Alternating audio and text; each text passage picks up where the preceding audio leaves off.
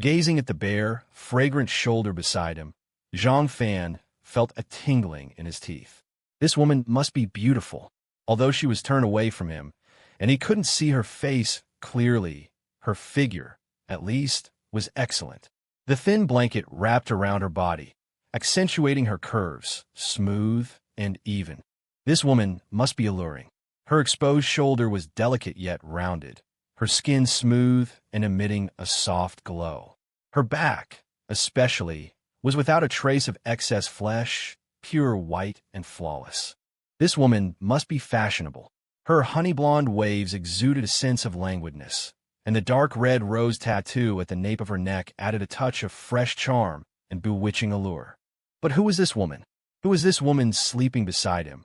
Who, no matter how he looked at her, didn't seem to be wearing any clothes? Licking his dry, cracked lips, Zhang Fan turned his neck with difficulty. His throat was parched, his nasal passages burning, and his forehead throbbed as if it were splitting open. This made Zhang Fan realize that he was drunk, but why was he here?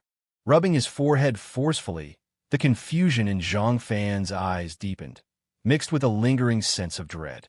Swallowing hard, though there was nothing to swallow, his atoms apple-bobbed. Zhang Fan hesitantly pulled up the blanket covering him.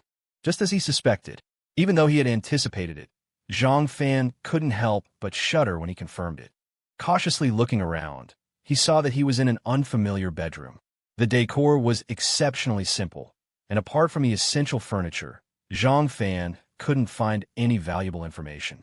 But the various clothes scattered on the floor confirmed what Zhang Fan had suspected. Pressing his forehead hard, more doubts surfaced in Zhang Fan's eyes. He couldn't remember anything. He had been drunk before, but this was the first time his mind had gone completely blank. The situation was chaotic, and a trace of anxiety tugged at the corner of Zhang Fan's mouth. This wasn't because he was zoned about missing out on a steamy memory, but because he was married. He glanced at the woman beside him again. He could give her back a 90 out of 100, but he was also certain that this woman was definitely not his wife. His wife didn't have permed hair, dyed hair, or tattoos. Damn it. Zhang Fan licked his lips, pressed on the soft mattress, and shifted towards the edge of the bed. At this moment, Zhang Fan had no time to savor the moment, because the gentle swaying of the mattress reminded him that the woman beside him was waking up. Zhang Fan was extremely nervous, his neck turning mechanically. But the next moment, Zhang Fan was stunned again. To be precise, he was astonished. As the woman turned, Zhang Fan saw a face that could truly be described as breathtaking. It wasn't that Zhang Fan had never seen beautiful women. In fact, Zhang Fan was lucky. His wife, Shen Qiao, who shared his bed every night, was an undeniable beauty. A friend had once objectively commented that Shen Qiao was the most beautiful woman he had ever seen in real life. And this woman, in terms of her features, was in no way inferior to his wife. In fact, the faint frown on her brow still exuded a certain coolness, and in terms of chi-zhi, she even slightly surpassed Shen Qiao. His wife's beauty was like the rising sun, while this woman was like a sliver of the moon. Zhang Fan was a little dazed, especially in this ambiguous scene. He couldn't help but let his imagination run wild. But the next moment, the corner of Zhang Fan's eye twitched involuntarily. Her long eyelashes fluttered slightly, and her crescent-shaped eyes slowly opened. "You? Hello?" After a moment of stunned surprise, the woman shuddered, shrank back in fear, and instinctively clutched the blanket covering her. Well, maybe we both had a bit too much to drink yesterday." Fear flickered in the woman's eyes. Although Zhang Fan's movement to crouch down was swift, the woman still caught a glimpse of his current state. The corner of Zhang Fan's mouth twitched. He wanted to squeeze out a smile to show his goodwill, but his stiff facial expression made him look particularly menacing. I got drunk." Zhang Fan's hands quickly searched the floor, relying on his memory to find his clothes. Zhang Fan's fluster seemed to have sobered the woman up a bit. Her gaze, like Zhang Fan's, quickly scanned the surroundings. Then, the hesitation in her eyes grew. Turning back to Zhang Fan, the woman's gaze lingered on his chest. Zhang Fan had been paying attention to the woman, trying to find some clues from her reactions. Following her gaze, Zhang Fan also looked down at his chest. Zhang Fan instinctively reached out to wipe it, but a sigh of relief escaped him. The worst-case scenario had been ruled out. He had been afraid that this scene was the result of his drunken, beastly behavior. Well, I'll be leaving now. Zhang Fan, already crouched down and having put on his underwear, quickly moved towards the foot of the bed, bending over to pull out his trousers from the floor. The woman didn't speak, but she stared at Zhang Fan with a frown. As Zhang Fan turned, she saw the terrifying scratch marks on his back. Zhang Fan moved very quickly. He found his socks from the floor and stuffed them into his pocket. He picked up one leather shoe, but anxiously scanned the room. Over there, under the TV, the woman, her brows furrowed even deeper, reminded him in a low voice. "Thank you." Zhang Fan awkwardly picked up the other shoe and quickly put them on. Because he hadn't put on his socks earlier, he stumbled while putting on his shoes. But this embarrassing moment did not make the woman relax. She still frowned deeply. "Goodbye." Zhang Fan put on his shoes and looked at the woman on the bed with mixed feelings. The current situation was really not suitable for tracing back what happened yesterday. He had to leave this woman's house as soon as possible. Goodbye. Zhang Fan's appearance explained a lot. Seeing Zhang Fan hurrying out, the woman on the bed instinctively responded. Zhang Fan glanced at the woman again, forced a strained smile, and quickly opened the door. 1, 2, 3. After a stunned pause of 3 seconds, Zhang Fan didn't leave. Instead, he closed the door even faster than before and turned to look at the woman with an expression that could only be described as seeing a ghost. How to describe this look? 3 parts shock, 3 parts confusion, 3 parts terror, and 1 part indescribable daze. What's wrong? Is your wife home? Zhang Fan opened his mouth, but didn't make a sound. Waking up in a bedroom after a night of heavy drinking, a beautiful woman lying beside him, naked, and this wasn't his home. He naturally assumed it was the woman's home, but he never expected. "Hand me my clothes." The woman's voice was tinged with urgency. She had intended to wait for the strange man to leave before getting dressed. Although all signs pointed to them having spent a wild night together, she still wasn't used to being naked in front of a strange man. But the situation seemed more complicated than she had thought. Seemingly without time to think, Zhang Fan quickly threw the woman's clothes onto the bed. "Is your wife outside?" The woman pulled up the blanket and quickly put on her underwear underneath. I thought this was your place." Zhang Fan turned to face the wall, said with difficulty, "My place? This isn't my place." The woman's deliberately lowered voice came from behind him. It's not my place either." After Zhang Fan finished speaking, the rustling of clothes behind him clearly paused. "Then whose place is this?" I don't know what to say." Sensing the shift in the sound's position, Zhang Fan judged that the woman should be dressed. He turned around, a complicated expression on his face. The woman was holding stockings in her hand and bending over to put on her high heels. A tight-fitting, navy blue dress, her fluffy waves cascading naturally to one side. It's often said that a woman who has just woken up is particularly charming, but even this alluring attire couldn't hide the natural coolness in the woman's eyes. What exactly is going on? The woman walked to the door, stuffing the stockings in her hand into her bag. What a pity. Zhang Fan sighed inwardly, not knowing what he was regretting. "Let's get out of here first." Zhang Fan pressed his head, ending his musings. Without further explanation, he took a deep breath and reached for the doorknob. "Wait." The woman spoke urgently. Then, ignoring Zhang Fan's hesitation, she pulled up the sleeve of her dress and wiped it across Zhang Fan's cheek a few times. Seeing the purplish red on the cuff of her dress, Zhang Fan understood the woman's intention. He instinctively touched his face and pushed open the door. Even though the woman had mentally prepared herself, she was still frightened by the scene before her. Entire department store? Furniture city? Model room? Taking a taxi, Zhang Fan glanced back at the magnificent Entire department store, the veins on his forehead twitching uncontrollably. A hangover was bad enough, but a drunken one-night stand with a strange woman? And in a furniture store showroom, no less. The worst part was, he couldn't remember a thing. Thinking of this, Zhang Fan's head felt like it was splitting open. He took out his phone, only to find it wouldn't turn on. A crack ran across the screen. He wasn't sure if it was dead or broken. His last memory of the previous night was of the office gathering. He vaguely recalled someone suggesting karaoke after dinner, but he'd already been drunk at the table, and everything after that was a blank. Damn it! Rubbing his throbbing forehead, Zhang Fan wondered how he would explain this to his wife. He was usually a very restrained man. Though he smoked, he rarely drank, only on occasions he couldn't avoid. This had led to his low tolerance. Yesterday had been one of those unavoidable occasions.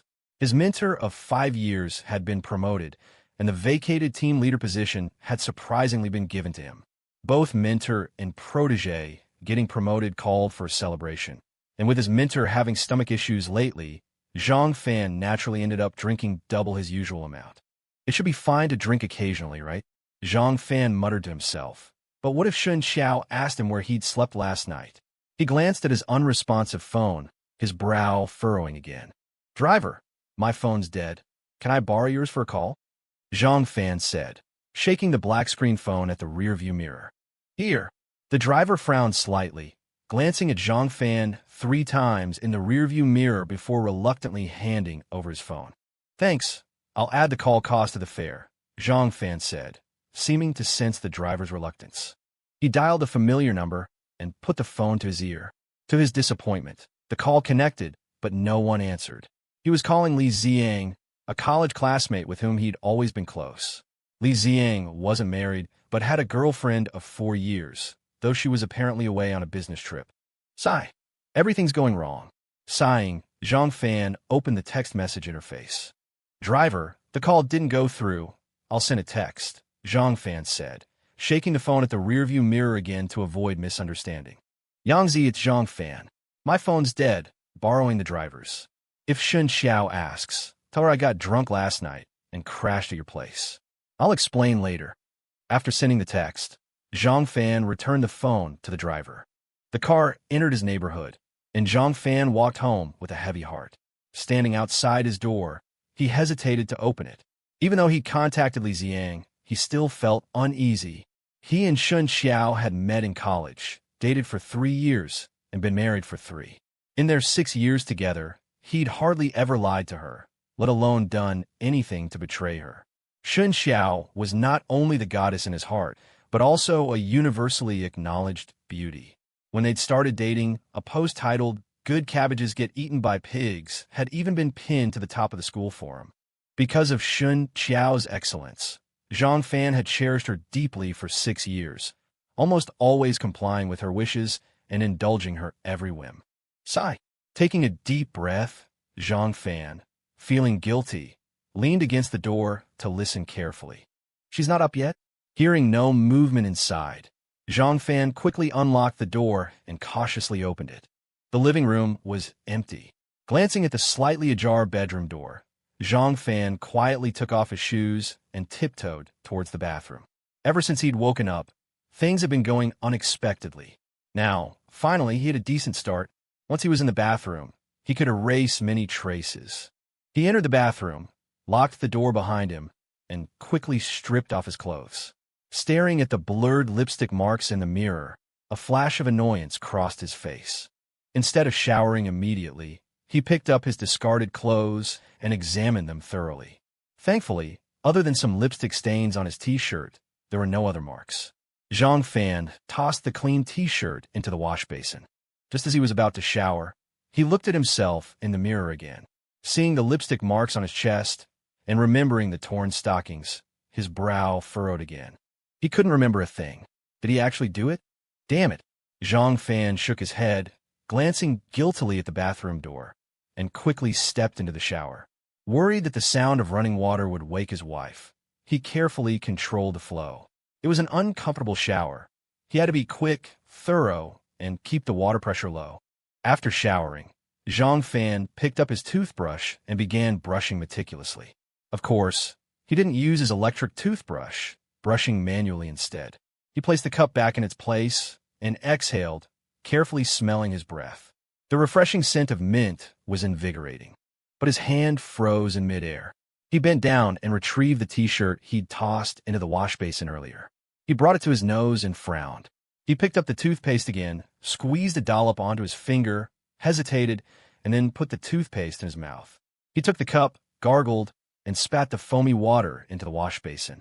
He stared at himself in the mirror for a full 30 seconds, his furrowed brow finally relaxing slightly. He rubbed his face vigorously, a faint smile appearing, and turned to leave. Damn it! Just as he was about to open the door, Zhang Fan froze, staring at himself in the mirror in disbelief. His back was injured. He turned his back to the mirror and twisted his neck as far as it would go. He couldn't help but recall that cold face, finding it hard to reconcile the two images. The styles were completely different. What to do? Zhang Fan was distressed. He glanced at the electronic clock beside the mirror. It was almost 7 a.m. Usually, his wife would be awake by now. It must be because he hadn't come home last night, and she couldn't reach him by phone, so she'd stayed up waiting for him. Zhang Fan pursed his lips and looked around. Damn it, because they didn't have children, there were no spare clothes in the bathroom, not even a bathrobe. Was he supposed to wrap himself in a towel? How would he do that? Drape it over his back? Annoyed, he looked at the wash basin, where toothpaste foam still floated, and once again confirmed that today was a day of bad luck. He'd take a gamble. He looked at the electronic clock again, knowing that the longer he delayed, the more dangerous it became. Gritting his teeth, Zhang Fan leaned against the door and listened for a moment. Helplessly, he opened the door and cautiously peered out. He stared nervously at the slightly ajar bedroom door. 3 meters, 2 meters, 1 meter. Zhang Fan calculated the distance to the bedroom, mentally preparing for various possible scenarios and responses. But just as his hand reached for the doorknob, ready to push it open, he heard the sound of a key turning behind him. Zhang Fan tensed up and instinctively turned around, standing upright. Honey, honey. 2 cries of surprise rang out simultaneously. Their eyes met, both seeing a deep sense of astonishment in the other's gaze, along with a barely perceptible hint of panic. Why aren't you wearing clothes? Shen Qiao was the first to react, a smile appearing on her face as she quickly closed the door in a fluster. I just took a shower. Zhang Fan recovered, glancing at the breakfast bag in his wife's hand, realizing he'd been mistaken. She hadn't been asleep. She'd gone out to buy breakfast. Annoyed by his own stupidity, he quickly retreated into the bedroom. Facing the living room, he opened the closet, quickly found a dark-colored shirt, and put it on, buttoning it up before letting out a long sigh of relief. He pulled out a pair of shorts and walked thoughtfully to the dressing mirror, keeping an eye on the living room while examining himself in the mirror. He looked left and right, finding it hard to see anything amiss, before bending down to put on shorts. Standing by the door, he saw his wife put the breakfast in the kitchen and then go into the bathroom. Zhang Fan's brow furrowed again. How should he bring it up? Should he wait for Shen Qiao to ask? Or should he say something himself? Mentally organizing his words, Zhang Fan recalled every detail of his time in the bathroom. Feeling that he hadn't left any obvious clues, he sat down on the sofa in the living room, picked up a cigarette from the coffee table, lit thoughtfully, and glanced occasionally at the bathroom. Ah! Shen Qiao's scream came from the bathroom. Honey, what's wrong? Zhang Fan's whole body trembled, and he rushed nervously towards the bathroom, only to find the door locked. Nothing. I saw your clothes on the floor and wanted to pick up the wash basin, but you just showered, and the floor is slippery. I lost my balance. Honey, are you okay? Zhang Fan let out a long sigh of relief, thinking his wife had discovered something. I'm fine, just got my clothes all wet. Sai, I've told you so many times not to soak your clothes in the wash basin. It's unhygienic. Just throw your dirty clothes on the balcony, and I'll wash them. See, you even got toothpaste in it. Shen Qiao's voice, filled with complaint, came from the bathroom. I'm sorry. I'll remember next time, Zhang Fan said, standing by the door, feeling even more guilty. He couldn't remember the last time he'd done laundry. As Shen Qiao said, he just had to throw his dirty clothes on the balcony, and they'd reappear in his closet. Forget it. You'll never remember. Go get me a set of clothes. I'll take a quick shower. Right away. Zhang Fan quickly walked to the bedroom. Why did you lock the door? After getting the clothes, Zhang Fan returned to the bathroom door, turning the handle, but the door was still locked. He waited for a while, but Shen Qiao didn't answer. The sound of running water could already be heard from inside the bathroom. I've left the clothes by the door, Zhang Fan called out tentatively again. What did you say? I said I've left the clothes by the door. Zhang Fan raised his voice, realizing that with the shower running in the bathroom, It was hard to hear outside. Got it. Go eat your breakfast. The kanji will be bad if it gets cold.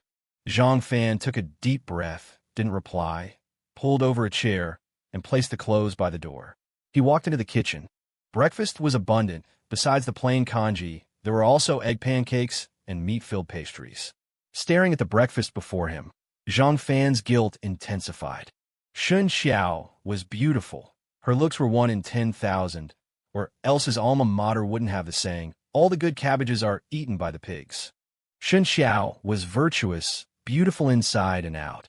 During their courtship, she was gentle and considerate, never throwing tantrums. After marriage, she was even more frugal and managed the household well. Take housework, for example. Shen Qiao did 80 to 90% of it. To have such a wife, what more could a husband ask for? Thinking of this, Zhang Fan wanted to slap himself. What exactly happened last night? How'd he end up with that woman in that absurd situation? But no matter what, all signs indicated that he had indeed wronged Shen Qiao. With a heavy heart, Zhang Fan ate a meat-filled pastry. He was indeed hungry after a night of drinking. But just as he picked up an egg pancake, his heart was touched again. Egg pancakes and meat-filled pastries were his 2 favorite breakfast items. But weren't these from different shops? When he used to go to work, they would decide which route to take based on what they wanted for breakfast. The egg pancakes were at the south gate, the meat-filled pastries at the west gate. This meant that Shen Qiao had gone out of her way early in the morning to buy him breakfast. The clothes outside the bathroom were gone, and the sound of a hairdryer came from within. Zhang Fan subconsciously adjusted the collar of his shirt and checked the buttons, a complex expression on his face as he walked towards the bathroom. He gently pushed the door, and this time it wasn't locked. Shen Qiao's slender figure appeared in front of the mirror. Finished eating, Shen Qiao turned slightly, tilting her head to look at Zhang Fan. Yeah, thank you. Looking at Shen Qiao's damp face, Zhang Fan revealed a sincere smile. Zhang Fan wasn't a lecherous man. He was very content to have married Shen Qiao. So even though the woman last night was indeed stunningly beautiful, Zhang Fan still felt only remorse and guilt. Then give me a kiss. Seeing her husband's gentle gaze in the mirror, Shen Qiao's heart also warmed. She put down the hairdryer and pouted her lips. Love you. Zhang Fan leaned in and kissed Shen Qiao's lips. This kiss was full of emotion, carrying apology, repentance, and guilt. All right, I'm drying my hair. Get out, get out. Feeling weak from Zhang Fan's kiss, Shen Qiao coyly pushed him away. Do you want me to help you? Zhang Fan straightened up, his gaze still fixed on Shen Qiao's face. Shen Qiao was truly beautiful, especially her eyes, which seemed to hold a cluster of stars. The first time people saw her, they would think she was wearing colored contacts. Go rest, your mouth is all oily. Shen Qiao frowned and pouted, pretending to be disgusted as she wiped the place Zhang Fan had kissed with the back of her hand. All right, you dry your hair. I'll go do the laundry. Looking at Shen Qiao's playful expression, Zhang Fan's guilt deepened. Without waiting for Shen Qiao's reply, he bent down and picked up the basin of soaked clothes under the sink. Shen Qiao's changed clothes were also thrown in because they were already wet. Huh, no need, leave it. I'll do it. Shen Qiao was startled when she saw this and immediately turned off the hairdryer. Honey, you've worked hard all these years. I promise, I'll try to share the housework from now on and be a good husband. You don't know how to do laundry. Shen Qiao stared at the basin in Zhang Fan's hands, her brows furrowed slightly. Separate underwear and socks. Hand wash them and put the rest in the washing machine. I can at least help with that. You go dry your hair. Don't catch a cold. Zhang Fan smiled slightly and carried the basin towards the balcony. Watching Zhang Fan's retreating figure, Shen Qiao opened her mouth, a hint of unnaturalness appearing in the smile at the corner of her eyes. Zhang Fan carried the basin to the balcony, opened the washing machine, and threw the clothes in one by one. When he picked up his t-shirt, he checked it inside and out again. Huh, where are Shen Qiao's panties? After taking out his own underwear, socks, and Shen Qiao's pantyhose, Zhang Fan realized he couldn't find Shen Qiao's panties. Could they have gotten mixed up with the other clothes and thrown in? In the past, Zhang Fan wouldn't have been so meticulous. But after this morning's realization, Zhang Fan realized that he had been neglecting housework. Coupled with his promise to Shen Qiao, he took out the clothes he had thrown in one by one.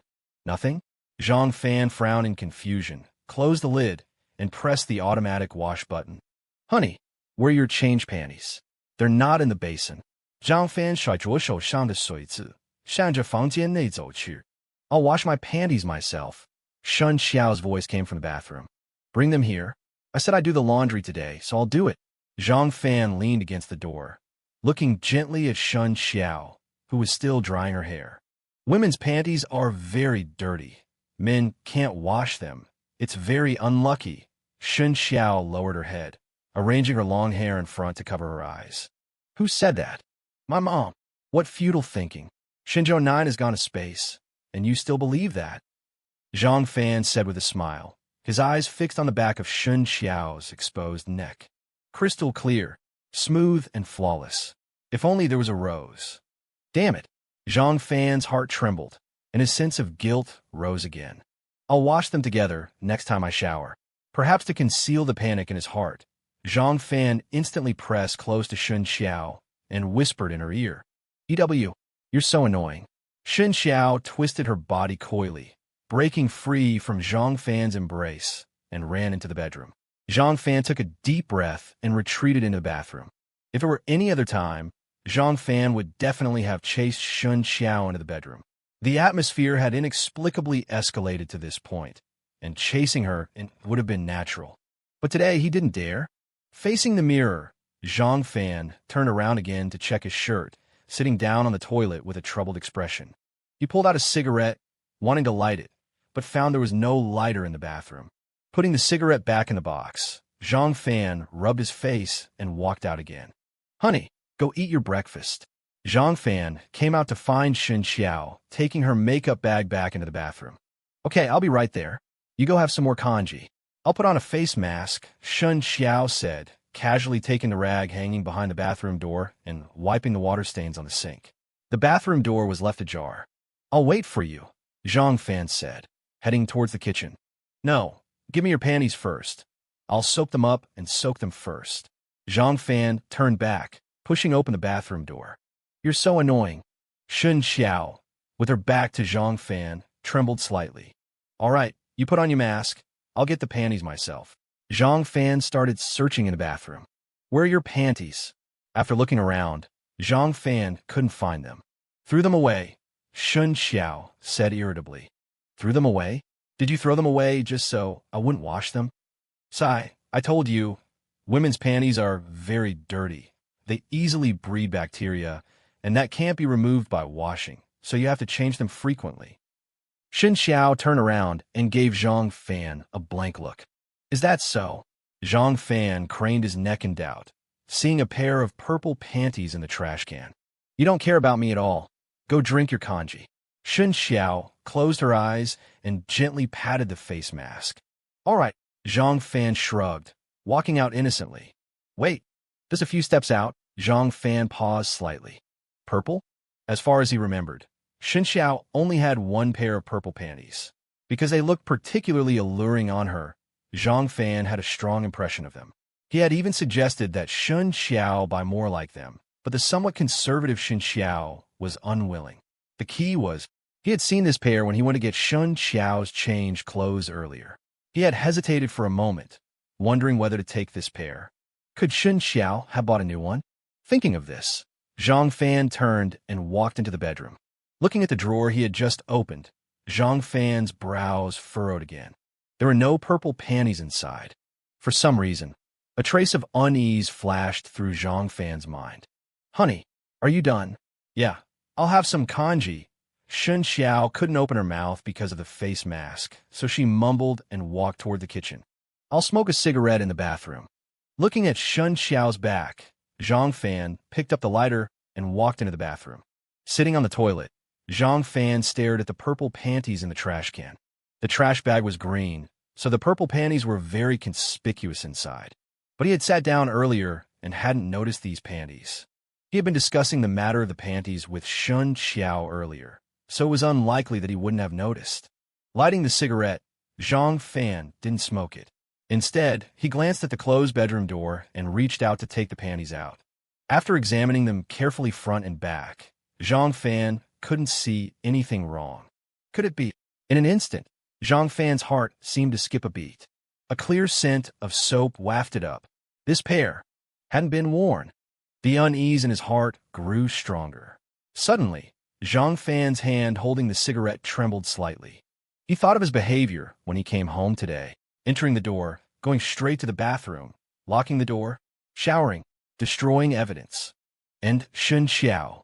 After entering the door, she also went to the bathroom, locked the door, showered. Zhang Fan instantly extinguished the cigarette and walked out. Honey, why did you lock the door when you showered earlier? Passing by the kitchen, Zhang Fan asked casually. Did I? Shen Qiao pouted, drinking kanji with a small spoon. Zhang Fan frowned slightly, didn't speak, and walked quickly to the balcony. Seeing the pantyhose on the washing table, the corners of Zhang Fan's mouth twitched unnaturally. The pantyhose, including the underwear and socks he had changed out of today, had already been soaked by Shen Qiao. After scrubbing with soap, no trace was visible. Zhang Fan took a deep breath and slowly turned around. By the time he reached the kitchen, a gentle smile had already spread across his face. Honey, why are you putting on a facial mask so early? Don't you usually do it before bed? He sat down across from Shen Qiao, pulled out a tissue, and bent down to wipe the kanji he had spilled on the floor earlier. I was too tired when I got back yesterday, so I'm making up for it today. Shen Qiao kept her head down, her eyes still browsing entertainment news on her phone. Zhang Fan acknowledged, picking up the leftover egg pancake. But his mind was replaying the scene of Shen Qiao applying the mask. Going into the bedroom to get the mask, then going to the bathroom. The mask could have been applied in the bedroom. And why take the makeup bag? The purple one was in the makeup bag. She went into the bedroom to get. No. Suddenly realizing something, Zhang Fan's eyes narrowed, and a hand holding the egg pancake trembled violently. What's wrong? The strong reaction seemed to have alerted Shen Qiao. Nothing, just a bit of grit. Zhang Fan covered his mouth, got up, and spat into the trash can. As he turned back, his face was ashen. Honey, is your tooth okay? Shen Qiao asked hesitantly, seeing Zhang Fan standing by the trash can for a long time. Yeah, it's fine, just a little grit. Zhang Fan adjusted his breathing, put down the pancake, and walked towards the living room. A pair of black high heels lay haphazardly by the door, the ones Shen Qiao had just taken off, and these were also the standard shoes issued by her company. After lingering in the living room for a moment, Zhang Fan went into the bathroom, pretending to rinse his mouth while carefully scanning everything inside. However, this time, apart from the trash can, he found nothing. Oh, I wanted to ask you earlier. It's Saturday today. Why are you still wearing your uniform? Do you have to work overtime? Zhang Fan leaned against the bathroom door. He didn't dare go out directly, afraid that Shen Qiao would see something in his expression. I know, right? Maybe I didn't sleep well last night. I just put on my uniform when I woke up this morning and only realized it was Saturday after I got off the elevator. Don't laugh at me, huh? Shen Qiao put down her spoon and playfully stuck out her tongue. Silly enough, your dedication to work is overflowing. A cold smile hung on Zhang Fan's lips. Speaking of dedication, our team leader Zhang got promoted. Shouldn't there be some kind of celebration? Shen Qiao said, walking up to Zhang Fan. How do you want to celebrate? Seeing Shen Qiao approach, Zhang Fan instantly leaned in, pressing his forehead against hers. Staring into the eyes so close to his, Zhang Fan's heart trembled slightly. Those beautiful eyes now faintly revealed bloodshot streaks. Why didn't you rest well last night? Zhang Fan asked, his heart aching. I got back very late yesterday and woke up early this morning. Shen Qiao narrowed her eyes, rubbing her damp forehead against Zhang Fan's nose. What time did you get back yesterday? Zhang Fan gently embraced Shen Qiao, turning his head to nibble on her ear. He didn't really want to bite, but rather, he didn't dare to meet her gaze. It should have been very late. Let me think, maybe around 12-ish. Yang Zi called me right then. 12-ish? Yang Zi called you. Zhang Fan was slightly stunned. Yang Zi? Li Ziang? Yeah. He said he was out drinking and only saw your promotion post after he finished. He wanted to call and congratulate you, but said your phone was off. I happened to post something on my moments around that time, and he saw I wasn't asleep, so he called me directly. Then what did he say? Nothing much. He heard you were drunk and hung up. Okay, I'm going to take off the mask. It's almost dry. Shen Qiao said, pulling away from Zhang Fan's embrace and walking into the bathroom. Why did you come back so late yesterday? Zhang Fan stood there, took a breath, and sat down on the sofa in the living room. You were treating your colleagues and mentor, and you said no family members. I had nowhere to go, so I went shopping with Jia. Later, around 10 o'clock, I was about to head back when I passed by the cinema and saw the poster for Along With You. I knew you wouldn't like that kind of romantic movie, so asked Jia if she wanted to watch the midnight show. Jia liked it too, so we watched the midnight show. The two of you girls, weren't you afraid going back so late? Zhang Fan's heart was fluctuating, following Shen Qiao's words.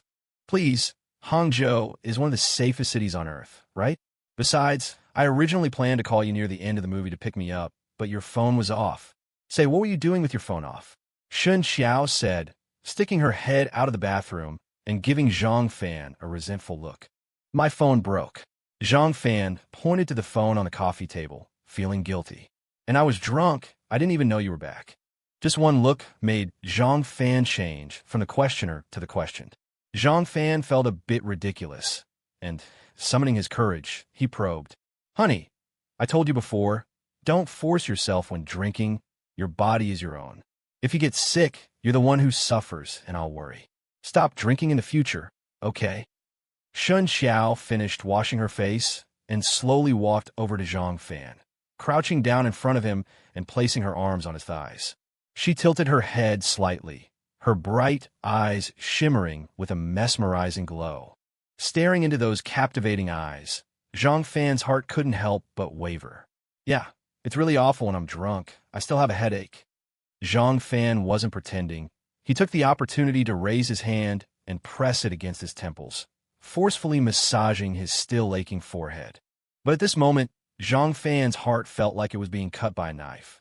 I'll help you massage it. Seeing Zhang Fan's pained expression, Shen Qiao quickly moved behind the sofa and gently massaged his forehead.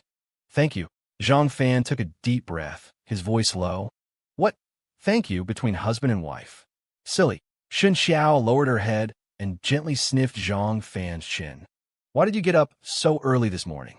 Was it because I was drunk and you couldn't sleep well? Feeling the warmth of her lips, Zhang Fan's heart was, however, ice cold. No, you were very good. I just couldn't sleep. Maybe because of work pressure. What time did you get up? Zhang Fan's breathing became a little faster. You were very good? Around 5:30. Shen Qiao turned her head, looking at the clock on the wall. You went out right after getting up? Yeah. I was afraid of waking you up. You were drunk. I wanted you to sleep well. Then why did it take so long? It was almost 8 when you got back. I walked to the south gate and then around to the west gate. And today's Sister Zhang's pancake stall was a bit late. When I got there, the pan wasn't even hot yet. But today is Saturday, and there are fewer people going to work early, so Sister Zhang was probably a bit late. But that still shouldn't take 2 hours, right? Zhang Fan sneered in his heart. The time difference was well calculated. He was drunk and wouldn't have woken up at 5, and the 2-hour difference was enough to fill in a lot of blanks. She just didn't expect him to wake up before 8, right? Otherwise, he really wouldn't have noticed. But then, Zhang Fan became more annoyed. Why did he wake up before 8? This was really damn frustrating. Didn't I tell you I forgot it was Saturday at first? So I was in a hurry when I went out. You see, I even wore my uniform. But I realized it after I got off the elevator, and I thought I'd let you sleep a bit longer, so I just strolled around slowly. I thought you went for a morning run and took a shower as soon as you got back. It's all because of you. You made the bathroom so wet and soaked your clothes in the basin, getting me all wet. Shen Qiao suddenly raised her voice, but after just a few syllables, her voice dropped sharply, and then she coquettishly rubbed her nose against Zhang Fan's again. Zhang Fan was slightly taken aback, only then remembering the reason Shen Qiao gave for going into the bathroom and taking a shower. Damn it! Zhang Fan cursed himself inwardly. The annoyed Zhang Fan gently pushed Shen Qiao away and picked up a cigarette from the table. Don't smoke when you're not feeling well. I usually don't say anything, but you're feeling so bad now. Just control yourself a bit. Shen Qiao said, wrapping her arms around Zhang Fan's neck from behind. I'll go to the balcony to smoke. Zhang Fan's body stiffened. He patted Shen Qiao's arm and walked quickly to the balcony, unnaturally pulling at the collar of his shirt as he passed the kitchen. It wasn't that he didn't want Shen Qiao to hug him, but the position just now was really dangerous. Lighting a cigarette on the balcony, Zhang Fan leaned against the window, staring blankly at the kitchen. He didn't even dare to turn his back to Shen Qiao. By the way, it was Xiao Lu who brought you back yesterday. You should thank him later. Shen Qiao didn't come to the balcony, but directly started cleaning up the breakfast leftovers in the kitchen. Xiao Lu?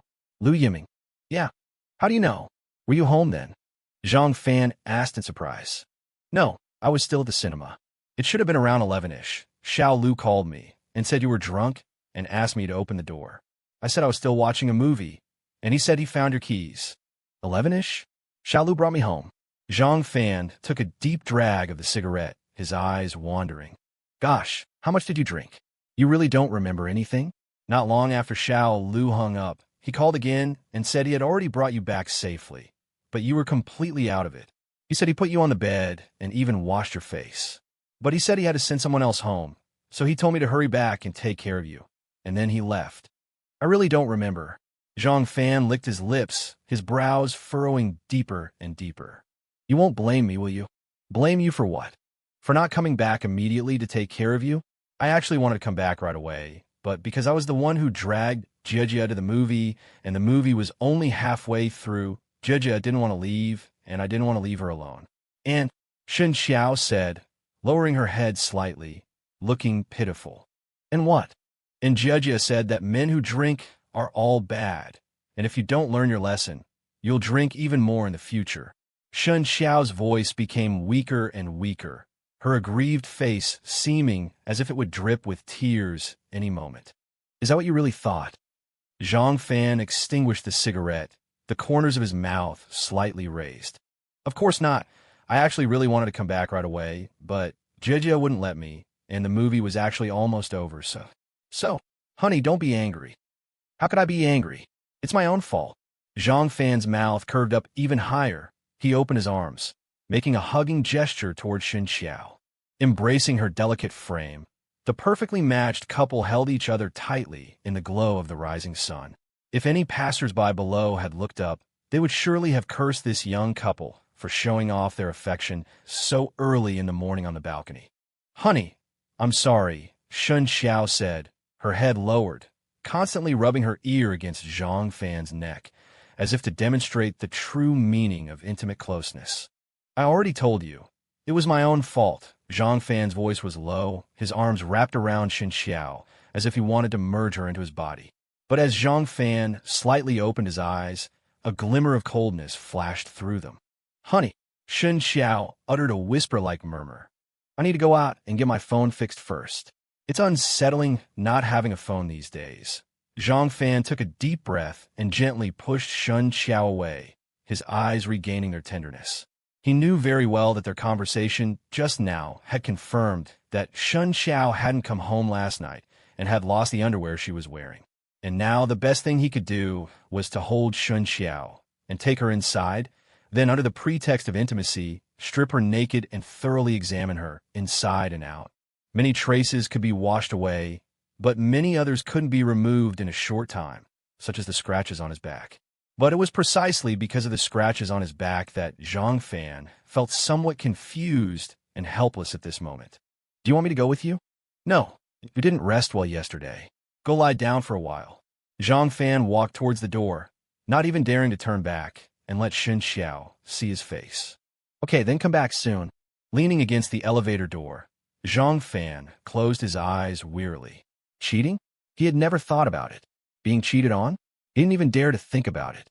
He believed in himself, but he believed in Shen Qiao even more. For 6 years, he had doted on Shen Qiao, and hadn't she done the same for him? He had thought that his marriage would continue steadily like this, growing old together, supporting each other through thick and thin. Who could have imagined that on such an ordinary morning, in such a short span of less than 3 hours, the life he thought was unshakable would begin to waver and collapse? Where did Shen Qiao go yesterday? Who was she with? And when did it start? What did he do yesterday? Why was he with that woman? And why did they end up in the sample room of the furniture store? 2 questions, like 2 swords, pierced Zhang Fan's heart directly, regardless of sequence or depth. The after effects of the hangover became more pronounced, making Zhang Fan's chaotic thoughts even more anxious. Stepping out of the elevator, Zhang Fan looked up at the familiar balcony, the sunlight reflecting off the glass, making his eyes ache. For a moment, he felt the urge to cry. He loved his wife, he loved his marriage, he loved his current life. But for some reason, at this moment, he felt that the things he cherished most were drifting away from him, just like the cigarette burning between his fingers at this moment, dispersing with the wind, slowly disappearing into the air, leaving only a faint bitterness at the corner of his mouth.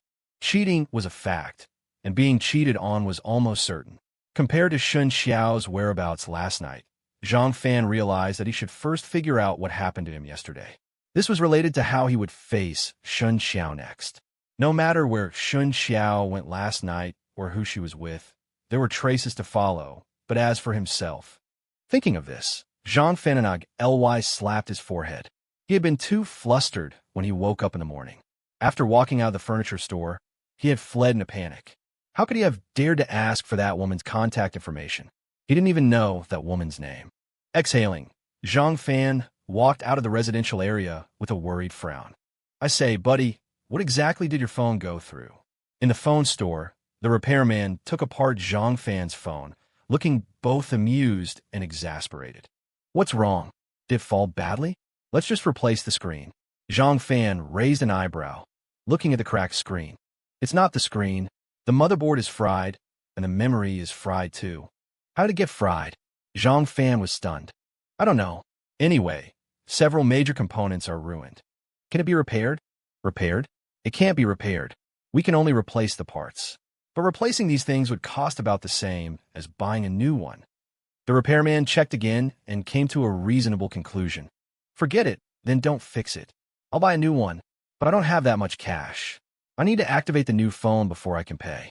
By the way, can I trade in the old phone? Zhang Fan sighed and turned to the counter to choose a new phone.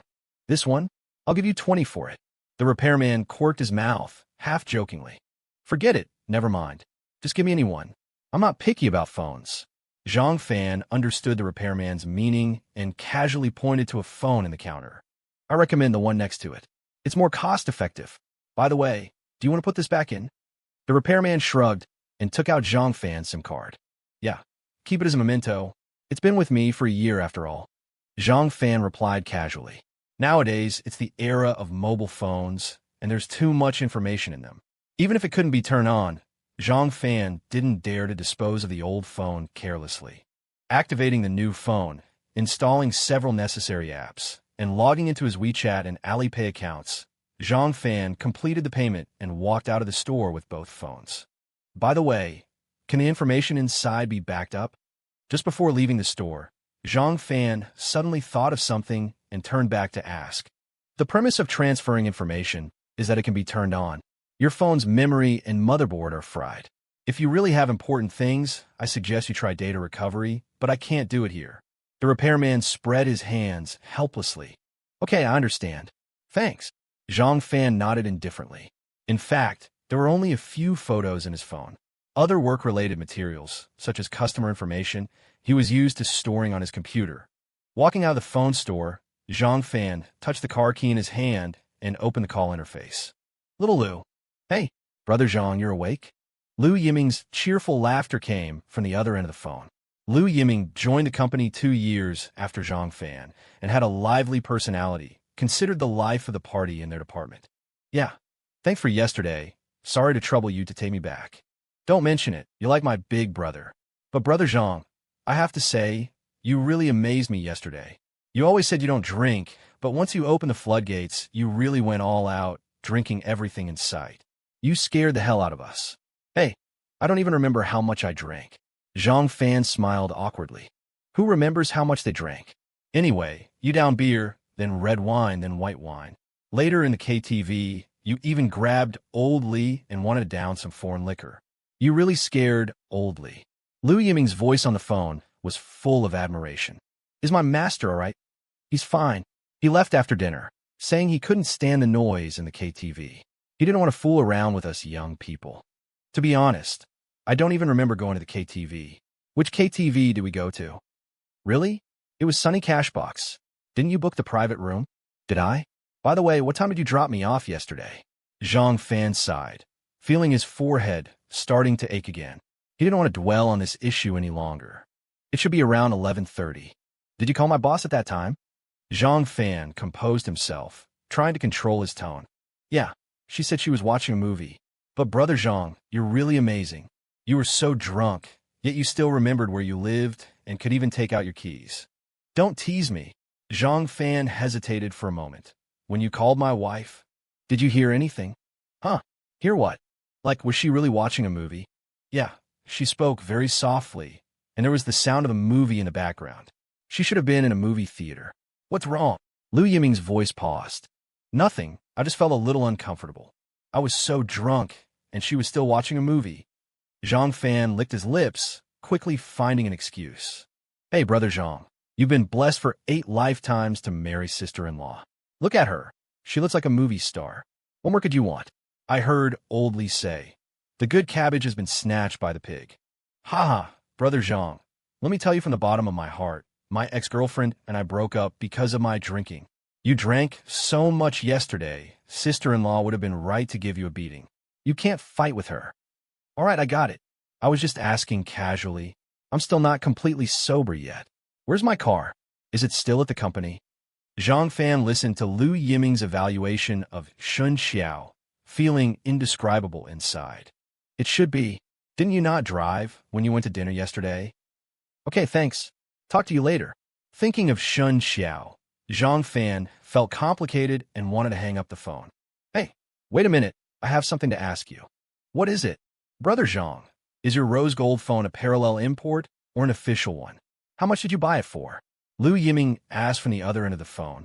Lu Yiming joined the company 2 years after Zhang Fan and had a lively personality, considered the life of the party in their department.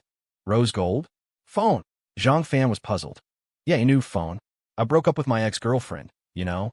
Last night, I was sticking to Lulu, the one at the front desk. I think there's a chance. I'm thinking of striking while the iron is hot and giving her a phone on Monday. Lu Yiming's voice suddenly became ambiguous. But I don't have a rose gold phone. Zhang Fan was stunned for a moment, took out his old phone, and looked at the new phone he was holding. You don't? That's not right.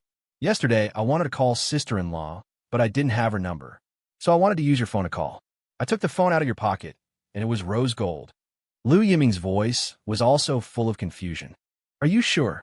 100% sure. I was still thinking why you would use such a flashy color.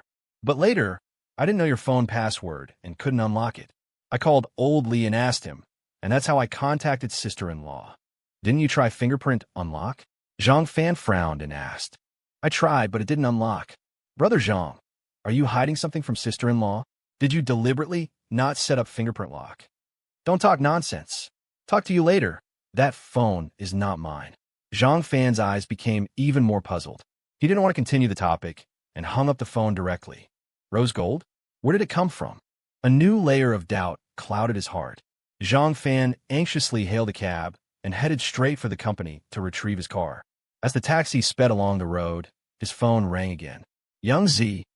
Seeing the familiar number, Zhang Fan answered. Xiao Fan, you finally turned on your phone. Where were you last night? The call was from Li Ziyang, Zhang Fan's best friend from college. At home, Zhang Fan blurted out instinctively. Come on, I got your text this morning. Li Ziyang's voice was tinged with peculiarity. It's a long story. I'll tell you when I have time. My head is spinning right now, and I'm still hung over. By the way, ignore the text I sent this morning.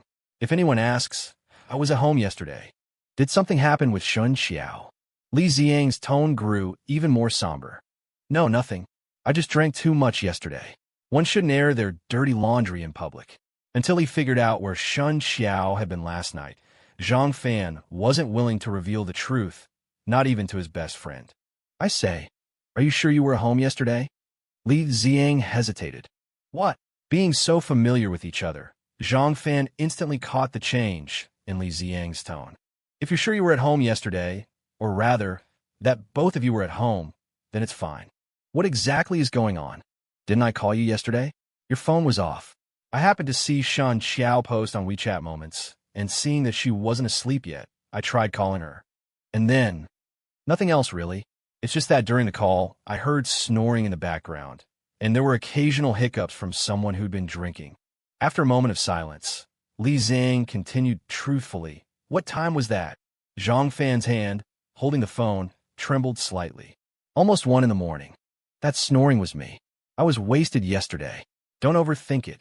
Zhang Fan half closed his eyes, his straightened body slumping back as if deflated. "I wasn't overthinking it at first, but then I suddenly got your text this morning. I wasn't sober this morning. Yeah, well, let's talk later. Call me if you need anything.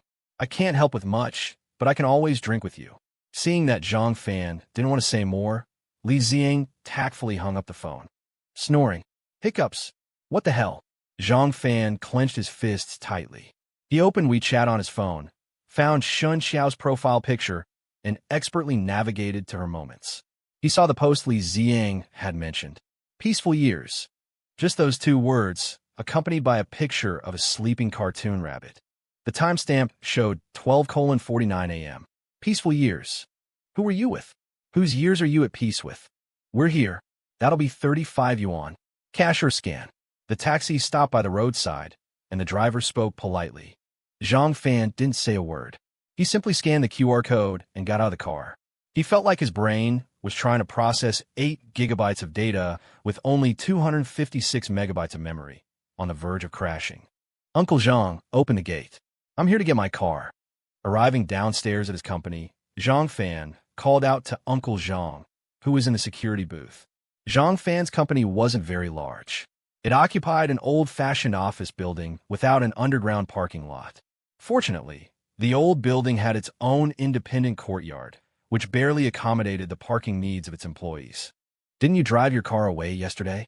Hearing this, Uncle Zhang poked his head out of the security booth. "My car was driven away? Who drove it?" Zhang Fan was taken aback. "You did." Uncle Zhang frowned and walked out of the security booth. "When did I drive it away?" Zhang Fan was utterly bewildered.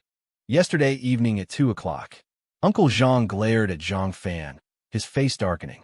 "I came to drive my car away at 2 o'clock yesterday evening?" This time, Zhang Fan was truly dumbfounded. "I say, Xiao Zhang, you've been at this company for 5 or 6 years. I always thought you were a reliable young man." I didn't want to say anything, but I really can't hold back. Uncle Zhang stood in front of Zhang Fan, his face grim and displeased. "Uncle Zhang, I was drunk yesterday." "Drunk and driving?" Uncle Zhang suddenly raised his voice. "Do you know the consequences of drunk driving nowadays? If it weren't for it, I was thinking of calling the police directly last night. I was really drunk. Why didn't you stop me?" Seeing Uncle Zhang's reaction, Zhang Fan knew he wasn't lying. Thinking about his condition yesterday, a wave of panic washed over him. Driving in that state. "I wanted to stop you, but the woman you brought." Uncle Zhang's face flushed red, as if he had recalled something intolerable. "I brought a woman." Zhang Fan's eyes twitched, his expression becoming extremely strange. "You said you wanted to drive, and I saw you were drunk, so I wouldn't let you in. You just barged in, and I tried to pull you back, but that woman." "That woman? What about her?" "You say such a pretty young lady. She just sat on my desk and lifted her skirt. And said if I stopped you, she'd scream assault." "Damn it." Zhang Fan's forehead throbbed, his mind filled with dark lines. He knew Uncle Zhang. He was a retired soldier, a man of integrity. This situation could indeed infuriate him. "I say, Xiao Zhang, we share the same surname. I'm practically your elder. Xiao Shun has been to the company several times, and I remember her well. Such a good girl, beautiful as a fairy, and so kind to people. You marrying such a wife is truly a blessing from your ancestors. I really didn't expect you to be with those indecent women." "It's not what you think." Seeing Uncle Zhang's disappointed expression, Zhang Fan explained weakly. If you continue like this, I won't let you off the hook.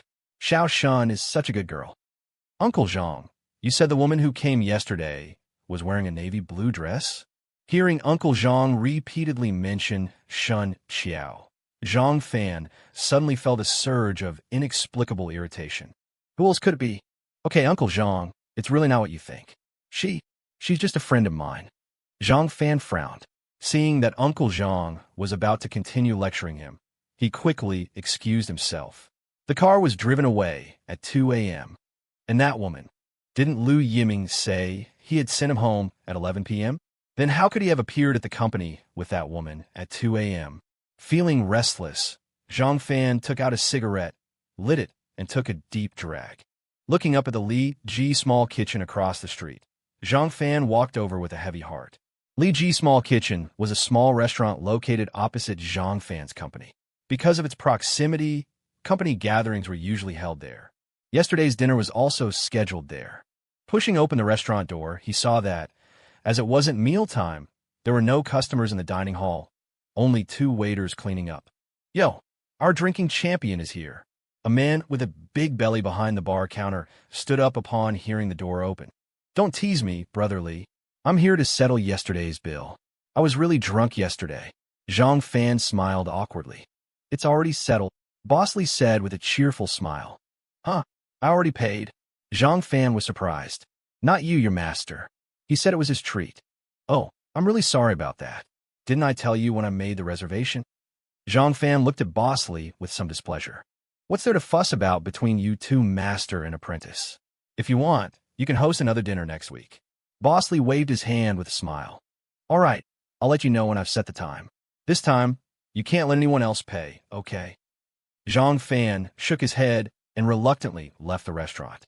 Standing at the entrance, Zhang Fan took out his phone, intending to call his master.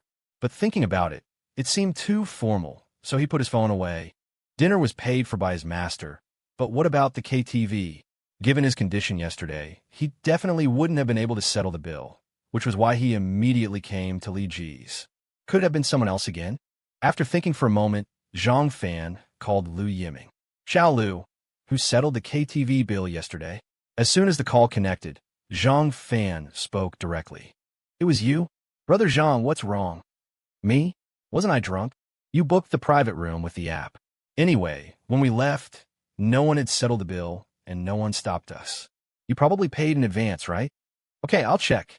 Zhang Fan hung up the phone and sat down on a bench by the roadside. Sure enough, there was a consumption record on the app. Sunshine Cashbox, prepayment of 5,000 yuan, but the transaction was not completed. Seeing that the distance on the map wasn't far, Zhang Fan decided to walk there. The feeling of blacking out from drinking was very unpleasant, like amnesia. Zhang Fan really disliked this feeling of losing control of his life. The situation at Sunshine Cashbox was similar to Li Ji's. There were no customers in the lobby, only busy cleaning staff. After explaining his purpose at the front desk, the receptionist pulled up yesterday's bill. Private room, 8303, total consumption 3,228 yuan. Zhang Fan carefully reviewed the bill and found that, apart from a fruit platter, it was all alcohol. He sighed, didn't say much, and opened his phone to make the payment. While waiting for the receptionist to confirm the payment, Zhang Fan looked around idly. He must have had a lot of fun here yesterday, but he had no recollection of it at all. Just as Zhang Fan was sighing, he suddenly noticed 2 waitresses in the distance whispering and laughing about him. But when they met his gaze, they quickly separated and went back to their work. One of the young women, however, kept turning her head to look at him. Feeling the peculiarity of her gaze, Zhang Fan frowned slightly. After completing the transaction, Zhang Fan turned around again and found that the young woman was still looking at him. Everything that had happened to him since he woke up today felt strange. Meeting that peculiar gaze, Zhang Fan instinctively walked over. "Do you know me?" Walking up to the young woman, Zhang Fan asked directly. No, I don't." The young woman hurriedly denied it. "Then why do you keep looking at me? You spent money here yesterday," the young woman said shyly, but her gaze boldly sized up Zhang Fan. It was normal that she had seen him yesterday, but this look, "Many customers spend money here. Why do I feel like you're looking at me strangely? Did I do something embarrassing here yesterday when I was drunk?" No. The young woman shook her head frantically. "Then what?" Because you're loaded," the young woman said weakly, biting her lip with a hint of bashfulness on her face. "Loaded? Me?"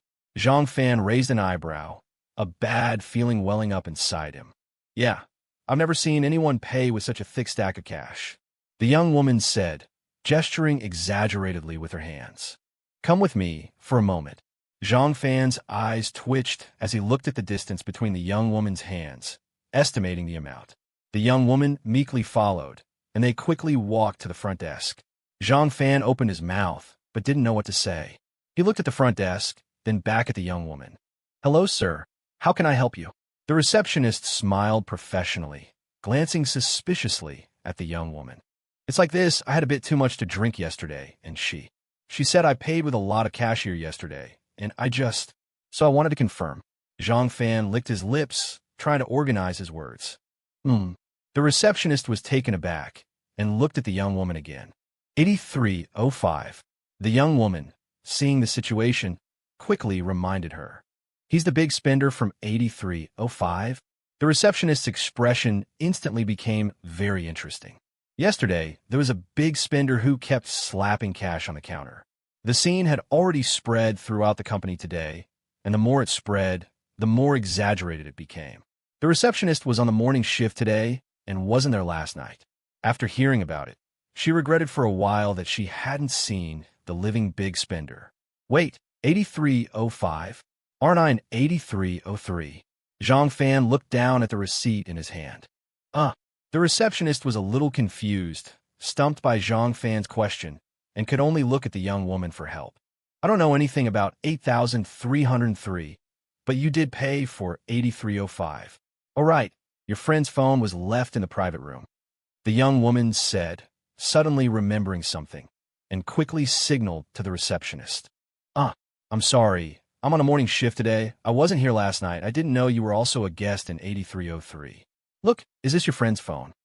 The receptionist suddenly realized and quickly took out a box from under the counter and handed it to Zhang Fan. "Phone." Zhang Fan opened it suspiciously. Rose gold. Zhang Fan's forehead twitched, and he pressed the power button. The screen lit up, and a stunningly beautiful face appeared. It was her. She was with me yesterday. Zhang Fan's fist clenched unconsciously, and he turned the phone over and placed it in front of the young woman. "Yes, it was just the two of you. Your girlfriend is really beautiful." The young woman looked at the phone and sincerely praised. Zhang Fan, however, fell into silence. "What time did I leave yesterday?" After a long time, Zhang Fan asked his question. "Around 1:30. We close at 2:00. The young woman thought for a moment and answered obediently. 1:30? Lu Yiming sent him home at 11 o'clock. Why was he here again at 1:30? Was there anyone else in 8305 yesterday? I'm sorry, I had a bit too much to drink yesterday. I could tell, but I was only in charge of the front hall yesterday, not the private rooms. How about I ask for you?" For some reason, the young woman was particularly enthusiastic toward Zhang Fan. Without waiting for Zhang Fan's answer, she directly took out her phone. "Xiaolu, you were in 8305 yesterday, right?" Yes, that's the one. I'm asking you, how many guests were in the private room yesterday?" It's nothing. That guest is at the front desk, he's asking." "What? One person? Two people? One or two? Oh, I see, okay, thanks." After hanging up the phone, the young woman turned around. "My colleague said that there were a total of 2 people in 8305 yesterday. At first, it was just your girlfriend alone.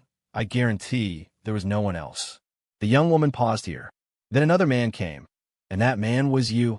Zhang Fan's brows furrowed deeply, trying to recall what happened yesterday, but to no avail. The phone in his hand suddenly rang.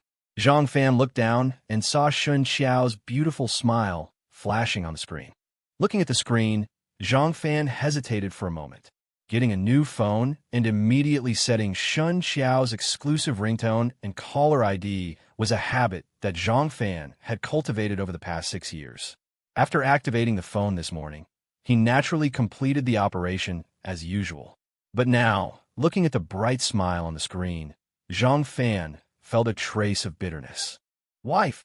The young woman beside him saw that Zhang Fan didn't answer the phone immediately, but stared at the screen, so she naturally looked at the screen, only to see a beauty who was no less beautiful than the one she saw yesterday, and the note was "wife."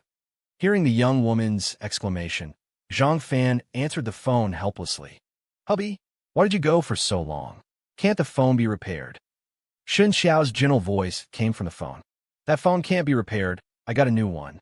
I'm settling the bill at the KTV now. I had too much to drink yesterday and left without paying. It was a prepayment from the app." Zhang Fan explained in a low voice. He really couldn't grasp his attitude towards Shen Qiao now. Then what do you want to eat for lunch? I'm going downstairs to buy groceries now. Shen Qiao's voice was sometimes far and sometimes near, as if the speakerphone was on. Anything. I don't have much of an appetite. How about kelp and pork rib soup? It's light and good for a hangover. Okay, whatever you think. Then I'm going to buy groceries. Come back early, love you, moi. Love you, moi. This was the ending of every phone call for the past 6 years. Zhang Fan followed Shen Qiao and naturally kissed the phone. Hanging up the phone, he was greeted by the strange and awkward gazes of the young woman and the receptionist. I'll take the phone first. By the way, if she comes to get the phone, please give her my number. Zhang Fan looked at the two of them, but didn't have any desire to explain. He quickly wrote down his number on a piece of paper and handed it to the receptionist. She doesn't even know your number? The young woman behind him asked in surprise. Just tell me, give it to her. Zhang Fan sighed and walked towards the door in frustration. He had to take the phone with him. He estimated that after the other party found out that the phone was lost, she would probably call her own number immediately, and at that time, he could get in touch with her. He had a lot of questions to ask her now. By the way, how much cash did I pay yesterday? Just as he was about to walk out the door, Zhang Fan suddenly turned around. 97,800. The receptionist answered without hesitation. This was a legend, and she remembered it vividly. 97,800? Even though Zhang Fan was prepared, he was still shocked by the price. There's a consumption record. The receptionist quickly took out a bill from under the counter. Can I have this? Zhang Fan hesitated and walked back. Of course. The receptionist politely handed it over with both hands. Zhang Fan took the bill and glanced at it roughly. 2 fruit platters for snacks, and the rest were a string of English words that he didn't recognize at all. They looked like foreign wines, and the price behind each one was 9,800. At the bottom of the bill, there was his own dashing and elegant signature. Thank you, Zhang Fan said with a pained expression and quickly left. After walking out of Sunshine Cashbox, Zhang Fan immediately took out his own phone and opened the online banking app. The transaction records were all normal. In fact, Zhang Fan only had a little over 90,000 in his card. He couldn't afford such consumption at all, but he still couldn't help but check it. Where did the money come from? After confirming that he had no online loan records or credit card advance records, Zhang Fan took out the rose gold phone and muttered to himself, looking at the cold and beautiful face on it. At this moment, he had an unprecedented interest in this woman who had come into his life in the most bizarre way. Clicking on the screen, the fingerprint unlock failed. Zhang Fan glanced at the battery level in the upper right corner and saw that it was only 17%, so he put away. It seemed that he still had to find a rose gold charger. Taking a taxi home, Zhang Fan was still full of doubts. When he passed the neighborhood supermarket, thinking that Shen Qiao might still be buying groceries, he subconsciously walked towards the supermarket. But when he reached the entrance of the supermarket, Zhang Fan stopped again, took out a cigarette, and smoked silently. His eyes widened slightly, but he found Shen Qiao's figure in the crowd in the distance. A white striped long dress, straight long hair tied in a youthful ponytail, full of vitality and gentle and lovely. In the crowd, she was always the most dazzling one. Looking at Shen Qiao, who was facing away from him and talking on the phone, Zhang Fan found that the tobacco inhaled into his nose was even more bitter. Everything that happened in the morning caught him off guard, and one wave after another made him completely lose his composure. At this moment, after a period of calm, although none of his doubts had been resolved, his mind was relatively stable. So how would he face Shen Qiao? Zhang Fan loved her more than he loved himself. That was beyond doubt. But this had a prerequisite, that Shen Qiao also loved him. Did Shen Qiao love him? Zhang Fan really wanted to say yes. Every bit of the past 6 years was vivid in his mind. But when he thought of last night and Shen Qiao's missing underwear, Zhang Fan didn't dare to say yes. Zhang Fan really wanted to go up and question Shen Qiao. Where did she go yesterday? Who was she with? And where was that damn pair of underwear? But correspondingly, Zhang Fan had to say that he was not at home. So where did he go? Lu Yiming had sent him home drunk at 11 o'clock, and Li Xiang had spoken to Shen Qiao on the phone at 1 o'clock in the morning. Where did he go? If Zhang Fan could be sure where he went, maybe he could weave a reasonable explanation, and then he could righteously question Shen Qiao. But he himself didn't understand what he did yesterday. Finding that woman suddenly became the top priority. Subconsciously touching the rose gold in his pocket, Zhang Fan angrily stubbed out the cigarette. "Hubby, are you waiting for me?" Shen Qiao's surprised voice came from behind. "Yeah, just having a smoke." Zhang Fan threw the cigarette, but into the trash can and took the things from Shen Qiao's hand. "Hubby is so good." Shen Qiao naturally took Zhang Fan's arm and leaned on his shoulder. The two of them, like countless mornings and evenings in the past 6 years, leaned against each other and walked home. The afternoon sun was a bit harsh, and the palms of their intertwined hands were slightly sweaty. Zhang Fan turned his head to look at the delicate figure in his arms, and the bitterness in his heart slowly spread. Seated in the familiar living room, listening to the familiar sounds from the kitchen, Zhang Fan's tightly knitted brow showed no sign of relaxing. "Husband? Still feeling unwell?" Shen Qiao, busy as she was, spared a glance at Zhang Fan, her voice filled with tender concern. "Yeah, my head's still a bit dizzy." Zhang Fan managed a weak smile. "It'll be ready soon. Eat up and go straight to bed. Don't drink so much next time." Shen Qiao quickly walked over to Zhang Fan, planted a gentle kiss on his forehead, and then hurried back to the kitchen. Zhang Fan watched Shen Qiao's retreating figure, his fingers lightly tracing the spot she had just kissed, his gaze somewhat distant. Suddenly, Zhang Fan noticed Shen Qiao's phone on the coffee table. Because of their mutual trust, Zhang Fan never touched Shen Qiao's phone, and she reciprocated. But at this moment, a strong desire surged within Zhang Fan. Glancing at the kitchen, Zhang Fan picked up Shen Qiao's phone. The fingerprint unlock failed. Zhang Fan entered his own birthday, and it unlocked successfully. Sighing softly, Zhang Fan got up and walked to the bedroom, opening the call log. Scrolling through the list, paying particular attention to the calls from yesterday afternoon to this morning, Zhang Fan found nothing suspicious. Exiting the interface, he opened WeChat. Similarly, he clicked on a few unfamiliar profiles, but again, he saw nothing out of the ordinary. Shaking his head, Zhang Fan sighed. But just as he was about to put the phone down, his brow furrowed slightly. He reopened the call log. The first entry showed, outgoing, husband, 10:49, call duration 42 seconds. That's not right. He clearly saw Shen Qiao on the phone at the supermarket earlier. Why was there no record? Did she delete the call log? At this thought, Zhang Fan's heart skipped a beat, as if pricked by a needle. He put the phone down thoughtfully, only to pick it up again. After a moment's hesitation, Zhang Fan strode into the living room. "Honey, how much longer?" Zhang Fan asked calmly. 10 minutes at most. The pressure cooker's off, just letting it simmer a bit longer for the flavors to meld. "If you're hungry, I can dish out some rice for you first." Shen Qiao's voice came from the kitchen. "No, I'm not hungry. I'll just take a look at the schedule for Monday. Master asked me to give it to him on Monday, you know," Zhang Fan said, taking his laptop from behind the sofa. He hesitated for a moment, then took the laptop into the spare bedroom. Opening the laptop, Zhang Fan directly opened the online portal of the mobile carrier, entered Shen Qiao's phone number, and a text message notification appeared on Shen Qiao's phone. He entered the verification code, deleted the text message, and then clicked on the detail call log. Without scrutinizing it, Zhang Fan chose to export the call records for the past 6 months, save them on the computer, change the file name, and stored it in a Word document. Zhang Fan let out a long sigh. Closing the laptop, Zhang Fan placed the phone back on the coffee table and walked towards the kitchen. "It's ready," Shen Qiao said, wiping her hands on her apron, carrying a large bowl of pork rib soup to the table. After setting down the bowl, she quickly pinched her ears and stuck her tongue out at Zhang Fan.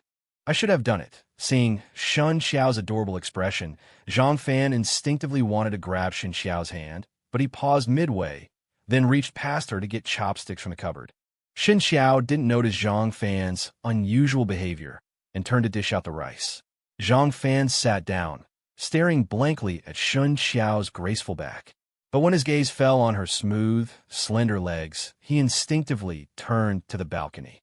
There, a pair of flesh-colored stockings were hanging, the one Shen Qiao had taken off that morning. Seeing the stockings, Zhang Fan suddenly thought of the underwear. In an instant, Zhang Fan lost all appetite. "Just a little. I don't have much of an appetite. I'll just have some soup." "Okay, have more soup."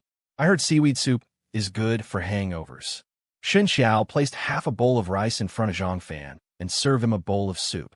Eat quickly and then get some good sleep. We'll go for a walk by Westlake when you wake up. We haven't been out in ages.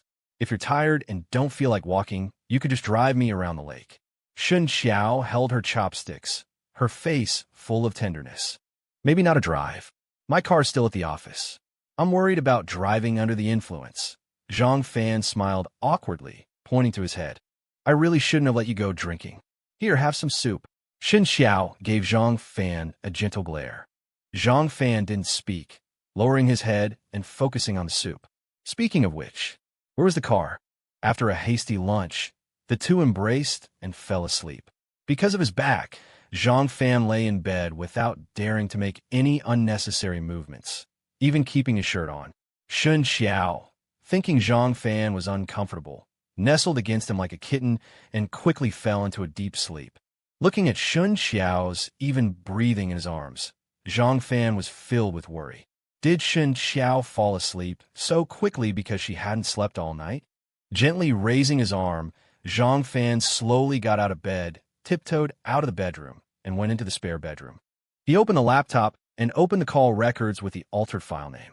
He eagerly searched for today's call records and was surprised to find that they matched the records on Shen Qiao's phone. She hadn't deleted any call records?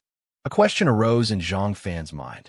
The detailed call logs pulled from the online portal couldn't be manually modified, and this record clearly showed that Shen Qiao had no incoming or outgoing calls around 11 o'clock today. But he had clearly seen Shen Qiao talking on the phone at that time. WeChat. Zhang Fan quickly realized the reason. The call records were fine because Shen Qiao had used WeChat for the call. With the rapid development of the internet age, voice calls were no longer limited to phone calls, and WeChat voice calls or other app-based internet calls had an even bigger advantage. No call records. Thinking of this, Zhang Fan closed the laptop and returned to the bedroom. Shen Qiao was still fast asleep, not having moved since Zhang Fan left, her curled-up body looking delicate and vulnerable.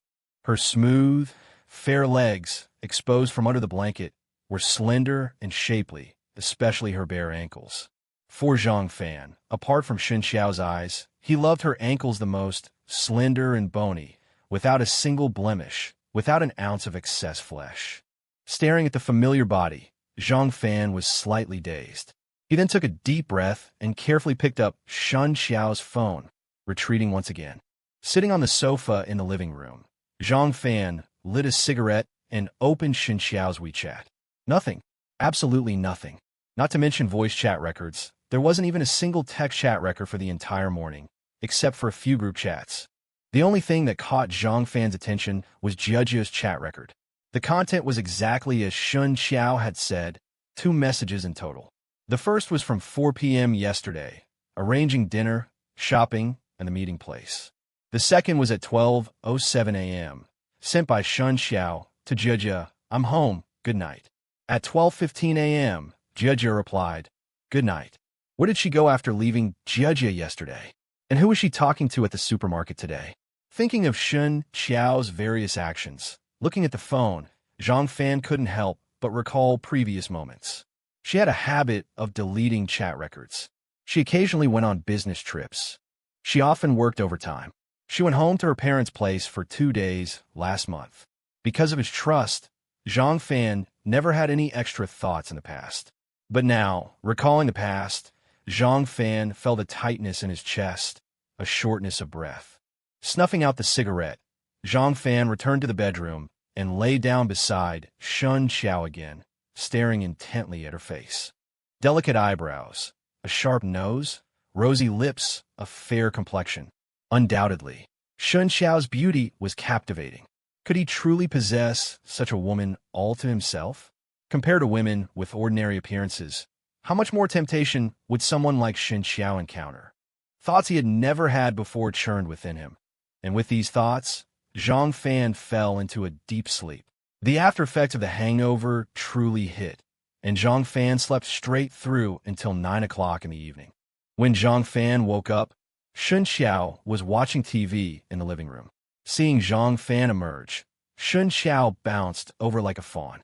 Husband, you're finally awake. Are you hungry? I didn't make dinner since you weren't awake. I was thinking of making noodles for you when you woke up. Egg noodles, okay? I'll go make them now. Okay, go easy on the soy sauce. I still feel nauseous at the thought of greasy food. Zhang Fan kissed Shen Qiao on the cheek and went into the bathroom. Husband, you didn't prepare any surprises for me, did you? Shen Qiao's voice came from the kitchen as Zhang Fan exited the bathroom. Surprises? Yeah, like some mysterious gift. Why would you say that? Zhang Fan walked to the balcony, lit a cigarette, his heart pounding. He was now extremely sensitive to words like surprise and mysterious. In the past 24 hours, he had experienced too many surprises and mysteries. Okay, I won't tease you. Where did the rose gold phone in the study drawer come from? At first, I thought it was a gift for me, but I searched everywhere and couldn't find any accessories. And the phone case has scratches, so it's not new.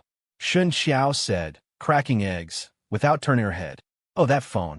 It must belong to a colleague. I was drunk yesterday, and they probably gave it to me by mistake. I found it in my pocket when I woke up this morning. Zhang Fan's hand, holding the cigarette, trembled involuntarily. Shen Qiao had found the phone hidden in the drawer? I thought so too. I just called Lu Yiming to thank him for bringing you back yesterday, and I happened to see the phone, so I asked him casually. If he knew whose it was, he could tell them sooner. You even asked Lu Yiming? Zhang Fan's brow furrowed. I was calling him to thank him for bringing you home yesterday, and I happened to see the phone, so I just asked. If he knows whose it is, tell him to get it to them as soon as possible. Yeah, I already asked him this morning. He doesn't know whose it is either. I'll take it to the company on Monday and ask around, Zhang Fan said, extinguishing the cigarette he had barely smoked and casually walked towards the study. He opened a drawer, took out the phone from under a book, and tapped the screen. It was off. He tried pressing the power button, but it showed low battery. It's out of battery. Did Shen Qiao see the phone's screensaver? It was a long night. Shen Qiao had gone to bed early, while Zhang Fan, worried that their closeness might spark unwanted flames, lingered in the living room until after midnight. He went into the bedroom, changed into pajamas that offered ample coverage, and then retreated to the study. His gaze fell upon the rose gold phone resting on the desk, and his thoughts became a tangled mess. Both his and Shen Qiao's phones were Androids. There wasn't an iPhone charger in the house. To ensure that the woman could reach him, he needed to find a charger. But Shen Qiao had already discovered the phone, so he couldn't keep it at home or carry it with him. What to do? A headache was brewing. Bored, he turned on the computer, only to find himself at a loss for what to do. His reluctance to sleep wasn't solely due to fear of Shen Qiao. He had simply slept too much during the day. As he idly clicked around on the computer, a soft exclamation escaped his lips. The Windows 10 Start menu had a document history, recording the paths and modification times of recently opened documents. Q2 Data Analysis. Open time, 16:52. Zhang Fan's brow furrowed. This was the file containing Shen Qiao's call records. 16:52.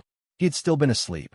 Shen Qiao had used his computer and used the same method to check the documents he had opened during his nap. Zhang Fan turned his head, looking towards the bedroom. Suddenly, an incredibly unfamiliar feeling enveloped him. Shen Qiao, I understand you less and less. Boundless darkness spread across the night sky, concealing the moonlight and obscuring the starlight. Beneath the heavy clouds, the city's splendor still shone brightly. In front of the floor-to-ceiling window of a high-rise hotel, a hazy figure became increasingly blurred. No! A painful groan escaped Zhang Fan as he jolted awake from his sleep. Gasping for breath, his face filled with terror, he looked at Shen Qiao, still sleeping soundly beside him. Zhang Fan trembled uncontrollably. The images in his mind wouldn't fade. He touched the cold sweat running down his neck, took a deep breath, and stumbled out of the bedroom. Standing in front of the bathroom mirror, Zhang Fan saw his bloodshot eyes and pale face. He glanced at the electronic clock beside the mirror. It was only 5 a.m. All traces of sleepiness gone, Zhang Fan went to the balcony. Gazing at the scattered lights outside, he felt the urge to cry again, overwhelmed by a deep sense of pain. He was scared. He was afraid his nightmare would come true, afraid of losing Shen Qiao, afraid of losing everything he had. Could the past 6 years really have been as illusory as a bubble? After smoking 3 cigarettes in a row, Zhang Fan changed out of his pajamas and left the house. Wandering through the community as the night transitioned to dawn, Zhang Fan felt more lost than ever before. The truth. Should he seek it out? Should he continue living in self-deception? Or uncover the truth and end up with nothing? Could he adapt to a life without Shen Qiao? But how could he accept her betrayal? Anxiety and anger surged and intertwined within him.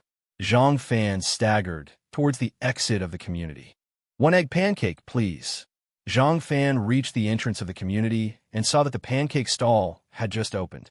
"So early today?" The stall owner greeted him familiarly. "Yeah, couldn't sleep. My wife loves your pancakes, so I thought I'd get her some early. You two are such a loving couple." "Yeah, by the way, was she alone when she came yesterday?" Zhang Fan asked casually, his gaze fixed on the stall owner. "Wasn't she with you?" "Huh, why do you say that? She came from outside yesterday. I even thought you guys had changed cars. I saw her when she left." The stall owner, busy with her work and chattering away, suddenly paused. "Never mind, I must have seen it wrong.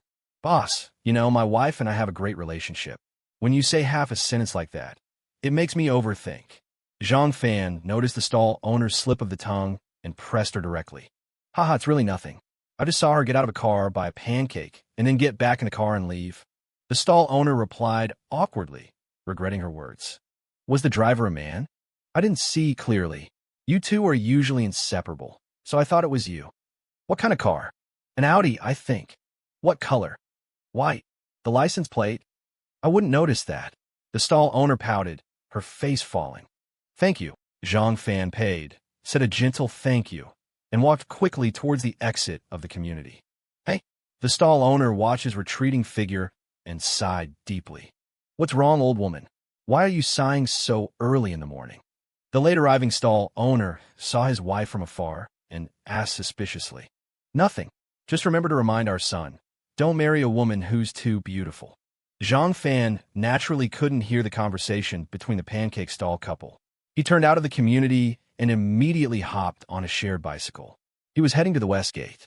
The shortest route from the South Gate to the West Gate was definitely through the community, but shared bicycles were prohibited inside. He needed to get to the West Gate as quickly as possible. "Boss, 3 pork wheat cakes, 1 without scallions."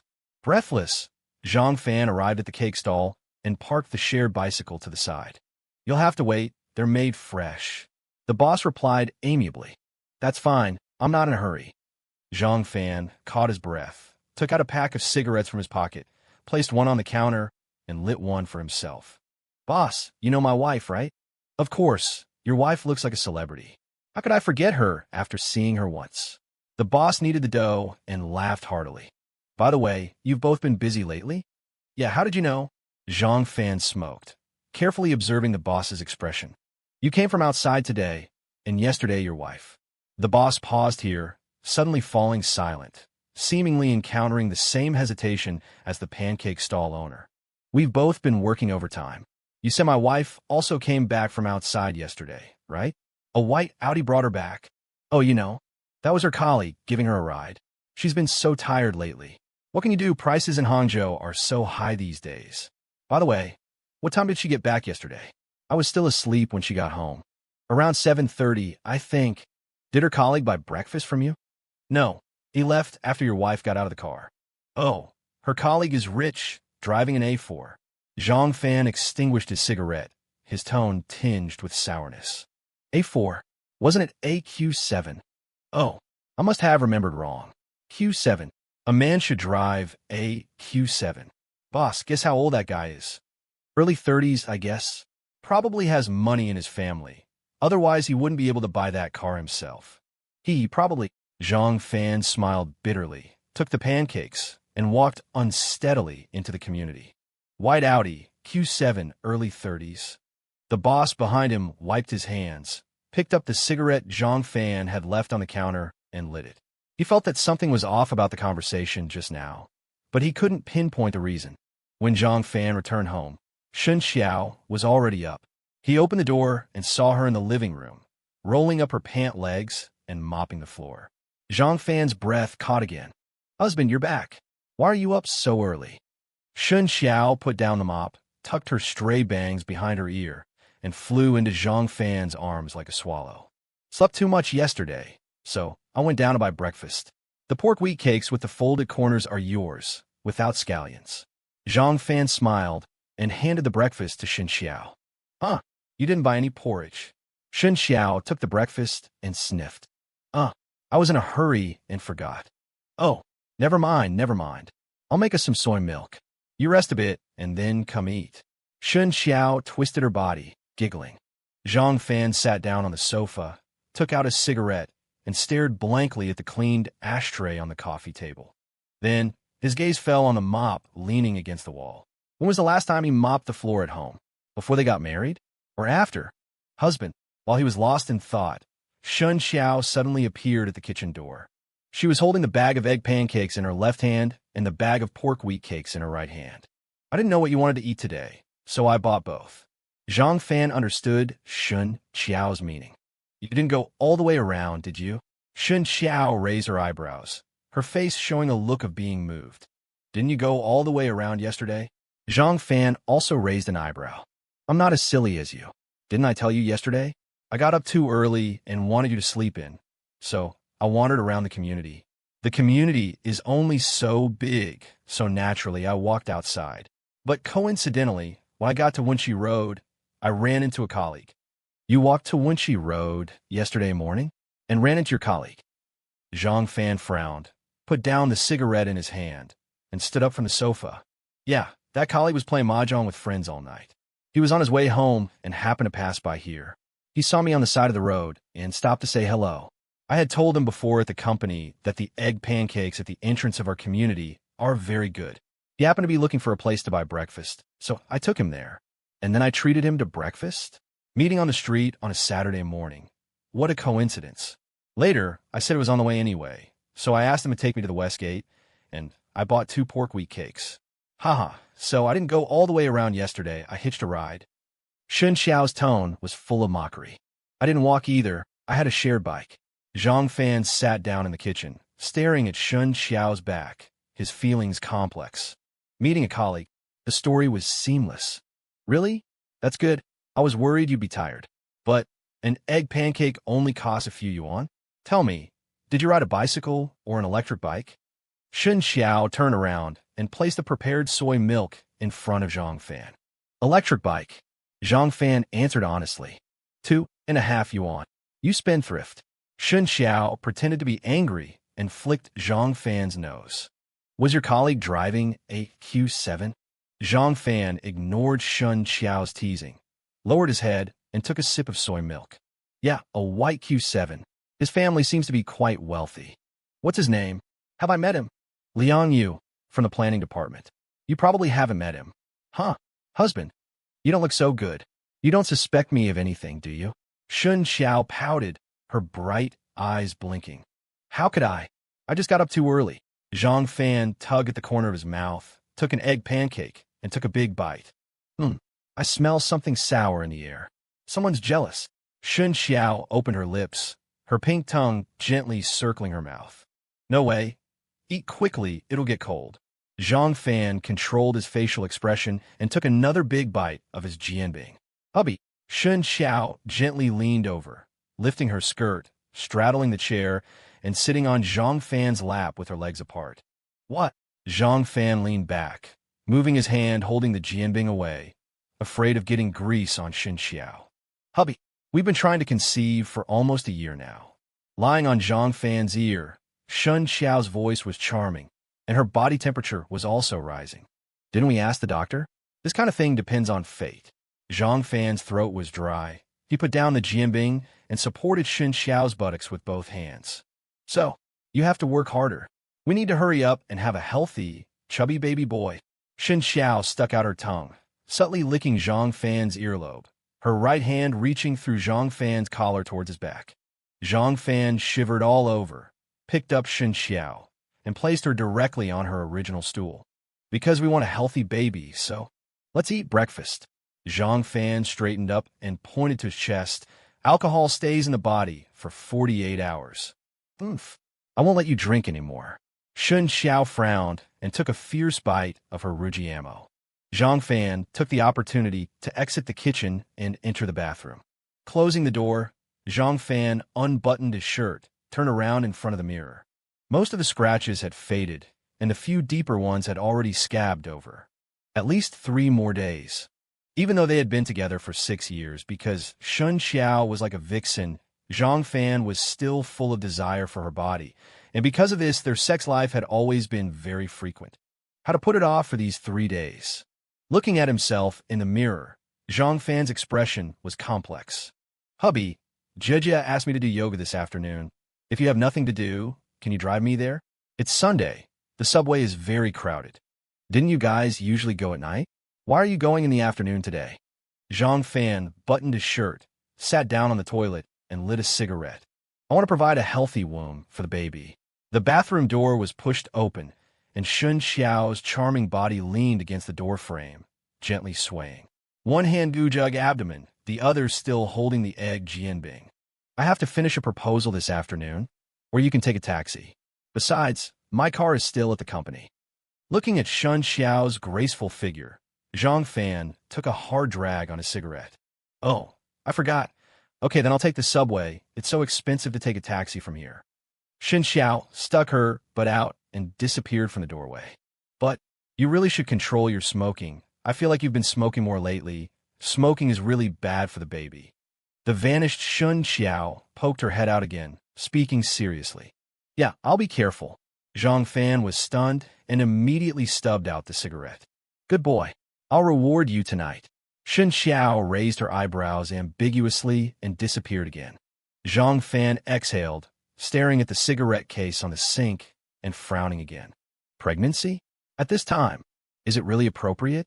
Hello, Jia. I told my husband, so you can just wait for me at the Starbucks downstairs from the gym in the afternoon. I'll take the subway. Haha, don't say that. My husband's car is at the company. He didn't drive it back. Okay, see you in the afternoon. Huh? What did you say? Dinner? Then wait a minute. I'll ask my husband. As soon as Zhang Fan came out of the bathroom, Shen Qiao, who was on the phone on the balcony, turned around and covered the microphone. Hubby, Jia said to have dinner with her after yoga. Shen Qiao shrank her neck, but her tone was full of expectation. It's okay, you go. I'll just order takeout. Zhang Fan shrugged indifferently. Okay, for you. I'll abandon my husband tonight. See you in the afternoon. Shen Qiao hung up the phone and casually placed it on the dining table. Thank you, hubby. After kissing Zhang Fan on the forehead, Shen Qiao picked up the mop in the living room again. Zhang Fan took a sip of soy milk and continued to eat his unfinished breakfast. It's just that Zhang Fan's gaze kept uncontrollably turning to Shen Qiao's phone on the side. Glancing at Shen Qiao, who was seriously mopping the floor, Zhang Fan still picked up the phone. Opening the call log, the first entry showed 8:12 outgoing, Jia, call duration 33 seconds.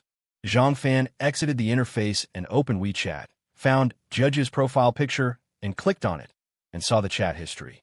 Curvy sister, yoga together this afternoon. Jia, 7:52, fake boob sister, I have to ask my husband. Shen Qiao, 7:54. Seeing their nicknames for each other, Zhang Fan smiled wryly, put down the phone, shook his head, and took a big gulp of soy milk. Wait. Zhang Fan's hand holding the cup stiffened, and he picked up the phone again. Opening Jia's WeChat, he quickly scanned the WeChat account, then opened the contacts and looked at the phone number of the contact named Jia. The number was correct, but staring at the 33-second call record, Zhang Fan fell into thought. The call just now was more than 33 seconds. Shen Qiao had been on the phone since Zhang Fan was still in the bathroom, and then she stopped halfway to ask for his opinion. Carefully recalling Shen Qiao and Jia's dialogue and the duration, Zhang Fan frowned. She had already ended the call when she said, "See you in the afternoon," which meant that there was no problem with the yoga, but the dinner appointment mentioned later. Finishing the soy milk in one gulp, Zhang Fan threw the egg jianbing on the table. What time is your yoga appointment this afternoon? From 2:30 to 5 p.m. Okay, pay attention to the intensity of the training. Don't tire yourself out, Zhang Fan said, walking into the bathroom to rinse his mouth. I'm going to the company. I need to check some data in the report at the company. Walking out of the bathroom, Zhang Fan went straight to the door. Are you coming back for lunch? Shen Qiao stopped mopping. I won't be back. I'll just get it done at the company. It's convenient to order takeout there, Zhang Fan said, bending down to put on his shoes. Boring. Shen Qiao quickly walked to the door, kissed Zhang Fan on the cheek, and then squatted down to help Zhang Fan tie his shoelaces. Order something good for yourself at noon. You can wait for me to come back to mop the floor. Don't tire yourself out. After putting on his shoes, the two kissed each other. Group leader Zhang is working hard. Shen Qiao stood up straight, and then, like a Japanese woman, bowed 90 degrees. Zhang Fan closed the door, but the smile on Shen Qiao's face slowly faded. Walking to the kitchen, Shen Qiao picked up her phone and fell into thought. Taking a taxi to the company, Zhang Fan first bought an iOS charger downstairs. Walking into the empty office, Zhang Fan immediately charged the rose gold phone. Looking at the flashing battery icon on the screen, Zhang Fan habitually reached for his cigarette case, hesitated for a moment, and then lit a cigarette. 10 minutes later, the phone successfully turned on. Staring at the cool but delicate face on the screen, Zhang Fan felt a mix of emotions. Shen Qiao was his first woman, and he always thought that Shen Qiao would also be his last. What exactly happened that night? The reason Zhang Fan came to the company was naturally not because of any report. One reason was that he couldn't face Shen Qiao directly at home, and the other reason was this phone. Ding dong. While in a daze, the rose gold phone received a text message notification, and Zhang Fan hurriedly looked at the screen. Honey, why is your phone always unreachable? And you don't reply to WeChat. The text message was incomplete on the lock screen, and Zhang Fan could only see this. She's also married. The text message was from her husband. Looking at the incoming call number, it was an unsaved number, 138,057. The lock screen can't show it all first. Damn it. Zhang Fan's heart instantly tangled. If her husband calls in a while, should he answer? How to explain that the phone is in his hand? Found on the road? Looking at the photo on the screensaver, Zhang Fan became agitated again. Sliding the mute button on the side of the phone, Zhang Fan put the phone in the drawer. I'm so stupid. Zhang Fan wanted to slap himself, and immediately took out the phone again, found a paperclip on the desk, and directly took out the SIM card of the rose gold phone. The new phone he bought was dual SIM dual standby. If he wanted to wait for the woman's call, he just needed to put the SIM card into his own phone, thus avoiding the problem of the rose gold phone not being able to be carried around. After installing the SIM card, Zhang Fan reluctantly opened the contacts and searched for options on SIM card 2. Sure enough, there was nothing. The development of mobile phones is too fast. If it were 5 years ago, everyone was still used to backing up the address book on the SIM card, but now it is all stored on the phone or in the cloud. Huh, Brother Zhang? Why are you here today? Lu Yiming pushed open the door and saw Zhang Fan with a strange expression. I have a report to do. What about you? Why are you here? I remember you said on your first day at work that you would never work overtime in your life. Zhang Fan saw Lu Yiming, smiling with a question. This is... Lu Yiming scanned the surroundings, and after confirming that there was no one else in the office, he leaned closer to Zhang Fan's ear. Didn't I tell you the other day? The receptionist, Lulu. I invited her to the company today. Lu Yiming said slyly, and took out a brand new rose gold phone from his arms. Lin Lu. Zhang Fan was stunned. It seemed that Lu Yiming had indeed mentioned it to him. Yeah, what do you think? Can your brother take her down? Lin Lu doesn't seem like a casual girl, does she? Zhang Fan frowned. He had some impression of Lin Lu, who had not been in the company for long, quiet and gentle. Hey, women, if she has experienced the world, take her to ride a carousel. If she is inexperienced, take her to see the world's prosperity. It's all the same routine. Lu Yiming raised his eyebrows, posing as a love saint. So, you're going to use this extravagance to stun her? Zhang Fan pointed to the new phone in Lu Yiming's hand. Look, and that. Lu Yiming turned around and pointed to a large bouquet of roses at the door, estimated to be hundreds of flowers. Okay, then I'll go back and do it, but be careful. Don't cause any trouble in the company. Zhang Fan sighed helplessly. Thanks, Brother Zhang. I'll treat you to dinner when this is done. Lu Yiming showed a grateful smile. By the way, I was drunk the other day. You sent me back. Are you sure I was asleep? Walking to the door, Zhang Fan suddenly thought of something. Oh, there's no doubt. You were dead drunk when I put you on the bed. You vomited on the bedside table. Fortunately, I dodged quickly. Later, I was afraid something would happen to you. So I called your wife again, but before the call was finished, you started snoring. I saw that you were really asleep, wiped your face, and left. I also vomited on the bedside table. Zhang Fan was stunned. When he woke up, or rather, when he got home, the bedroom was clean. Yeah, but actually you vomited all the way back. Fortunately, you didn't vomit in the car, otherwise you would have to pay for the car wash. So you cleaned up my bedside table? How is that possible? Lowly was still lying in the taxi downstairs. How could I have time to clean that up for you? It's good enough that I wiped your face. What's wrong? Oh, it's nothing. It seems that your sister-in-law cleaned it up later. Anyway, thank you. Then I'll go first. Be careful yourself. Zhang Fan frowned and quickly left the company. I vomited at home? Then who cleaned it up? Shen Qiao? Did she come back that night? As Zhang Fan left the company, Shen Qiao knelt by the bedside table in her bedroom. A gray rag spread at her feet. In her hand, she clutched a button, a navy blue canvas button, exquisitely made with fine fabric. She had just found it under the bedside table. Her face pale, Shen Qiao slowly walked to her wardrobe, opened the door, and scanned her clothes with a flustered gaze, occasionally picking up a garment to compare the button. After a long while, she took a deep breath and sat wearily on the edge of the bed, the knuckles of her right hand still holding the button, white and trembling slightly. The rose gold phone. The button. Shen Qiao's breathing grew heavy, and a mist gradually filled her star-like eyes. Walking on the bustling street, Zhang Fan felt like a lost lamb, bewildered, helpless, and anxious. He desperately wanted to go home and check for any marks on the bedside table. But when he left, Shen Qiao was already mopping the floor. Knowing her, Shen Qiao was usually very thorough when she cleaned. So even if he went back now, he probably wouldn't see any traces. Who cleaned up his vomit? Was it really Shen Qiao? Were her words true? Did she really come home straight after the movie? And was it just insomnia? Getting up early to buy breakfast? And then a chance encounter with a colleague? But if that was the case, what about him? When did he go back to the KTV? And why did Shen Qiao not question him about staying out all night? It made no logical sense. It was completely out of character. Shen Qiao put the button away, sealed it in a bag, and carefully placed it in her makeup case. Wiping away the glistening tears from the corners of her eyes, she gathered the bed sheets and quietly crouched in the corner of the bed. Her cool eyes scanned the sheets inch by inch. Checking the bed sheets again, she noticed a faint trace of vomit near the corner by the bedside table.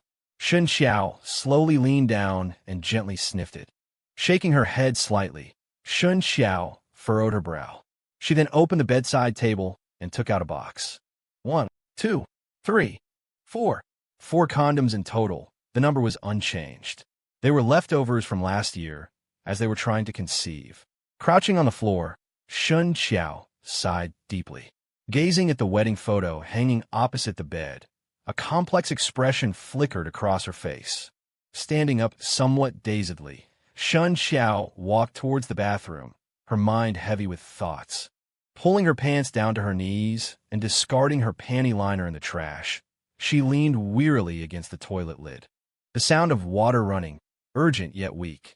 Pulling out a tissue, Shen Qiao opened the drawer next to the toilet, but her raised hand froze in midair. Staring at the package inside the drawer, Shen Qiao straightened up. 1, 2, 3, 7. Counting the panty liners in the package, Shen Qiao frowned slightly, closing her eyes and recalling carefully. Taking a deep breath, Shen Qiao walked out of the bathroom and picked up her phone. "Hubby, where are you?"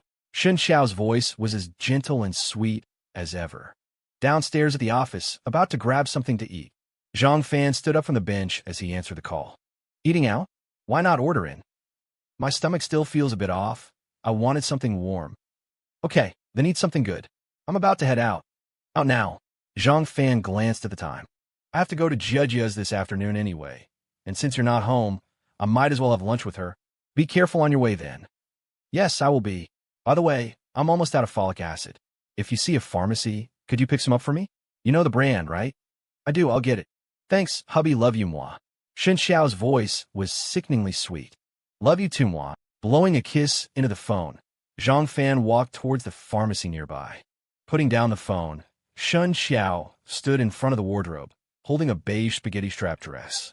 Her beautiful eyes were unfocused, staring blankly at the white wall. After a long while, Shen Qiao put down the dress, picked up her phone, hesitated for a moment, and then expertly opened WeChat. Zhang Fan had Lanzhou noodles for lunch, but because he had little appetite, he left almost half of it. Pulling out a tissue from the table, he wiped his mouth and stared at the plastic bag containing the multivitamin folic acid on the corner of the table. After a moment, Zhang Fan took out his phone and dialed Jiejia's number. Hello. Zhang Fan? Do you need something?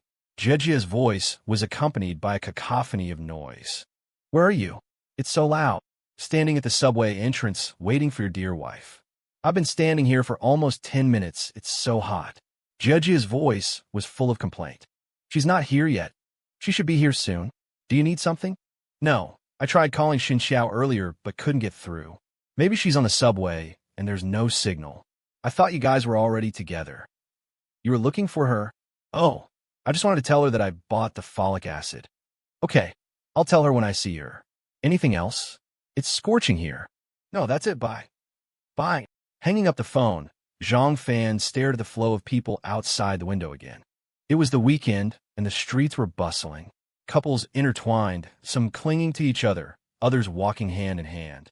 Zhang Fan sighed deeply and pulled out a cigarette. Sir, I'm sorry. Smoking is not allowed here. The waitress reminded him quietly. Sorry. Zhang Fan picked up the plastic bag from the table and walked out of the noodle shop. At 4:32 p.m., Zhang Fan appeared downstairs at the Carly Fitness Club. This was where Shen Qiao practiced yoga, and he had picked her up and dropped her off a few times before. Buying a Starbucks at the corner, Zhang Fan found an inconspicuous spot to sit, his complex gaze fixed on the entrance of the club. Glancing down at the reusable bag in his hand, he was truly overwhelmed with mixed feelings. Inside the bag was the shirt he had just changed out of.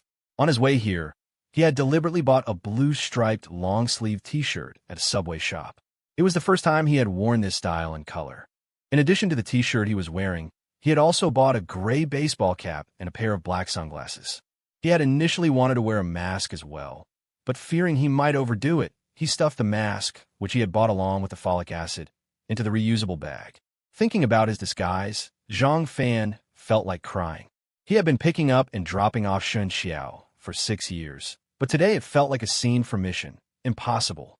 At 5:12 p.m., Zhang Fan, who had been staring intently at the club entrance, straightened his body, his eyes behind the sunglasses narrowing slowly.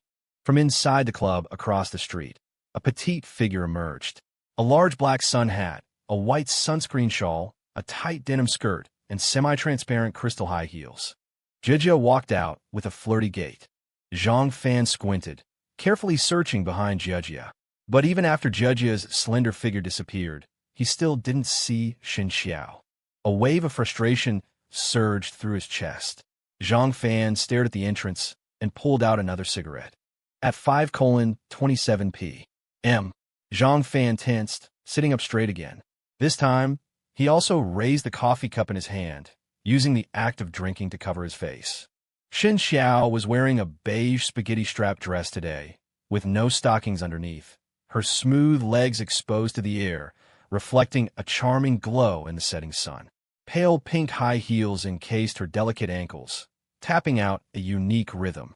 In the crowd, Shen Qiao was always so dazzling. Her appearance instantly drew the gazes of many passers-by.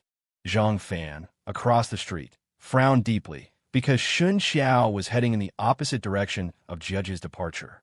Snuffing out the cigarette, Zhang Fan slowly stood up. Suddenly, Zhang Fan's heart clenched, and he stood up stiffly from his seat. Shen Qiao was standing at the edge of the road, looking down and fiddling with her phone. Zhang Fan's line of sight through Shen Qiao caught a car approaching in the distance, and it was very obviously slowing down.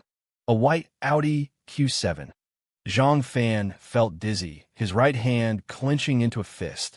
The car stopped smoothly in front of Shen Qiao, the front of the car no more than a meter away from her. Zhang Fan leaned forward, ready to rush forward and stop Shen Qiao from getting into the car. Shen Qiao looked up from her phone, but instead of getting into the white Q7, she continued walking forward past the front of the car, directly towards the opposite side of the road. Zhang Fan's footsteps faltered. Crosswalk. Zhang Fan scanned the area and realized that Shen Qiao had stopped to wait for the traffic light, and the white Q7 was yielding to pedestrians. Seeing the pedestrians crossing the crosswalk, Zhang Fan felt a wave of relief, feeling like he had just walked along the edge of a cliff. The light turned green, and the car started again, crossing the crosswalk and driving into the distance. Zhang Fan widened his eyes and looked at the driver's seat, seeing a plump middle-aged woman inside. Zhang Fan shook his head and quickened his pace to follow Shen Qiao. Even if the white Q7 was a misunderstanding, calling Judgier in front of him to arrange dinner and then going their separate ways after yoga was definitely not normal. Maintaining a relatively safe distance, the once loving couple moved through the crowd in this bizarre manner. It was as if it foreshadowed the direction of their marriage, caring for each other, yet strangers. After turning 4 corners, Shen Qiao's figure stopped in front of a magnificent building. Shen Qiao looked down at her phone, while Zhang Fan, in the distance, was breathing heavily. Looking past Shen Qiao, the grand and imposing sign was not only eye-catching, but also heart-wrenching. Stellar International Business Hotel. Shen Qiao hesitated for 2 seconds, looking at the hotel entrance, then quickened her pace and walked to the side, bypassing the hotel entrance. Zhang Fan silently prayed, following not too far behind. Seeing Shen Qiao turn into the alley next to the hotel, Zhang Fan pulled down his cap and jogged towards it. Pausing at the corner, Zhang Fan carefully peered around. There was no sign of Shen Qiao. Zhang Fan took a step forward and emerged. Looking around, there was no one, not even a passerby, and within his line of sight, there was only one place where someone could disappear so quickly. Stellar International Business Hotel, back entrance. Every step Zhang Fan took towards the back door felt as though he were treading on his own heart. He imagined his footprints spreading with fresh blood, trampling over his life. Standing outside the hotel's back entrance, he raised his hand, but lacked the courage to push open the heavy glass door. The world behind it seemed to harbor a savage beast, leaving him hesitant and fearful. He had imagined himself exploding with rage, becoming hysterical, even rushing in to confront his wife with fists and fury. Yet, he suddenly realized he was more cowardly than he thought. Or perhaps, he cared more about his wife and their marriage than he had realized. In that instant, he felt he saw through himself. He was a wretched man, so wretched he could hardly be called a man at all. His raised hand slowly lowered, and Zhang Fan wearily sat down on the steps. The moments of the past 6 years replayed in his mind. Shen Qiao's every frown and smile, every gesture and movement. Setting the table, beaming on the balcony, gently lifting the hem of her skirt by the bedside, revealing a captivating curve of her leg, pushing the mop in the living room, wiping the glistening sweat from her forehead. Love of my life began to play from his pocket, sending a shiver through Zhang Fan. It was his wife's ringtone. Wearily, he took out his phone, gazing at the radiant smile on the screen, his heart growing ever more bitter. Was this call at this moment a plea for peace of mind, or the weaving of another lie? He waited until the music had cycled through a second time before answering. "Hubby, where are you?" The familiar voice came through, gentle and soft. "Where are you?" Zhang Fan took a deep breath, trying to control his breathing. "Guess." Shen Qiao's tone was playful. "I can't guess." My dear husband, are you planning some surprise for me?" Her laughter, like tinkling bells, gently struck at Zhang Fan's fragile shell. "Surprise?" Zhang Fan frowned slightly. "Yeah, like suddenly appearing before me, riding on colorful clouds, descending from the sky." "Why do you say that?" You're still pretending. You followed me." Shen Qiao's tone shifted, filled with a teasing coquettishness. "Followed you?" Zhang Fan's heart trembled. Had she discovered him? He looked around in astonishment, but saw no sign of Shen Qiao. If I hadn't seen your car, I wouldn't have known. How did you know I'd be at the Starry International?" "You saw my car?" Zhang Fan's frown deepened. He stood up. Yeah, in the parking lot behind the Starry International. You're still pretending. Zhang Fan looked around and instantly spotted a white cruise in the distance. He took out his car key and pressed it. The cruise's hazard lights flashed. It really was his car. How did his car get here? Zhang Fan was filled with suspicion. The glass door behind him opened, and the alluring figure of Shen Qiao leaned against the frame, smiling as she put away her phone.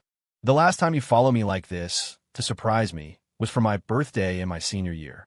I thought you'd never do this again after we got married, but my wooden husband is still romantic, hasn't regressed at all. Shen Qiao said, gently slipping into Zhang Fan's arms. Wife. Glancing at the car in the distance, Zhang Fan, holding his wife close, didn't know what to say. How did you know I'd be here? Shen Qiao looked up from his embrace, her beautiful eyes sparkling with tenderness. Secret. Zhang Fan leaned down and kissed Shen Qiao's forehead. You. Shen Qiao squirmed playfully, breaking free from Zhang Fan's embrace. She took his hand and led him into the hotel. Zhang Fan opened his mouth, wanting to say something, but remained silent. He was pulled by Shen Qiao past the door that had just seemed like an insurmountable chasm between life and death. Wait for me, I'll be quick, Shen Qiao said, pulling Zhang Fan with her to the front desk. Hello, how can I help you? I need to get a VAT invoice. Here's the room number and check-in record. Shen Qiao opened her bag, took out a stack of receipts, and handed them to the receptionist. A few days ago, the company hosted some clients from Shanghai. I haven't had time to come get the invoice until now, and I happen to be nearby today. Shen Qiao turned to Zhang Fan with a smile, explaining softly. Hello, please wait a moment.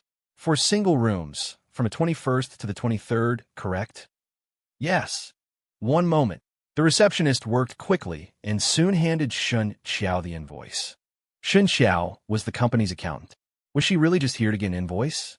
Was he overthinking things? Hubby, let's go. Tell me, you came all this way so mysteriously. What are you planning to treat me to? Shen Qiao put away the invoice and leaned against Zhang Fan as they walked out. Where's Jia? Weren't you supposed to have dinner together? Zhang Fan didn't know how to answer. We were, but she suddenly said she wasn't hungry after her workout and wouldn't be eating dinner. I was planning to just grab something quick and go home, but then my husband descended from the sky. Shen Qiao said, holding Zhang Fan's arm tighter. What do you want to eat? Zhang Fan sighed, relaxing his furrowed brow. As they pushed open the hotel's back door, Zhang Fan's gaze was drawn to a moving car, a white SUV flashing past, heading towards the exit. An Audi Q7, his brow furrowed again. Was that car in the parking lot earlier? Maybe. Maybe not. His mind had been so chaotic earlier that he hadn't paid attention to the surrounding cars. He hadn't even noticed his own car. You came all this way to find me, and you haven't decided what to eat. Shen Qiao tugged hard, pulling Zhang Fan's turned head back to face her. Her eyes were filled with playful reproach. Your choice is the best choice. Zhang Fan smiled faintly, turning his head to the side, using his peripheral vision to look. The car was already out of sight. Then let's go to Grandma's home. I miss their fish head. It's not far from here, Shen Qiao said, pulling Zhang Fan towards the white cruise. It's hard to find parking at this hour. It's the weekend. Zhang Fan's eye twitched, and he stopped. Or, how about the steakhouse behind Starbucks? We haven't had Western food in a while. Zhang Fan suggested tentatively. Whatever hubby wants. Shen Qiao smiled sweetly. Then let's not take the car. We can come back for it after dinner. Zhang Fan glanced at his cruise and sighed softly. A delicate and delicious Western dinner was filled with affection. Zhang Fan cut every piece of steak for Shen Qiao, a scene that drew envious glances from the young women at the next table. After they shared a spoon to finish the dessert, Zhang Fan put down his cutlery. You sit here for a bit. I'll go get the car and call you when I'm downstairs. Zhang Fan pulled out a tissue and helped Shen Qiao wipe the cream from the corner of her mouth. Let's go together. I want to walk with you. No, it's not that close, and you're wearing heels. Besides, you've probably already exceeded your exercise quota for today. Don't tire yourself out. Be good. Zhang Fan pinched Shen Qiao's earlobe. Okay, hubby is so good. Shen Qiao pouted. Okay, I'll be back soon. Zhang Fan stood up and casually picked up the bill. You go ahead. I'll pay. Shen Qiao said with a smile. Zhang Fan raised an eyebrow. I want to stake my claim to tell those girls at the next table that you're married. The way they were looking at you, they could have eaten me alive. Shen Qiao whispered conspiratorially, glancing at the two young women at the next table. Oh, Zhang Fan twitched his mouth, not understanding Shen Qiao's meaning. When a couple is eating, if the man pays, it means they're dating. If the woman pays, it means they're married. Shen Qiao grinned, her nose wrinkling with amusement. All right, I'll be back soon. Zhang Fan reluctantly put down the bill, glancing unintentionally at the two girls at the neighboring table. Watching Zhang Fan's retreating back, the smile on Shen Qiao's face lingered. She lowered her head slightly and opened WeChat on her phone. Almost running to the parking lot, Zhang Fan opened the car door and immediately took out his phone, turning on the flashlight. With the meticulousness of a crime scene investigator, Zhang Fan examined every inch of the car that had been missing for a day. He checked the front seats, the back seats, and even under the seats. He pulled out 3 conspicuous long hairs. Gazing at the hairs, he saw 2 were straight and 1 was more curled, but he couldn't tell if the color was black or a shade of beige. Zhang Fan sighed and wrapped them in a tissue. He then picked up the half-pack of wet wipes he had just found in the crevice of the passenger's seat, closing his eyes, trying to remember if his wife used this brand. After much thought, he still couldn't be sure. He threw the wet wipes and the tissue with the hair into the parking lot's trash can. After checking again to make sure he hadn't missed anything, Zhang Fan started the car and drove towards the parking lot exit. As he passed the toll booth, the electronic display showed a line of text. Entry time, 3 a.m. on the 25th. This was the real reason Zhang Fan hadn't wanted to drive the car earlier. He took out his phone to scan the code and pay, but hesitated just before scanning. He put his phone away and took out cash from his pocket. Taking the receipt from the toll collector, Zhang Fan glanced at it, crumpled it into a ball, and put it in his pants pocket. Excuse me, was there a white Audi Q7 parked here earlier? Zhang Fan suddenly thought of something and rolled down the window again. How many cars come and go in a day? How am I supposed to remember? The toll collector looked at his phone, not even lifting his head. About an hour ago, Zhang Fan persisted. Maybe, the attendant said casually. Can you tell me the license plate number? Zhang Fan's heart stirred. We have a policy not to disclose customer information. The toll collector looked up and glanced at Zhang Fan. I just need the license plate number, Zhang Fan said, handing over a 100 yuan bill. The toll collector hesitated, looking at Zhang Fan's gentle smile, seemingly weighing the pros and cons. After a moment, the toll collector put down his phone and started operating the computer. Then, without saying anything, he took the money Zhang Fan offered and gave him a small handwritten note. Zhujiang AX 35XQ. So it really was a Q7? What about the entry and exit times? Zhang Fan took the note and handed over another 100 yuan. The toll collector frowned, hesitated again, and wrote another note. Entered at 4:57 p.m., exited at 5:45 p.m. The exit time matched. It was the car he had seen. It entered at 4:57 p.m. The car pulled out of the parking lot, and Zhang Fan frowned at the hotel entrance, his anxiety growing. Abruptly, he spun the steering wheel, circled back into the lot, and parked. He took out his phone. Honey, are you downstairs yet? Yeah, I'm on the street. On the bench in front of Starbucks. Are you here yet, honey? Wait for me a bit. There's a cake shop on the street. A colleague mentioned it. Is there anything you'd particularly like? Zhang Fan locked the car, phone in hand, and headed out. Passing a trash can, he tossed the crumpled parking ticket from his pocket. Nothing in particular, honey. Just get whatever you think. Okay, I'll be right there. Love you. Mwah. Love you too, mwah. Hanging up, Zhang Fan entered the cake shop next to the hotel. Moments later, he emerged carrying a box and entered the hotel lobby.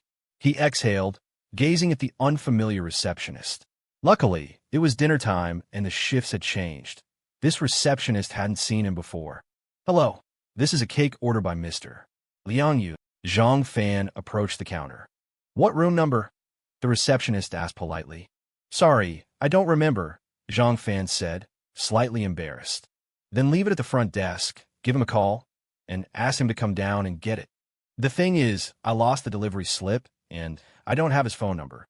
Well, The receptionist frowned, looking troubled. How about this? Can you look up his room number for me, and then call him to tell him the cake has arrived? All right, just a moment. Is it Liang as in bridge, and you as in universe? Yes, I think so. I'm sorry, there's no record of a Mr. Liang Yu checking in. The receptionist looked up, frowning, after a quick check. Then, how about you, as in feather? Sorry, there's no record of Liang Yu either, the receptionist said, looking helpless. Then could you check for Shen Qiao? Shen as in Shinjuman, and Xiao as in pretty. Zhang Fan, not giving up, asked again. This? A flicker of caution crossed the receptionist's eyes. It's like this. They should be together. I heard them talking when they came in. We're a private shop. We do our own deliveries, and I've only been working for a few days. I'm still in training. If my boss finds out I lost the delivery slip, I'll be fired immediately. Please help me. Zhang Fan pleaded sincerely. All right, just a moment. Perhaps moved by Zhang Fan's sincerity, she gave him a serious look and bent to operate the computer. I'm sorry, there's no record of a Shen Qiao checking in either. Could they have already checked out? Zhang Fan still held on to hope. I'm sorry, there's definitely no record of either of those two names today. Thank you, I must have the wrong hotel. Zhang Fan pretended to glance at the sign on the wall and walked out of the hotel with a look of regret. So he's not called Liang Yu. Then who is the owner of the car with the license plate? AX35XQ. Back in his car, Zhang Fan quickly drove in the opposite direction of Shen Qiao. After Shen Qiao got into the car, she immediately noticed the cake box on the back seat. Honey, why did you buy such a big cake? Life needs a sense of ritual, Zhang Fan said with a slight smile, driving carefully. A sense of ritual? Is there something to celebrate? Shen Qiao looked thoughtful. I got promoted, Zhang Fan replied calmly. I'm sorry, honey, I forgot. Shen Qiao exclaimed, and if Zhang Fan hadn't been driving, she might have thrown herself into his arms. It's okay, we can still celebrate tonight. But honey, you didn't mention it during dinner, and you only bought the cake now that we're home. Do you have something in mind? Shen Qiao's tone changed, filled with a strong hint. What do you mean? Don't worry. To make up for my mistake, I'll satisfy all your requests tonight. Shen Qiao lowered her voice, rested her chin on her shoulder, and placed a hand on Zhang Fan's thigh. Don't, I'm driving. Zhang Fan glanced at Shen Qiao and smiled faintly. They drove home in silence. Upon entering, Zhang Fan saw the bedsheets hung out to dry on the balcony. Indeed, Shen Qiao had done a thorough cleaning today. Honey, I want to take a shower. Want to join me? Shen Qiao walked into the bedroom, one hand on the doorframe, one leg tucked up, resting on her knee, turning to look at Zhang Fan languidly. Her smile was enchanting. Zhang Fan's heart trembled. He didn't respond much. While Shen Qiao was showering, Zhang Fan crouched in front of the bedside table, examining it carefully inside and out. There were no traces. The traces of vomit. Who cleaned it up? More and more questions lingered, and Zhang Fan's inner turmoil resurfaced, especially considering Shen Qiao's reaction just now. Looking at the cake on the table, Zhang Fan instinctively touched his back. The scabs from the scratches were still palpable. What to do? Soon, Shen Qiao emerged from the bathroom, her wet hair swaying gently. She leaned against the bedroom door, licking her lips at Zhang Fan. Shen Qiao had changed into a black silk slip dress, and with just one glance, Zhang Fan knew there was nothing underneath the lace-trimmed garment. Zhang Fan's Adam's apple bobbed, his reason and sensuality clashing. Do you want to eat cake first? Or eat me? Shen Qiao's eyes were full of affection. She leaned against the door, slowly squatting down and then slowly standing up. Or did you buy such a big cake to eat? Or to smear? I have a question I want to ask you. Zhang Fan took a deep breath, controlling his gaze to stay on Shen Qiao's face, not looking elsewhere. Oh, are you going to interrogate me? Shen Qiao bit her lip, her eyes blurred as she leaned toward Zhang Fan. What's the license plate number of Liang Yu's Audi Q7? Zhang Fan's right hand, hidden behind his back, clenched tightly. Before Shen Qiao got too close, he asked in a calm tone. Shen Qiao, who had been moving slowly, froze, looking at Zhang Fan in surprise. It seemed she hadn't expected him to ask such a question in this atmosphere. I said, What's the license plate number of Liang Yu's white Audi Q7? Zhang Fan sighed inwardly. This was the only way he could think of to prevent the situation from escalating tonight. Why are you suddenly asking this? Shen Qiao stared at Zhang Fan's expression, as if a bucket of cold water had been poured over her. Nothing. I just suddenly wanted to know. Zhang Fan stood up from the bed and walked silently towards the living room. I don't know. I rarely ride his car. That day was just a chance encounter. Shen Xiao's tone also calmed down. Never mind. I'm a little stuffy. I'm going out for some air, Zhang Fan said, heading straight for the door. Thinking of escaping as soon as possible, he didn't even change his shoes. Come back early, honey. Shen Qiao raised her hand, but slowly lowered it. Yeah, you go to sleep first. Zhang Fan didn't look back. He walked out in his slippers. Leaning against his own security door, Zhang Fan exhaled deeply, pulled out a cigarette, and put it in his mouth. Remembering that smoking wasn't allowed in the elevator, he gripped his lighter tightly. Looking at the closed door, Shen Qiao inside was also speechless for a long time. She slowly retreated to the bedroom, opened the closet, and chose a pair of underwear to put on. Shen Qiao looked at the wedding photo on the wall, the photo of herself with a genuine smile. She leaned against the corner of the bed and crouched down, sobbing silently. Wearing slippers, Zhang Fan didn't go far. Instead, he sat on a bench in the community. If he had a choice, he would never have raised the question in that situation just now. But this damn situation left him with no other option. He touched the scar on his back, pulled out the 2 handwritten parking tickets from his pocket. After hesitating for a long time, Zhang Fan took out his phone. Hello, Wu Jia. It's me, Xiao Fan. Why are you calling me? Not to invite me for a drink, is it? I saw your post on WeChat yesterday. You got promoted? A robust voice came from the other end of the line. Yeah, it's kind of a promotion. I'm calling to invite you for a drink. Zhang Fan chuckled. I really can't make it today. I'm on duty today. You're on duty today? That's perfect. Help me check the owner information of car. Zhang Fan said, pretending to be nonchalant. Xiao Fan, it's not that I don't want to help you. You should understand. Wu Jie's tone changed on the phone. It's like this afternoon in the parking lot of Xingheng International. I scraped a car while reversing. The owner wasn't there at the time, and I had something urgent to do, so I just drove away. Now that I'm done, I want to contact the owner to discuss compensation. After all, there are surveillance cameras in the parking lot, and if the other party reports it to the police and they find me through you, it would be a bit awkward. Zhang Fan thought for a moment and presented the excuse he had prepared. I see. Then tell me the license plate number, and I'll check it for you. Wu Jia hesitated for a moment before speaking on the phone. It's a white Audi Q7, license plate AX35XQ. AQ7? Was the damage serious? Not serious, just a small scratch. Most car owners probably wouldn't care, but you never know if you'll run into someone difficult, right? That's true. If the other party is difficult, it's considered a hit and run, which is more troublesome. Just a moment. Let me tell you, if the other party is really difficult, just contact your insurance directly. They can reconstruct the second scene through the surveillance, and you can go through insurance that way. Yeah, I thought so too. That's why I thought of you, to contact the other party first to feel them out. Got it. I'll send the owner's information to your phone. Thanks. I'll treat you to a drink later. Shortly after hanging up the phone, Zhang Fan's WeChat notification rang. License plate AX35XQ. Owner, Liang Yu. Phone number, 138. Looking at the phone, Zhang Fan's face turned grim. The June night wind still carried heat, but looking at the swaying streetlights between the trees, Zhang Fan felt a chill invade him, a shudder originating from his soul. Ding dong. The WeChat notification sound rang again, and Zhang Fan opened the screen. Honey, come back early. I'm going to sleep first. Love you, moi. The message ended with a pair of bright red lips.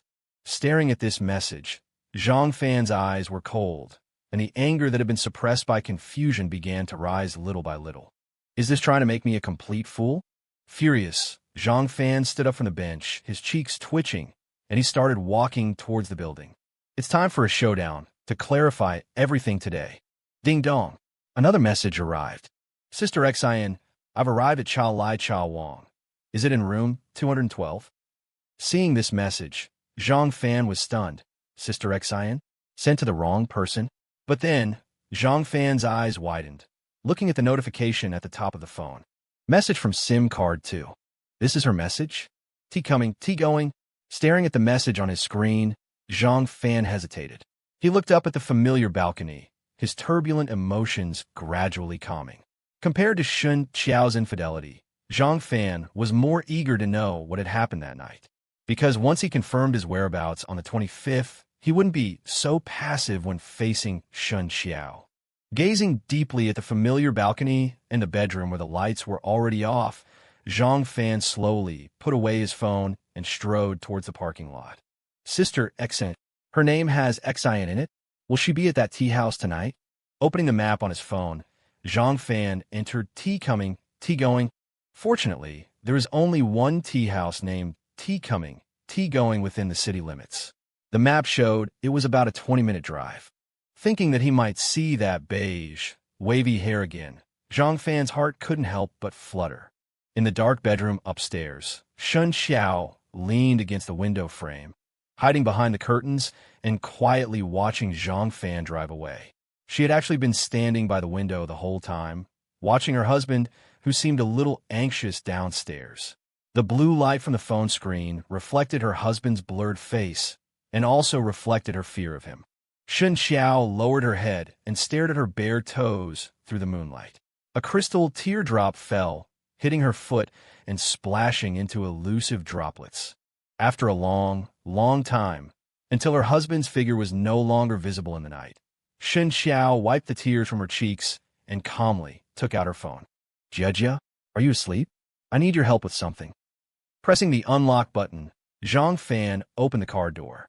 Just as he was about to get in, Zhang Fan's movement stopped. He hesitated, looking at the slippers on his feet. Because he was in a hurry to escape from Shen Qiao, Zhang Fan hadn't changed his shoes when he came downstairs.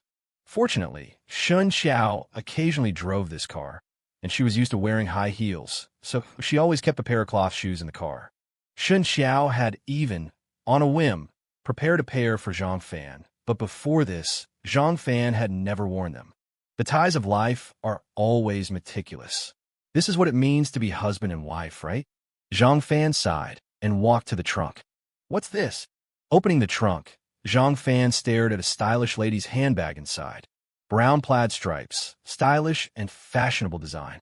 From the appearance, it looked like a classic LV, but with Zhang Fan's eyesight, he couldn't tell if it was a replica or the real thing. But Zhang Fan could be sure that it definitely didn't belong to Shen Qiao. Looking at this expensive bag, a flamboyant rose flashed through Zhang Fan's mind. He reached out to lift it, and Zhang Fan felt a weight in his hand. He found that the bag was much heavier than he expected. What was inside? With suspicion, Zhang Fan unzipped the zipper. Damn! An uncontrolled exclamation burst from Zhang Fan's mouth. He subconsciously tightened the zipper and looked around in a panic. His gut feeling told him that this bag should belong to that woman, and he expected it to contain that woman's personal belongings. He could take the opportunity to learn some information about her. But who would have thought that this bag? Taking a deep breath to calm himself, Zhang Fan looked around again. After confirming that there were no passers-by, Zhang Fan turned on his phone's flashlight and carefully opened the zipper again. RMB. Bundles of RMB stacked haphazardly, still bearing the bank's unique seals. 10,000 per bundle. There was at least a few 100,000 here. Swallowing nervously, Zhang Fan's gaze was drawn to a transparent sealed bag among the money. Hesitantly, he pulled the sealed bag out of the pile of money. Ah! A low cry escaped Zhang Fan's lips. He shuddered, threw the sealed bag away in terror, and his legs went weak, causing him to fall to the ground. Hands! Fingers! Inside the sealed bag were 2 bloody fingers severed at the roots. The pale knuckles were slightly bent, and the yellowed fingernails gave off a creepy glow. Zhang Fan was truly scared. Like a frightened rabbit, he bounced up from the ground, slammed the trunk shut with all his might, and retreated 7 or 8 steps, staring at his car in terror. This car, which he used every day, now seemed to him like a sleeping beast, ready to open its bloody maw at any moment, revealing its foul-smelling fangs, and swallow him whole. Damn it! Zhang Fan clenched his fists and couldn't help but curse again in a low voice. What the hell was going on? That day, What exactly had he experienced that night? Who was that woman? Hundreds of thousands in cash. 2 fingers. Why were these things in his car? He stood there for a full 20 minutes, and Zhang Fan's hand was still trembling uncontrollably. No, he had to see that woman. He had to ask her what exactly happened that day.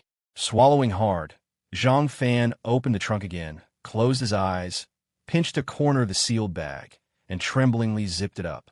15 minutes later, Zhang Fan arrived at the tea-going tea house indicated on the navigation. Sitting in room 211, Zhang Fan used the excuse of smoking to ask the waiter not to close the door. He looked at the closed door of room 212 opposite with a complicated expression. Sir, you're Shen Qiao.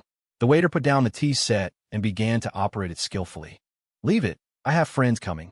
Zhang Fan waved his hand, moved his seat, and adjusted his viewing angle. Okay, please call me if you need anything. The waiter politely retreated. Zhang Fan poured himself a glass of plain water and sipped it slowly, checking his phone from time to time. Tea going, room 212. The location was correct, but he didn't know if that woman was inside.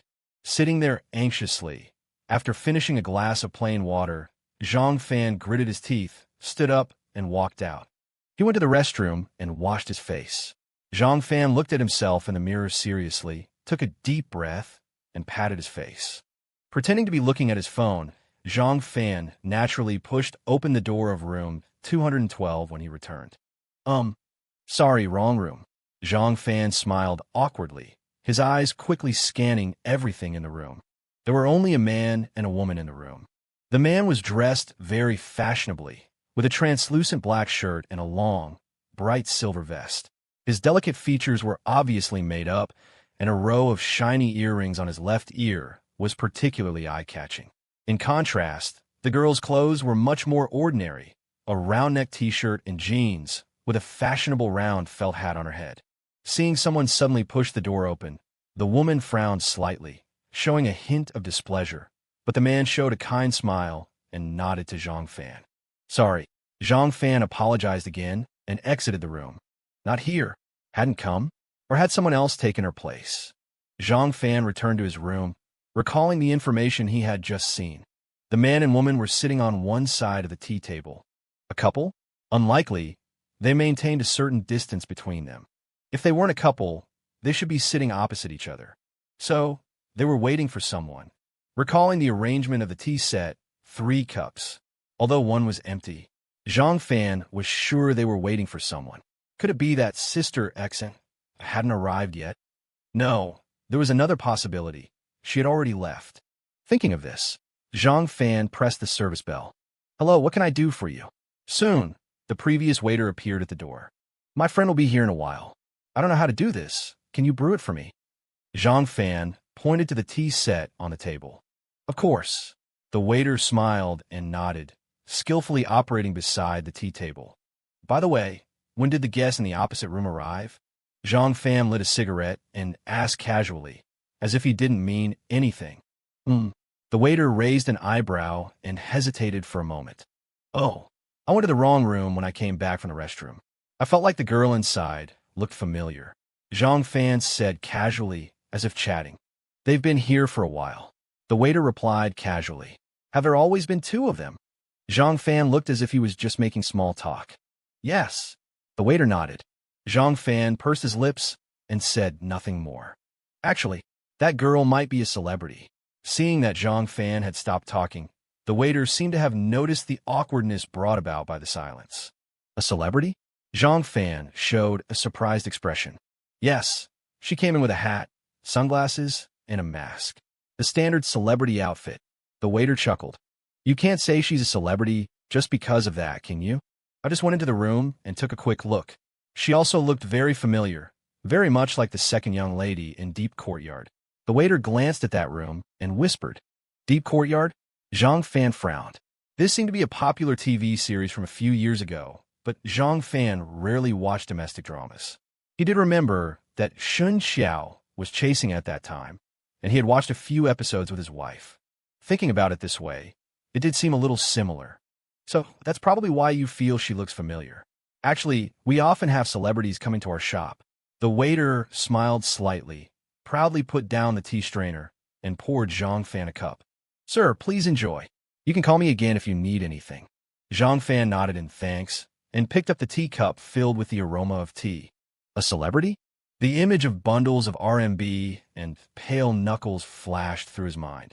Zhang Fan shuddered, and regardless of the scalding tea, he drank it in one gulp. He put down the teacup, but the door of the opposite room was opened. "Are you really leaving?"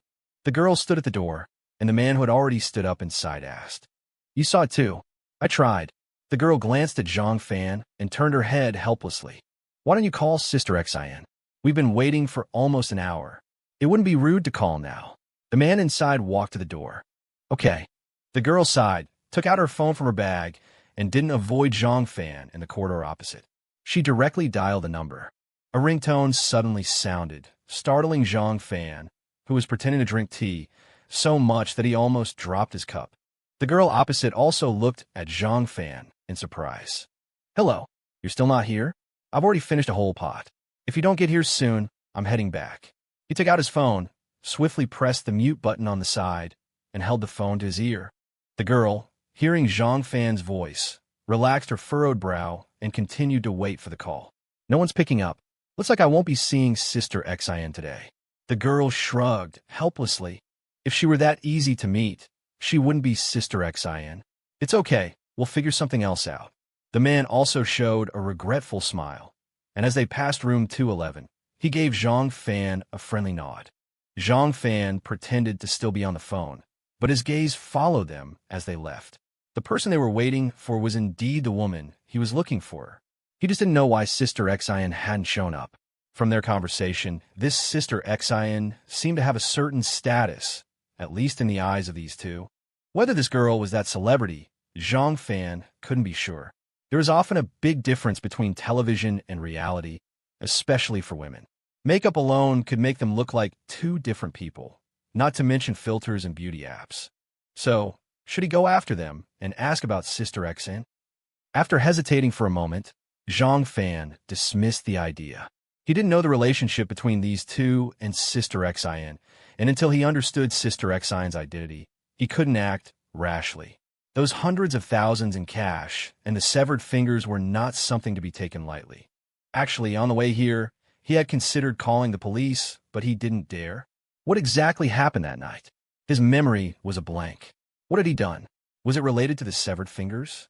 Thinking of this, Zhang Fan felt a surge of fear. He got up, paid the bill under the pretext of his friend canceling on him, and quickly left the tea house, driving towards Sunshine KTV. As he got into the car, he couldn't help but shudder as he stared at the heavy trunk. The living room lights were off, or rather, in this small house that was originally filled with warmth, not a single light was on. The boundless night echoed with endless helplessness. Shen Qiao curled up on the sofa, her chin resting on her knees, her gaze blankly fixed on the slippers on the floor. The pendulum of the clock in the living room ticked rhythmically, and warm tears fell silently, leaving cold trails on her soft skirt. Her phone was within reach, but she didn't dare to pick it up. She just desperately hoped that the phone would suddenly ring, ringing with the familiar and unique song, just as she longed for the closed door to suddenly open. A long inhale sounded, and Shen Qiao in the darkness suddenly looked up, a flicker of complexity in her eyes. She picked up her phone, expertly opened WeChat, and clicked on a contact in her address book. The chat interface that popped up was blank, either because they had never contacted each other or because the chat history had been deleted. Shen Qiao stared at the other person's avatar, which was just a picture of blue sky and white clouds, and hesitantly clicked on their moments. There was only one post, published an hour ago, with only 4 words, "If you are well." The accompanying picture was of a rascally rabbit standing against the wind.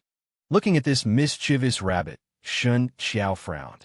Then, Shen Qiao clicked on Settings and added the contact to her blacklist.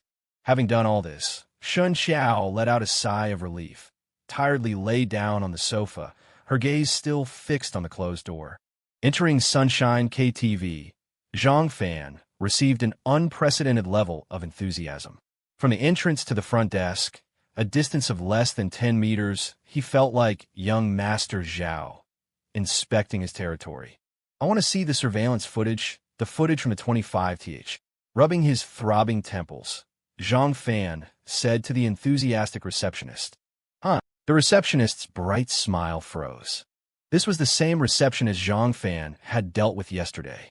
Sunshine KTV had 2 shifts in 3 rotations, and today happened to be her night shift. I want to see the surveillance footage from the 25th, just the footage from the hallway outside rooms 8303 to 8305 and the front desk. Zhang Fan took a deep breath and said calmly, "Sir, we can't just let you see the surveillance footage. It's like this. As you know, I got drunk that day, and I lost my watch." There wasn't a trace of abnormality in Zhang Fan's expression, but his tone was filled with undeniable authority. "Lost your watch?" The receptionist was slightly stunned, her gaze falling on Zhang Fan's empty wrist. This big spender had thrown money around like it was nothing.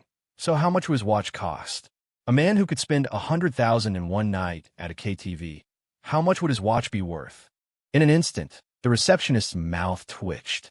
"I don't want to make things difficult for you. I just want to find out where I lost my watch. I was in 2 private rooms that day, and all the people inside were my guests.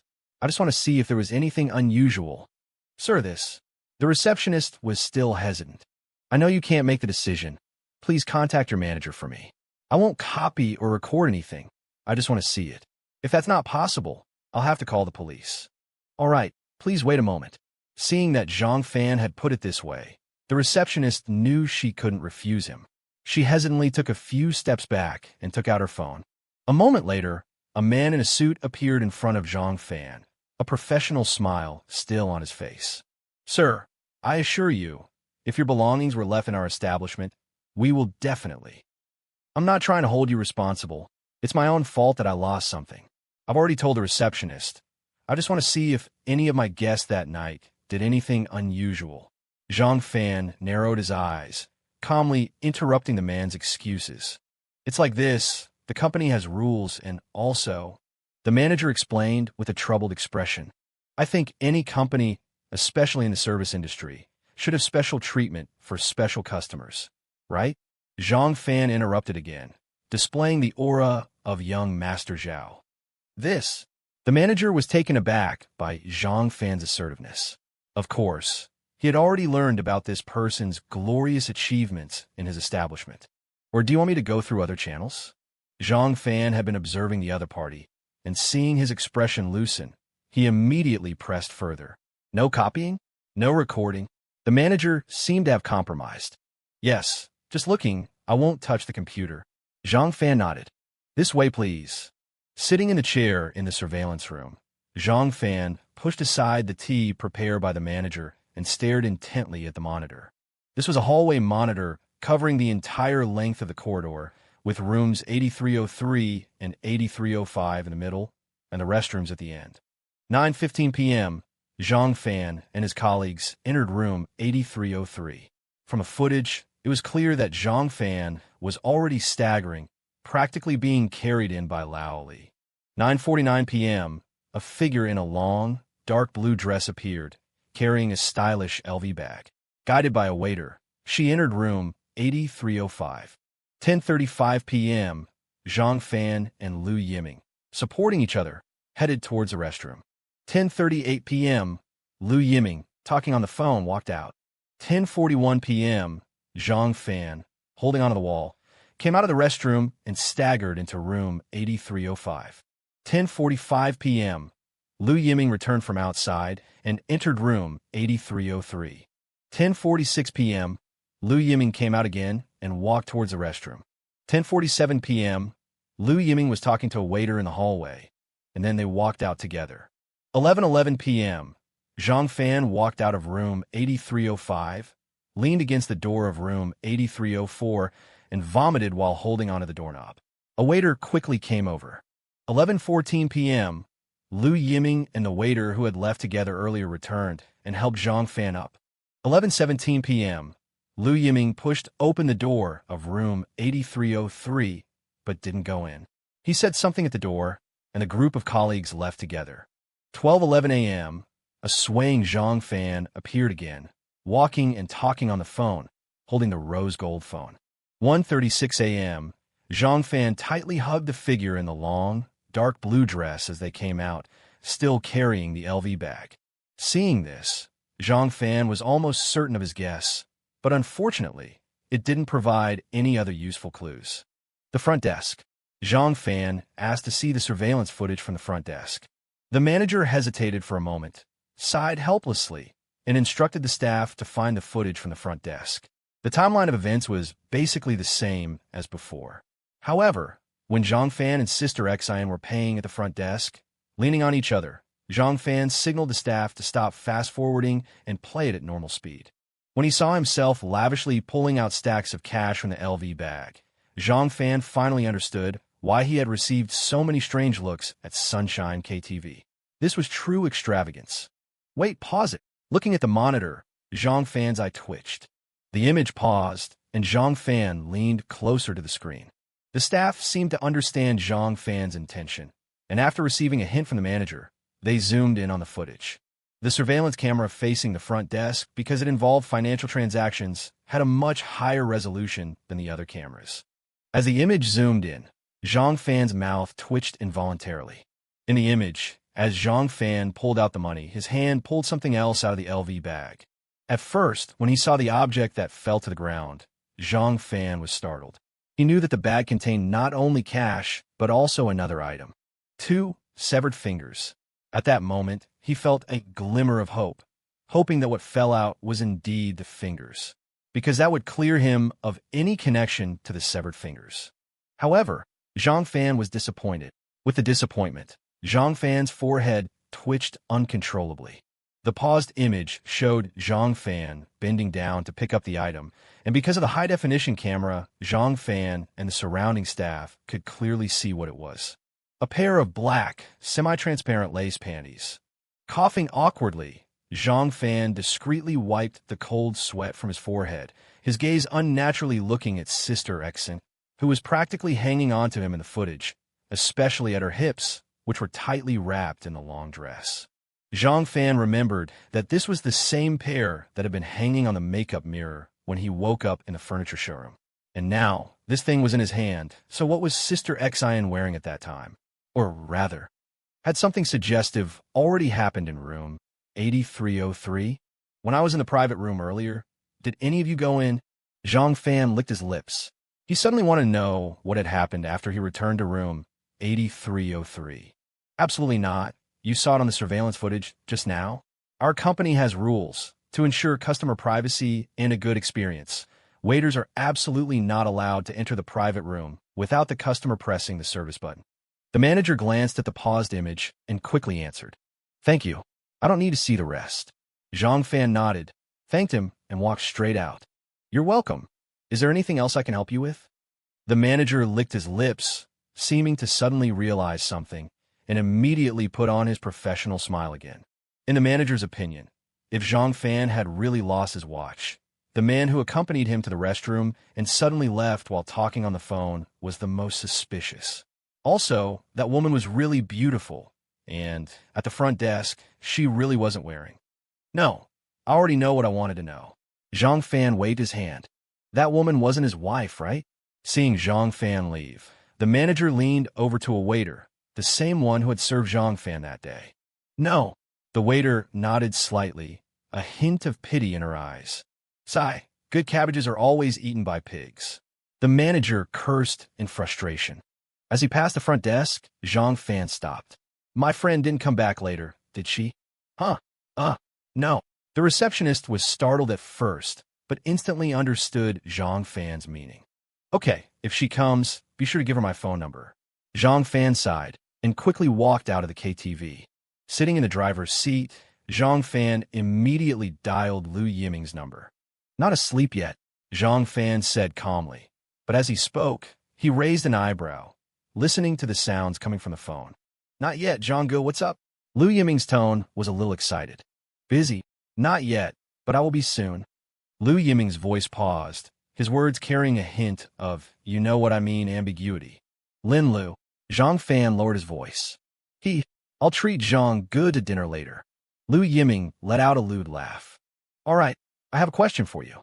When we were at Sunshine KTV that day, you helped me to the restroom at one point. Zhang Fan didn't want to interfere with Liu Yiming's private life. When the call connected, he had heard a giggle. Since it was consensual, there was no need for him to say anything. Of course, Zhang, you remember? I helped you to the restroom, and then I got a call, and then you disappeared. Damn, I was so scared. If you weren't a grown man, I would have called the police if you were a girl. By the way, where did you go later? You have the nerve to say that? I went to the wrong private room and was forced to drink several glasses. Zhang Fan's tone was calm, but he confirmed his guess. He naturally didn't lose his watch. He didn't even have the habit of wearing a watch. He didn't even own one. Shen Qiao had offered to buy him one, but he refused. Oh, you should have come back and called me. I would have backed you up. By the way, were there any girls in that room? A bunch of Andes. All right, you go do your thing. I just suddenly remembered and wanted to see which unreliable guy left me outside. Sorry, I'll apologize to you later. And when I treat you to drinks next time, I'll punish myself with 3 drinks first. Driving back to his apartment complex, Zhang Fan's hand froze mid-air, hovering over the door handle. He hesitated for a full 10 seconds before lowering it. Rolling down the car window and lighting a cigarette, he leaned back against the seat.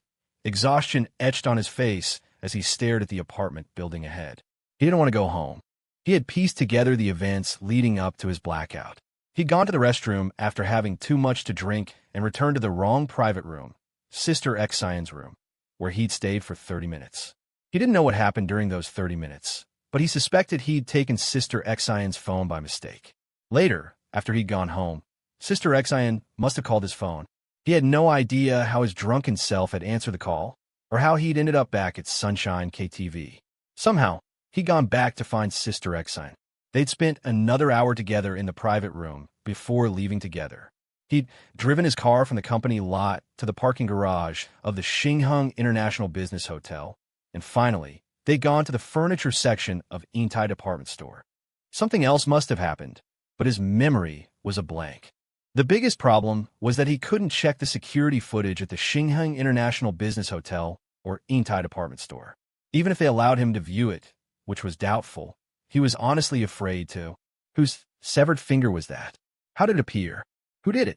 With this gap in his memory, there were too many terrifying possibilities. Before this, could he have imagined himself throwing around money so recklessly? Could he have imagined a shocking one-night stand with a strange woman in a furniture showroom? He shuddered to think what else he might have done, like cutting off someone's finger. What else didn't he know? Zhang Fan pounded his forehead, pacing like a hungry wolf in the dead of night.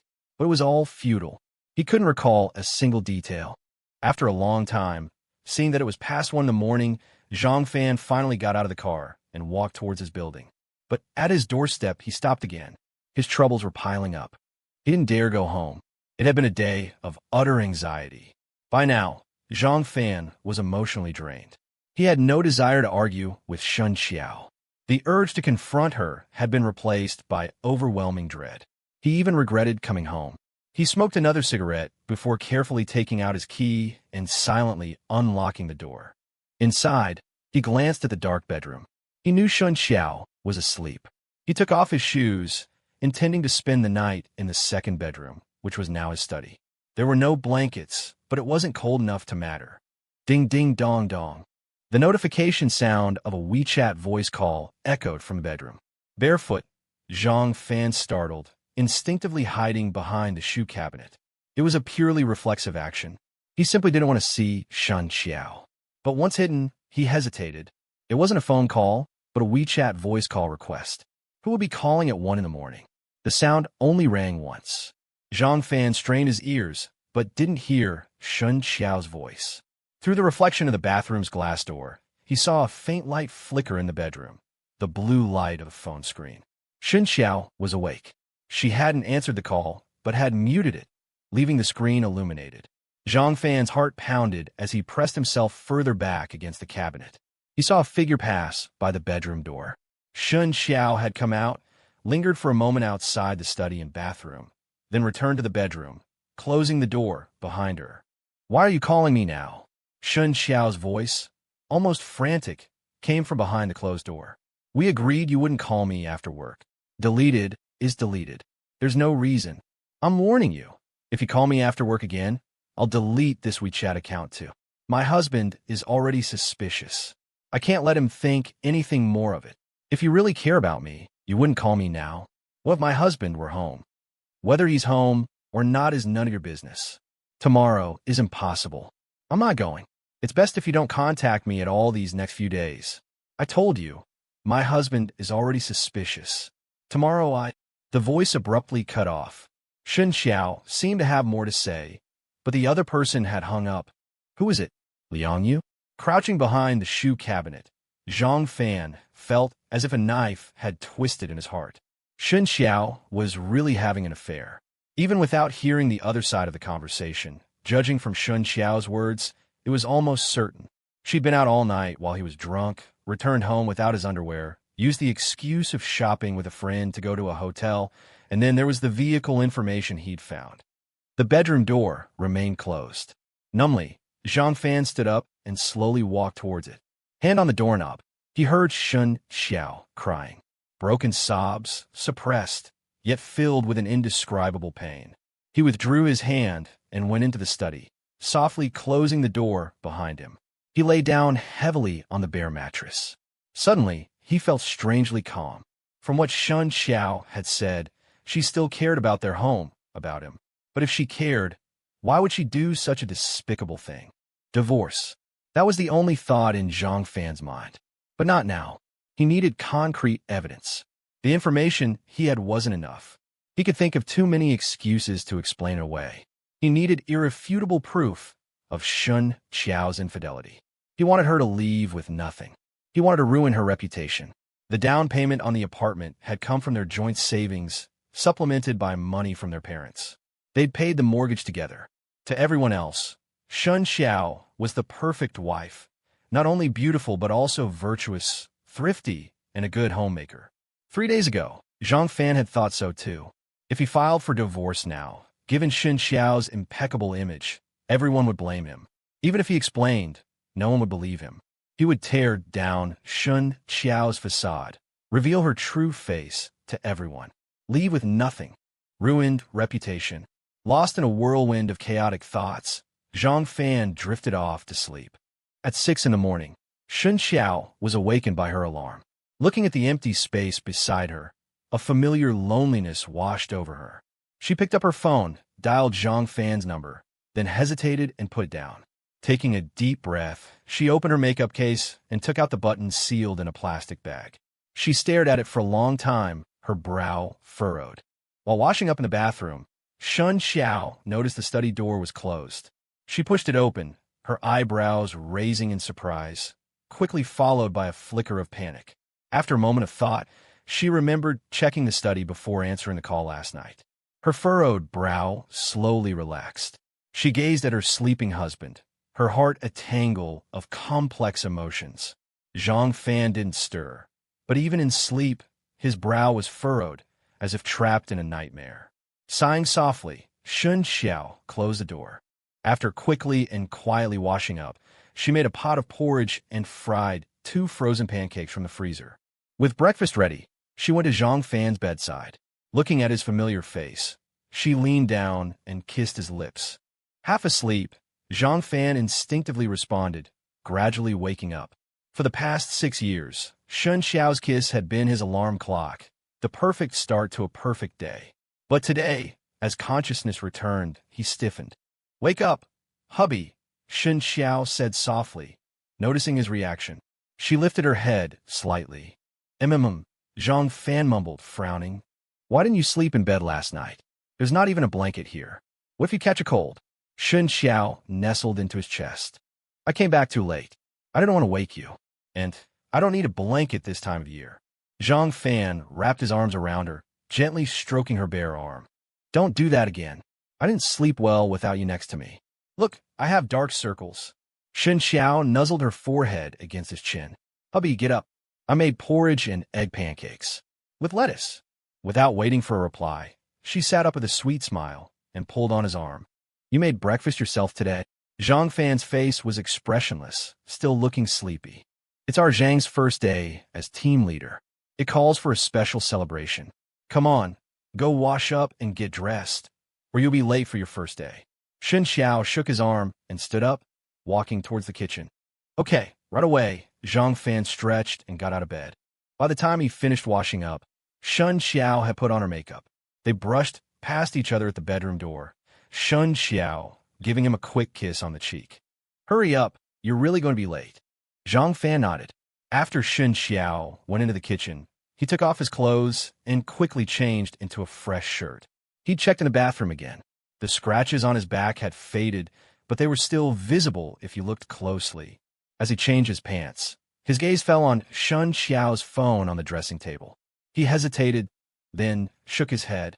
The voice he'd heard was from WeChat. There wouldn't be a record. As he looked away, he noticed a button lying next to the phone. He glanced at it, but dismissed it. After a hurried breakfast, Zhang Fan drove Shen Qiao to work, as he did every morning for years. Their offices were actually not close, and it even required a detour. Shen Qiao had once suggested taking public transportation herself, but Zhang Fan refused, insisting on driving his wife to work every day. Shen Qiao was very attractive, and she always drew a lot of attention in public. Because of her job, she had to wear professional attire, which further enhanced her charm. The tight pencil skirts, in particular, always made men fantasize. Therefore, Zhang Fan was unwilling to let his wife squeeze onto the crowded buses or subways during the morning rush hour. See you tonight, honey. Drive safe. Shen Qiao opened the car door when they arrived at her office building, but in the moment she stepped out, she turned around and gave Zhang Fan a passionate kiss. Okay, you go ahead. I didn't sleep well last night. Be careful crossing the road. Zhang Fan waved to Shen Qiao with a doting smile. As he drove away, staring at the congested morning rush hour traffic, Zhang Fan's eyes gradually turned cold. Ever since he woke up, he had been trying to hide his emotions, especially when he saw Shen Qiao displaying her usual tenderness and thoughtfulness. He had almost lost control several times. Could his wife's tenderness and virtuousness be all an act, just to cover up her guilt after cheating? In the past, Zhang Fan had absolute trust in Shen Qiao. When Shen Qiao occasionally went out, whether on business trips or shopping with her colleagues and besties, Zhang Fan never questioned her and never thought much of it. Shen Qiao's first time was with him, and he was ecstatic at the time. He couldn't believe that Shen Qiao had never had a boyfriend before, and that he was her first man. As a man, Zhang Fan was well aware of the current social situation. He himself had had 2 girlfriends before Shen Qiao, and after Shen Qiao got together with him, she had almost no intimate contact with other men, let alone any rumors. This also led to Zhang Fan's unwavering trust in his wife. But now, scenes from the past flashed through his mind. Business trips, shopping, gatherings with besties, class reunions. Zhang Fan suddenly felt that Shen Qiao was full of suspicious points, as if their past married life was full of lies and deceit. Was that night really her first time? Zhang Fan frowned, tried to recall the scene of that night. Because the memory was so profound, he remembered almost every detail. But he had no idea whether there was anything unusual in the trash can in the hotel bathroom that day. Could she have been on her period? No, it couldn't have been the beginning of her period, because they were together the next 2 days. So it was just over. That's why he didn't use contraception the first time, and Shen Qiao didn't care. Thinking of this, Zhang Fan felt a surge of irritability. He wiped the corner of his mouth forcefully, and suddenly felt that Shen Qiao's kiss just now was somewhat disgusting. This delicate and rosy mouth was likely often accepting another man's saliva, and even accepting. Suddenly, Zhang Fan's eyes widened, and he slammed on the brakes. Staring at the bus that was almost within reach, Zhang Fan broke out in a cold sweat. He had been driving absent-mindedly and almost crashed into a bus waiting for a red light in front of him. Heaving a long sigh, Zhang Fan waved away the chaotic thoughts in his mind and slowly drove the car off the main road. Pulling up in front of a convenience store on a side road, Zhang Fan lit a cigarette with lingering fear. He had intended to calm down, but Shen Qiao's phone call from last night echoed in his mind. The adulterer wants to meet today? Shen Qiao disagrees, but the adulterer insists. From the content of Shen Qiao's words, Zhang Fan had this speculation. So, Zhang Fan frowned. They will definitely meet today. If the adulterer is confirmed to be Liang Yu from the same company, and their rendezvous was interrupted by him yesterday. Maybe they are already in the office. Taking out his phone, Zhang Fan directly called his mentor. Although it was very bad to ask for leave on the first day after being promoted, Zhang Fan was not a new employee and was considered half a veteran of the company. The key was that his direct supervisor was still his mentor, so Zhang Fan asked for leave from his mentor on the grounds that there was an urgent matter at home. After hanging up the phone with his mentor, Zhang Fan immediately turned the car around and drove towards Shen Qiao's company. On the way there, Zhang Fan occasionally thought of the LV bag in the trunk of the car, but all the clues he could find were cut off. The only thing he could do was to wait for Sister Xian to call him, because Sister Xian's SIM card was still in his phone. When he was 1 block away from Shen Qiao's company, Zhang Fan parked the car in a supermarket parking lot and walked to Shen Qiao's company on foot. Shen Qiao's company mainly deals in the distribution and promotion of daily chemical products, but Shen Qiao is in finance and rarely participates in promotion work. This was Zhang Fan's first time visiting Shen Qiao's company. Although he had been picking her up and dropping her off every day, Zhang Fan had never gone upstairs. Was it trust? Or not caring enough? Zhang Fan shook his head as he walked into the elevator, unable to find an answer. "Hello, where is Miss Shen Qiao's office?" Zhang Fan came to the front desk, raised the coffee in his hand, pretended to look at the express slip on it, and asked politely. He had bought the coffee downstairs on purpose, and not only that, he had also bought a bouquet of roses. "The finance department is at the end of the corridor. Turn left, but she doesn't seem to be here yet. You can." "Oh, forget it. Go see for yourself." The receptionist showed a professional smile, her eyes scanning back and forth between the coffee and the roses. "Thank you." Zhang Fan frowned slightly. Shen Qiao wasn't here? He clearly dropped her off downstairs. Huh? Who ordered takeout so early in the morning? Zhang Fan was walking inside when the door of another elevator behind him opened, and a seductive woman walked out. "Didn't you see the roses? Who else could it be?" The receptionist smiled playfully. "Someone sent her flowers again?" The seductive woman frowned, a hint of imperceptible disgust flashing across her face. Hee. Maybe her husband sent them." The receptionist whispered. Zhang Fan, who was walking in front, did not turn around, but he heard the conversation between the two. "Someone sent flowers again? People often send flowers to Shen Qiao." Damn it. Zhang Fan had never sent flowers to Shen Qiao's company, and Shen Qiao had never mentioned it to him. With a heavier heart, he quickly walked to the end of the corridor, turned around, and Zhang Fan's eyes narrowed, staring at the nameplate on the door of an office. Finance Manager, Liang Yu. Damn, this Liang Yu is actually his wife's direct supervisor. He clearly remembers that his wife told him that the finance manager was a middle-aged woman, surnamed Wang. The office door was locked, and there was no other information on the nameplate besides the job title and name. Zhang Fan glanced behind him with the corner of his eye. Seeing that no one was paying attention to him, he leaned forward slightly and put his ear against the door. After a moment, Zhang Fan breathed a sigh of relief. There was no movement inside. He was really worried that he would hear something. Passing by Liang Yu's office, Zhang Fan frowned again. Shen Qiao's office was actually next to Liang Yu's. Although it was normal for the finance office to be adjacent to the finance manager's office, thinking of their possible relationship, Zhang Fan felt very uncomfortable. He subconsciously looked at the nameplate, which read, Cashier, Shen Qiao, Accountant, Wang Xiaowan. The door was open, and Zhang Fan looked inside. The office was not big, and there was only a middle-aged woman in her 50s, slightly plump, wearing a pair of floral-rimmed glasses. Surnamed Wang, this must be the finance manager, Shen Qiao mentioned. "Hello, is Miss Shen Qiao here?" Seeing that his wife was not in the office and Liang Yu's office was locked, Zhang Fan felt a bad premonition. "Shen Qiao? She's on leave today." Wang Xiaowan raised her head from the ledger and looked at Zhang Fan suspiciously. When she saw what Zhang Fan was holding, she raised her eyebrows and ignored Zhang Fan. "On leave? When did she ask for leave?" Zhang Fan was shocked and blurted out. He had sent Shen Qiao here, and the two of them were joking along the way, but Shen Qiao never mentioned that she was going to take leave.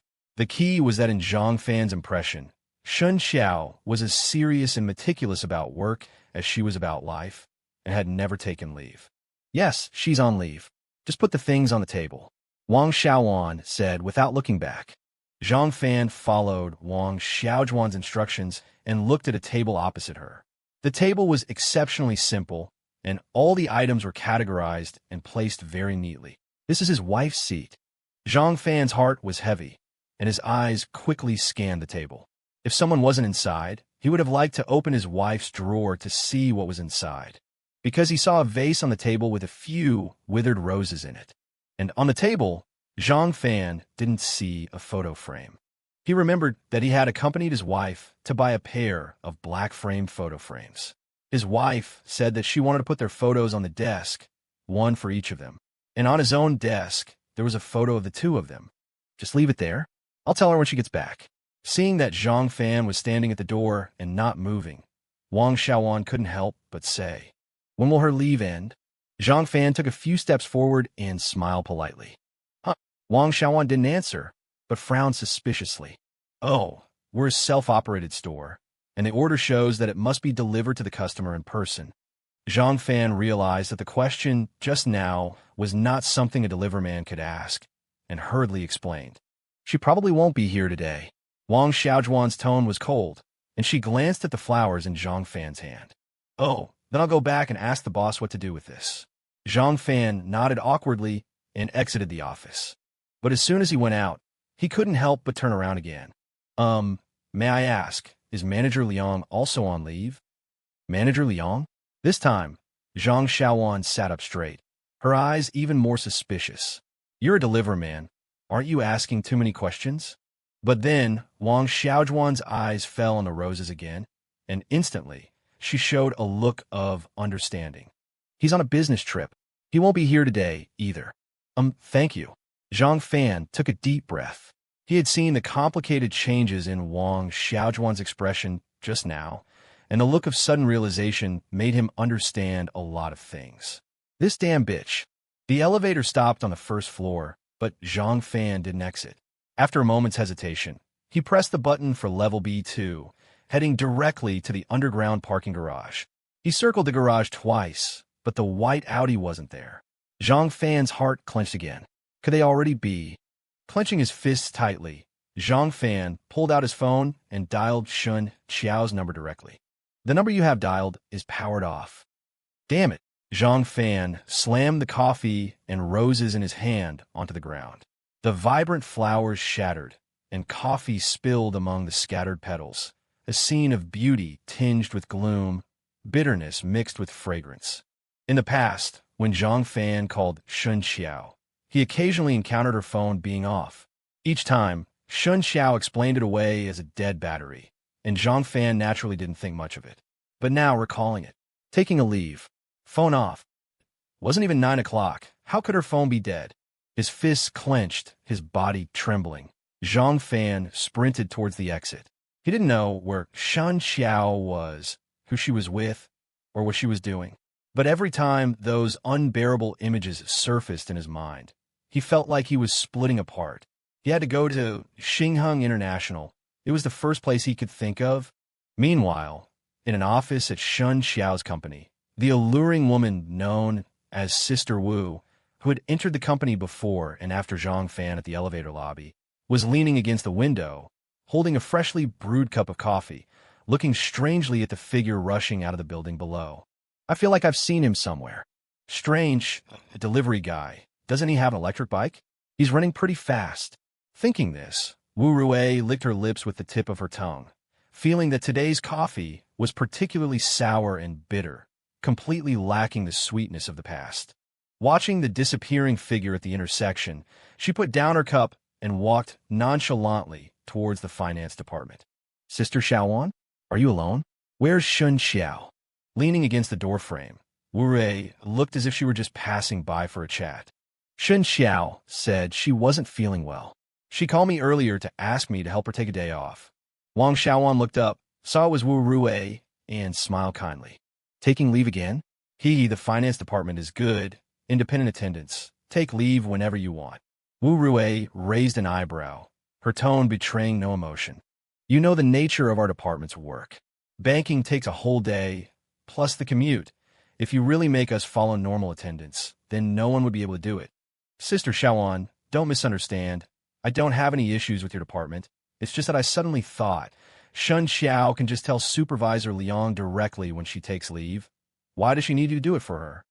Maybe because Supervisor Liang is on a business trip. Supervisor Liang is on a business trip? Even if he's on a business trip, it's still a phone call for leave. Anyway, it's such a coincidence. Wu Rui seemed to blurt it out, but there was an inexplicable surprise in her voice. Who knows? By the way, I saw someone delivering flowers earlier. What happened? Did you throw them away? How could I? The delivery guy said he wanted to deliver them to Shen Qiao personally. Shen Qiao wasn't here, so he took them away. I don't drink coffee anyway. Wang Xiaowan said, pointing to the health pod on the table. Took them away?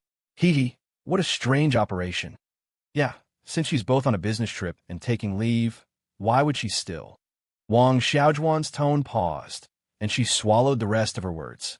Maybe this time it was really from her husband. Didn't they say they have a good relationship? Wu Rui curled one corner of her mouth, revealing a meaningful smile, but the smile didn't last long as she instantly thought of something. Talk to you later. I have a conference call scheduled today. Wu Rui raised her hand to check her watch and walked out with a smile. As she walked, Wu Rui took out her phone and opened Shen Qiao's WeChat moments. When she found a photo of Shen Qiao and Zhang Fan together, the smile on her lips widened. Interesting. It really was from her husband today. Zhang Fan's car sped into the parking lot of Xingheng International. He circled twice, but after failing to find the white Audi, he quickly drove out and headed toward another nearby hotel. Meanwhile, Shen Qiao was getting out of a taxi, frowning as she walked towards her residential complex. After Zhang Fan had dropped Shen Qiao off at the company and watched him leave, Shen Qiao immediately hailed a taxi, took a leave of absence from the company on the phone, and then turned off her phone. She didn't want to receive that call today, and her destination was home. Passing through the gate of the complex, Shen Qiao didn't head towards her own building, but instead walked towards the property management center on the left side of the gate. Excuse me, sir, can I see the surveillance footage for the complex? Entering the surveillance room of the property management office, Shen Qiao knocked on the door and said with a smile to the security guard on duty inside, "Look at the surveillance." The security guard's face darkened. When residents came to check surveillance footage, it often meant trouble, and they were most afraid of trouble. Yes, I just need to see the surveillance footage of the elevator in my building. Shen Qiao smiled politely. Can I ask why? Company policy is that surveillance footage can't be shown to just anyone. If you've lost something, I suggest you report it to the police first, because there are many issues that we, as property management, can't mediate. The security guard frowned. Checking the elevator surveillance? Could it be that she was taken advantage of in the elevator? There were many such news stories recently. The guard looked at Shen Qiao, who was voluptuous and beautiful, and couldn't help but have such a guess. If that was the case, then it was really necessary to call the police first. They couldn't handle such a matter and would instead be held accountable for inadequate patrol. It's like this. I suspect my husband is cheating on me. Shen Qiao frowned, pondered for a moment, and stammered. What? The guard's eyelids twitched. With your looks? Your husband is cheating? Yes, I was on a business trip on the 25th, and I suspect my husband brought another woman home. Shen Qiao looked worried, like a pear blossom bathed in rain. Did you find something at home? Yes, so I want to see the surveillance footage to confirm. The guard was silent, staring solemnly at the pitiful Shen Qiao. He already believed 70 to 80% of what Shen Qiao said. Family scandals shouldn't be aired out. If she wasn't completely sure, who would want to tell an outsider about this? Close the door. The guard took a deep breath, pulled his chair closer, and picked up the mouse. Shen Qiao turned to close the door, but hesitated the moment she touched the doorknob. She turned her head, looked at the security guard, who was nearly 60 years old, took a slight breath, and closed the door. It was the 25th, right? Which building? Seeing that Shen Qiao had closed the door, the guard opened the backup folder. Building 19, Unit A. Starting from 9 p.m. would be fine. Shen Qiao replied softly, walking a few steps behind the guard, but keeping a slight distance. Building 19, Unit. Its surveillance camera 061, 9 p.m.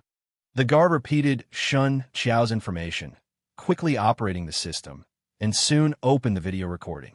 According to policy requirements, surveillance footage of public areas must be kept for at least 15 days, so it was easy to find the surveillance footage from a few days ago.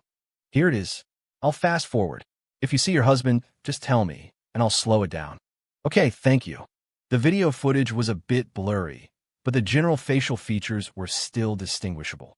Because it was 9 o'clock at night, the elevator usage was not low, with many people coming and going. Shen Qiao even saw Aunt Zhang from downstairs, whom she had met a few times. Stop, this is my husband. Suddenly, Shen Qiao pointed at the surveillance screen. In the surveillance footage, Lu Yiming was supporting Zhang Fan. From Lu Yiming's strained appearance, it could be judged that Zhang Fan was indeed very drunk, his steps unsteady, completely relying on Lu Yiming's support. Lu Yiming, who was supporting Zhang Fan, also had one hand free, taking out his phone and making a call. Looking at the time displayed on the screen, 11:45 p.m., Shen Qiao half-closed her eyes, recalling the time Lu Yiming called her that day. The times matched, which meant that it was indeed Lu Yiming who brought him home that day. This is your husband? The one who's drunk? The one who brought him back as a man? Miss, are you sure you didn't misunderstand your husband? The guard was also squinting at the surveillance, and after confirming Lu Yiming's gender, he turned around with a look of suspicion. Can we continue watching? Shen Qiao took a deep breath, her furrowed brows slowly relaxing. No, even if Lu Yiming brought him home, it was possible that the woman came after Lu Yiming left. That button was definitely not hers. Okay. The security guard shrugged and pressed the fast-forward button again, but his inner thoughts about Shen Qiao had changed. This was the suspicion of young people. How many marriages were ruined by lack of trust and suspicion? The surveillance footage played quickly. Lu Yiming soon took the elevator to leave, still talking on the phone in the elevator. Because the surveillance only had images and no sound, Shen Qiao couldn't hear what Lu Yiming was saying, but looking at the time above, Shen Qiao recalled the second call Lu Yiming made to her that day. The footage continued to play. Shen Qiao's face was complex, and she wondered if she had wronged Zhang Fan. Huh, why is he out again? The security guard said in surprise. Based on his judgment, Zhang Fan's level of intoxication should have made him go straight to sleep after returning home. Shen Qiao, however, felt a tightening in her heart, staring intently at her husband on the screen. Zhang Fan staggered into the elevator, leaning against the side without any regard for his appearance, holding a phone in one hand and talking to someone. Staring at the rose-gold phone, whose model was indiscernible but whose color was instantly recognizable, Shen Qiao's heart clenched. She had seen this phone at her home, hidden by her husband in a drawer in the study. Whose phone was this?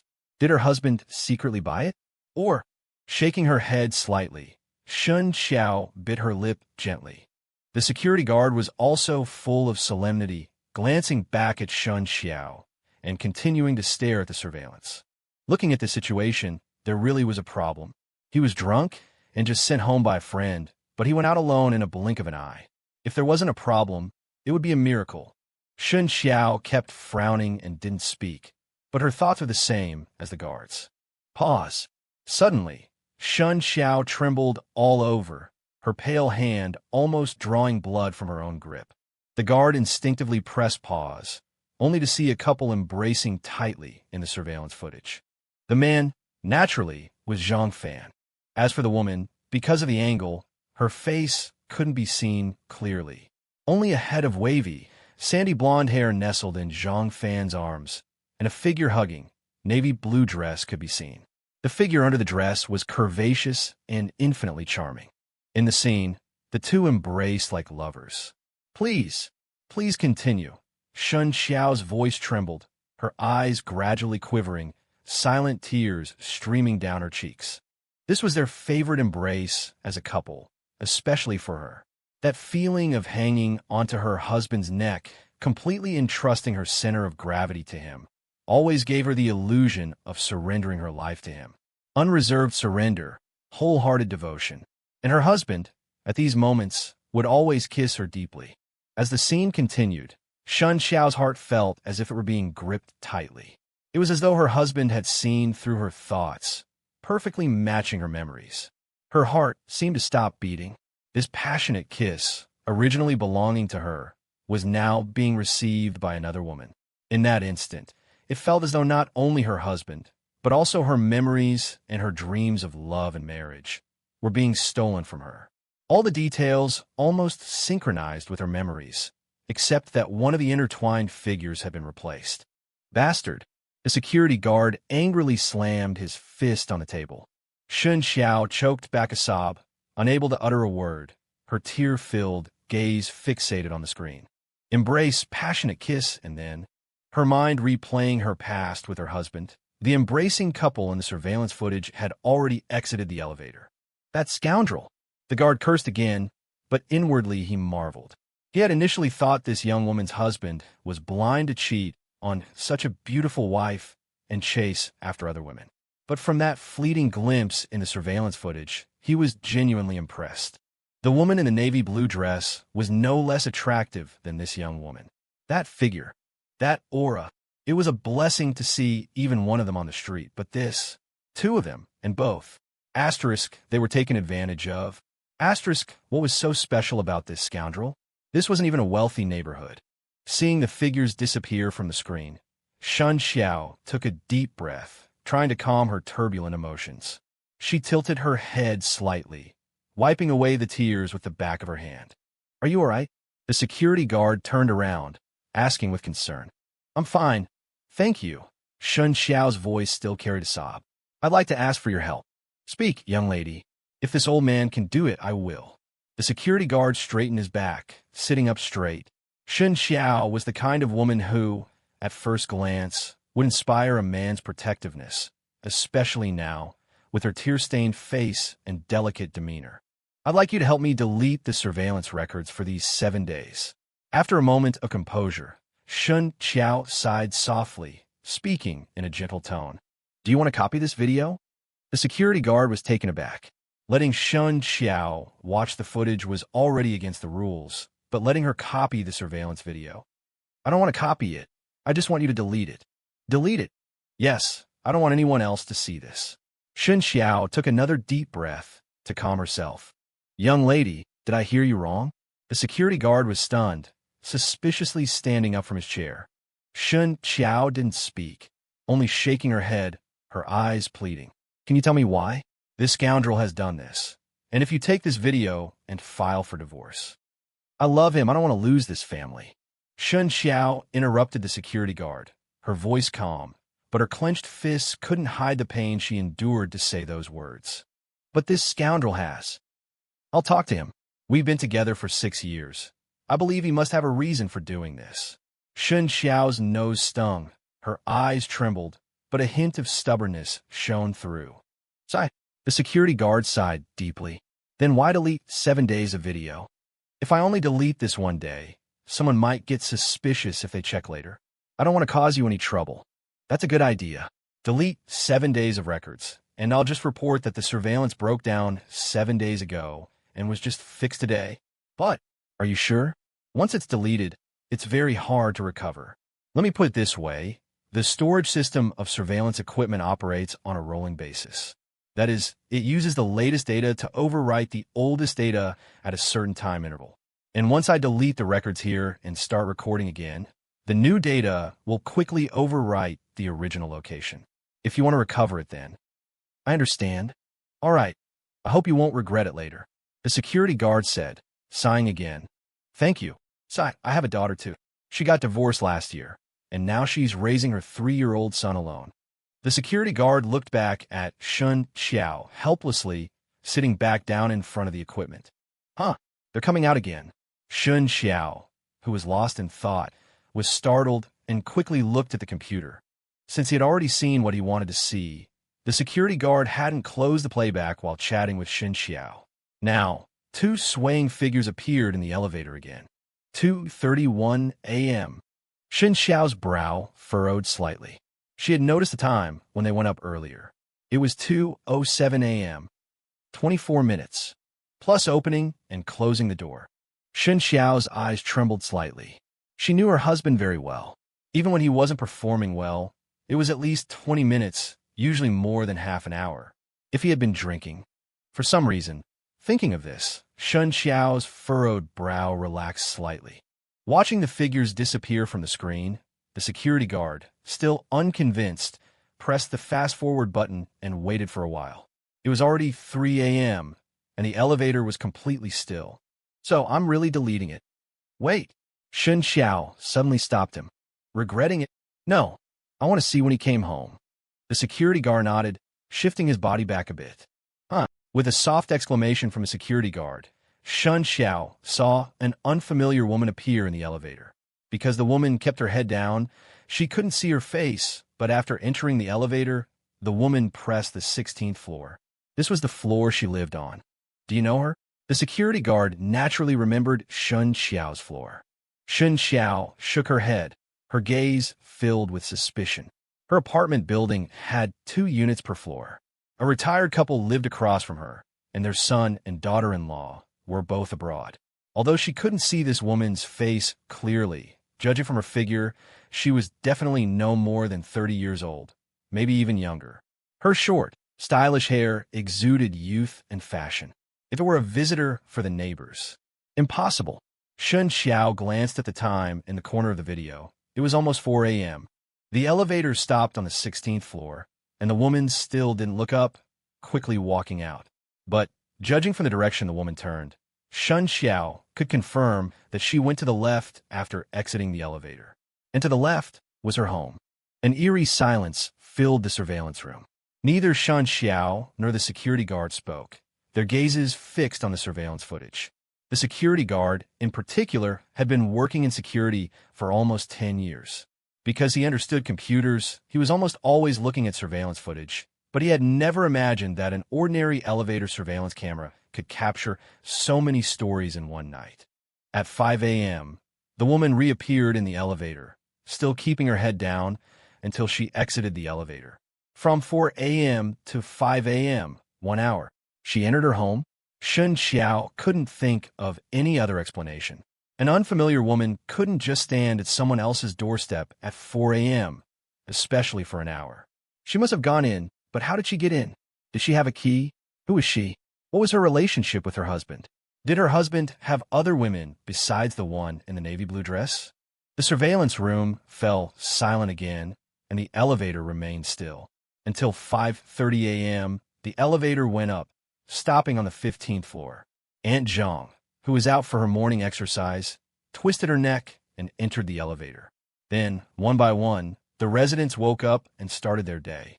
At 6:35 a.m., a tired-looking Zhang fan appeared in the elevator, holding his head with one hand, looking extremely uncomfortable.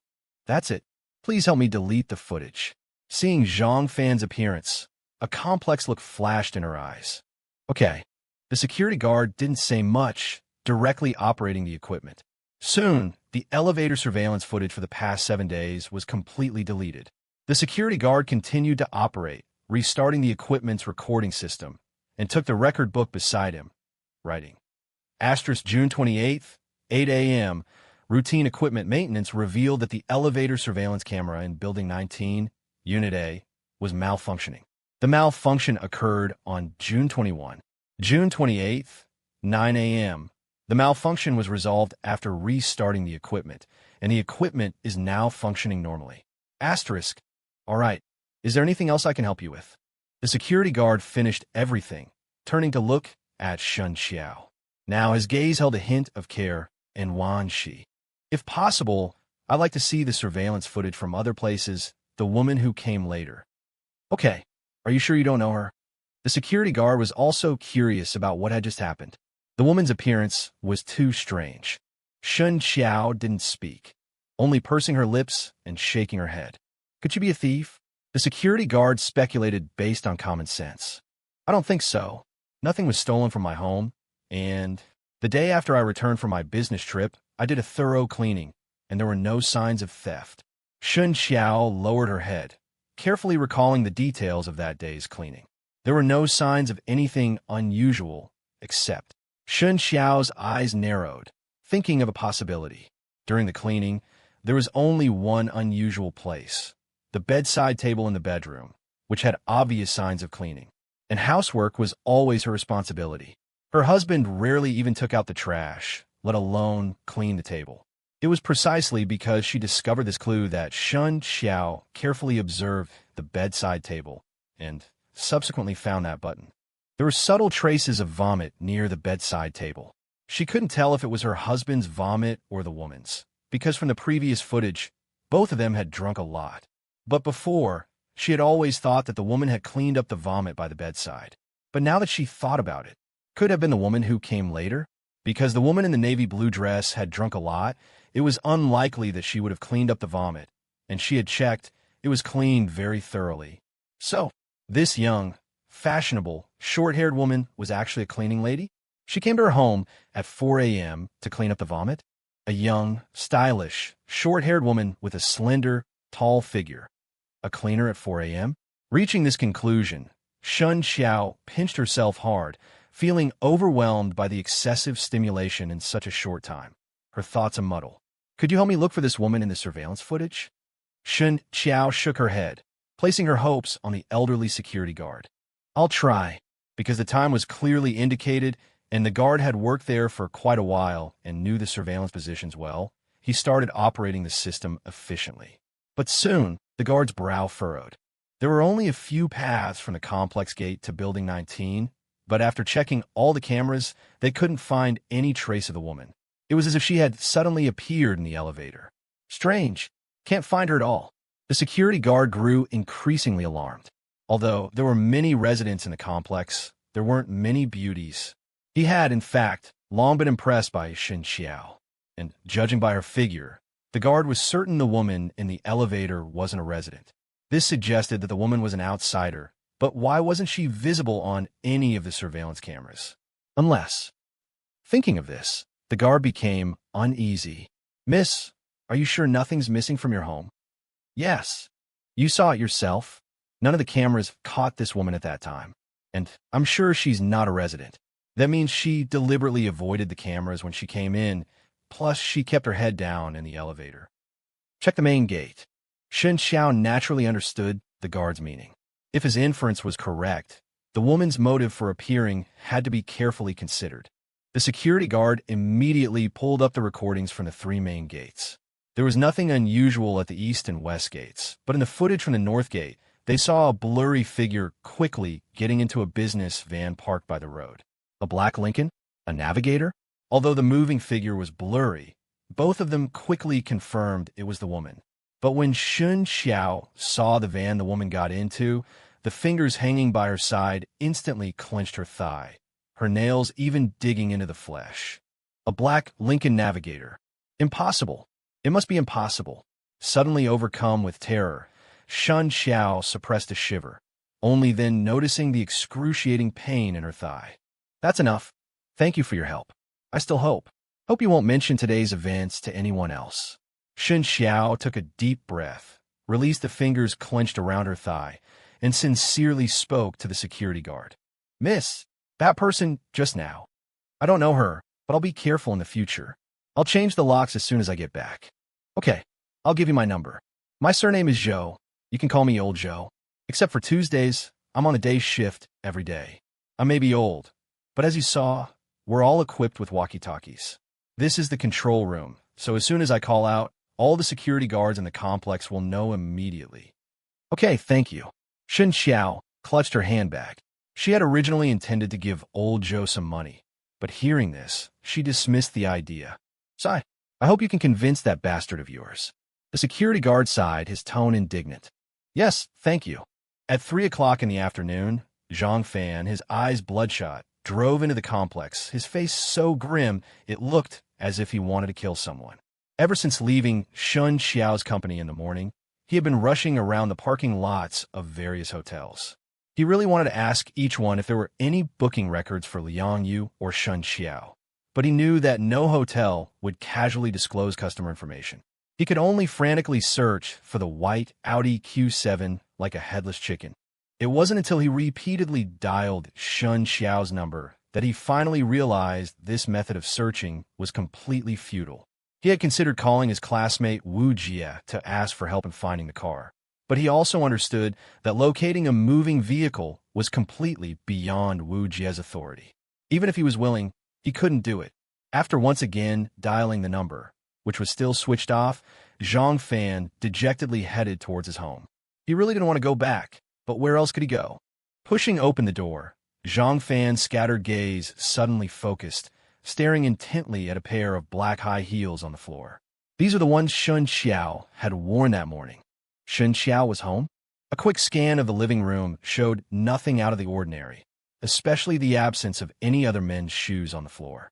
Without even changing his shoes, Zhang Fan tiptoed quickly towards the bedroom. The bedroom door was ajar, and as Zhang Fan approached, he saw the familiar figure lying on the bed.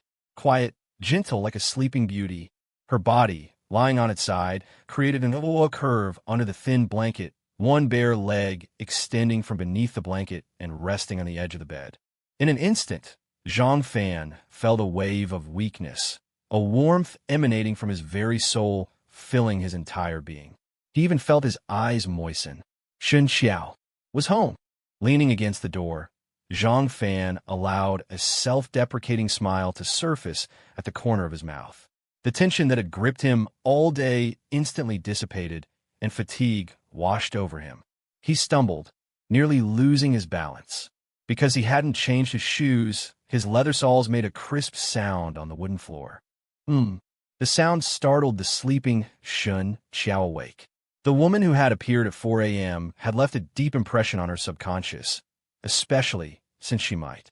Honey, seeing who was at the door, Shen Qiao showed a trace of surprise. What time? Is it? Are you off work already? Shen Qiao sat up in bed, the blanket sliding off to reveal her alluring figure in a camisole nightdress. No, the handover with the team leader went smoothly, but my mentor saw I wasn't in good shape and told me to go home early. What about you? Why are you home? Zhang Fan sat down on the edge of the bed, one hand habitually resting on his favorite ankle. After you dropped me off this morning, I still felt dizzy at the company entrance, so I just took the day off and came home. I didn't expect to sleep until now. You've been home since you took the day off? Yes, I thought it was because I didn't sleep well yesterday, so I came back to sleep. I didn't tell you because I didn't want you to worry. Shen Qiao leaned forward, reaching out to gently stroke her husband's face. The fatigue on that familiar face was impossible to hide, and Shen Qiao couldn't help but feel a pang of heartache. Then why is your phone off? Zhang Fan turned his head, his gaze searching the bedroom. My phone is off. Shen Qiao was taken aback and crawled towards the foot of the bed. On the coat rack to the right of the dressing table hung Shen Qiao's handbag from today. It might be out of battery. That's why I didn't get any calls and slept until now. Shen Qiao lay on the bed, reaching out to hook the handbag on the coat rack. As she moved, the blanket slipped off completely, and the nightdress was so short that it couldn't cover Shen Qiao's long, shapely legs, adding to Shen Qiao's current posture. If this had been before, seeing his wife like this, Zhang Fan would have been overcome with lust. But now, Zhang Fan simply licked his lips, suppressed the fire in his heart, and quickly walked to the foot of the bed, taking the phone from the handbag. How could it be out of battery? I called you this morning. Zhang Fan pressed the power button on the phone, but the screen remained dark. I waited for you all last night. I was afraid you might have forgotten your keys. So, I kept holding my phone and didn't charge it. Honey, in the future, please don't do that again, okay? Hearing this, Shen Qiao suddenly lowered her head, resting her chin on her chest, looking as pitiful as a stranded maiden. Because she was still in the same posture, the scene was... Okay. Zhang Fan swallowed, walked to the bedside, found the charger on the nightstand, and plugged in Shen Qiao's phone. Only when the small red battery icon started flashing did the frown on Zhang Fan's face finally relax. Could he really have misjudged his wife? No. Even if she really did take the day off because she wasn't feeling well and slept all day, she still lied about her whereabouts that night, and there was that phone call last night. What time did you get back this morning? Grabbing a pillow to lean against, Zhang Fan habitually reached out and grasped Shen Qiao's ankle again. Crystal clear, smooth, and flawless, Zhang Fan couldn't put down. Because of the morning rush hour, I got home around 9. Why did you wear your shoes inside? I just mopped the floor. Honey, Shen Qiao's seemingly scolding words were filled with a strong sense of coquetry, sweet I was in a hurry and forgot. I'll mop it again later. As Zhang Fan spoke, he once again tiptoed quickly towards the door. Forget it. I'll do it later. Honey, you look very tired. You probably didn't sleep well last night either. Come lie down for a bit. I'll go to the supermarket to buy groceries. When you wake up, dinner will be ready. Honey, you really should have slept in the bedroom last night. We're husband and wife. I was just afraid of disturbing you. See, you didn't rest well today, did you? I didn't rest well because you weren't sleeping next to me. Shen Qiao's voice suddenly carried a strong sense of sourness. Okay, I understand now. Honey, Shen Qiao suddenly walked to the door, standing at attention with her hands clasped in front of her, looking like a child admitting a mistake. Zhang Fan, having changed his shoes, was slightly taken aback. I have something to confess to you. Shen Qiao pouted, her hands swaying slowly with her body. Zhang Fan's brow furrowed, and he slowly turned his head to look at Shen Qiao. He wanted to show a smile, but he couldn't. It's that on Friday night, I didn't actually go home to sleep. Shen Qiao's voice became lower and lower, almost inaudible at the end. Oh, where did you go then? Zhang Fan trembled, but pretended to be nonchalant as he sat down on the sofa and lit a cigarette. Was she really going to confess? A sense of panic arose in Zhang Fan's heart. He desperately wanted to know the truth, but he was also very afraid. If the truth was really as he suspected. I went over to Judge's and spent the night at her place. The night I was drunk, you slept over at Judge's? Zhang Fan raised an eyebrow, his voice rising a few notches. Yeah, I know I should have come back to take care of you since you were drunk, but, honey, actually, we ran into Judge's ex-boyfriend at the cinema that day, and he was with another woman. You know Judge, she's usually carefree, but she was really serious about that relationship. Suddenly running into her ex, and with another woman at a midnight showing, and the movie was a romance. Judge's mood at the time. It was also the first time Lu Yiming called me, and that's why I didn't come back. Didn't Judge and her ex break up a long time ago? The more Zhang Fan heard, the more uncomfortable he felt. Judge was deeply in love with him. I remember telling you that. So after the movie ended, Judge didn't even dare to stand up, afraid of facing her ex and that woman, until everyone else had left. You know, when her ex left, Judge suddenly burst into tears. The sound of her crying startled the audience members who hadn't left yet. And then, Zhang Fan took a hard drag from his cigarette. Luckily, the other audience members thought Judge was crying because of the movie, so they didn't pay much attention, but Judge's emotions were really shattered. She kept crying nonstop, and I was worried something might happen to her in that state, so I took a taxi and sent her home. When we got to her place, she asked me to stay with her, and I couldn't refuse. You know, Judge is my best friend. Honey, I'm sorry, I should have come back to take care of you that day. You can punish me. Today, whatever you ask, I'll do it. Shen Qiao lowered her head, her eyes slightly moist, like she was wronged or begging for forgiveness, but more like she was flirting. You really spent the night at Judge's that night? Zhang Fan stubbed out his cigarette, a playful smile on his face. Of course. Where else would I go? Shen Qiao raised an eyebrow, a look of astonishment on her face. Then you wouldn't mind if I used your phone to play a little game with Judge? Game. Shen Qiao's brow furrowed slightly, her swaying body stiffening slightly. Yeah, game. Zhang Fan smiled slightly, stepped past Shen Qiao, and walked directly into the bedroom, picking up Shen Qiao's phone. Still connected to the charger, Zhang Fan opened Judge's WeChat. Judge, my husband found out about me spending the night at your place on Friday. Without waiting for Shen Qiao's reaction, Zhang Fan sent a text message. So what if he knows? Did he scold you? Judge's reply came quickly. After all, he was drunk that day. I should have come back to take care of him. You really are all boobs and no brains. You really do put your man before your friends. I was so sad that day. Besides, you're not his maid? Why should he be out there having a wild time while you're at home, waiting on him like a little wife? Let me tell you, there's no good man, especially one who drinks and gets drunk. That's not how it is. He's my husband after all. Honestly, Zhang Fan felt a twinge of something inside as he read Judge's long rant. All right, just keep rubbing it in, torturing me, a single dog who's just been dumped and then stabbed in the back by a scumbag. Staring at the phone, Zhang Fan's expression remained blank, but he felt a slight loosening inside. From the conversation, Jiejia's story matched his wife's. Was she really spending the night at Jiejia's?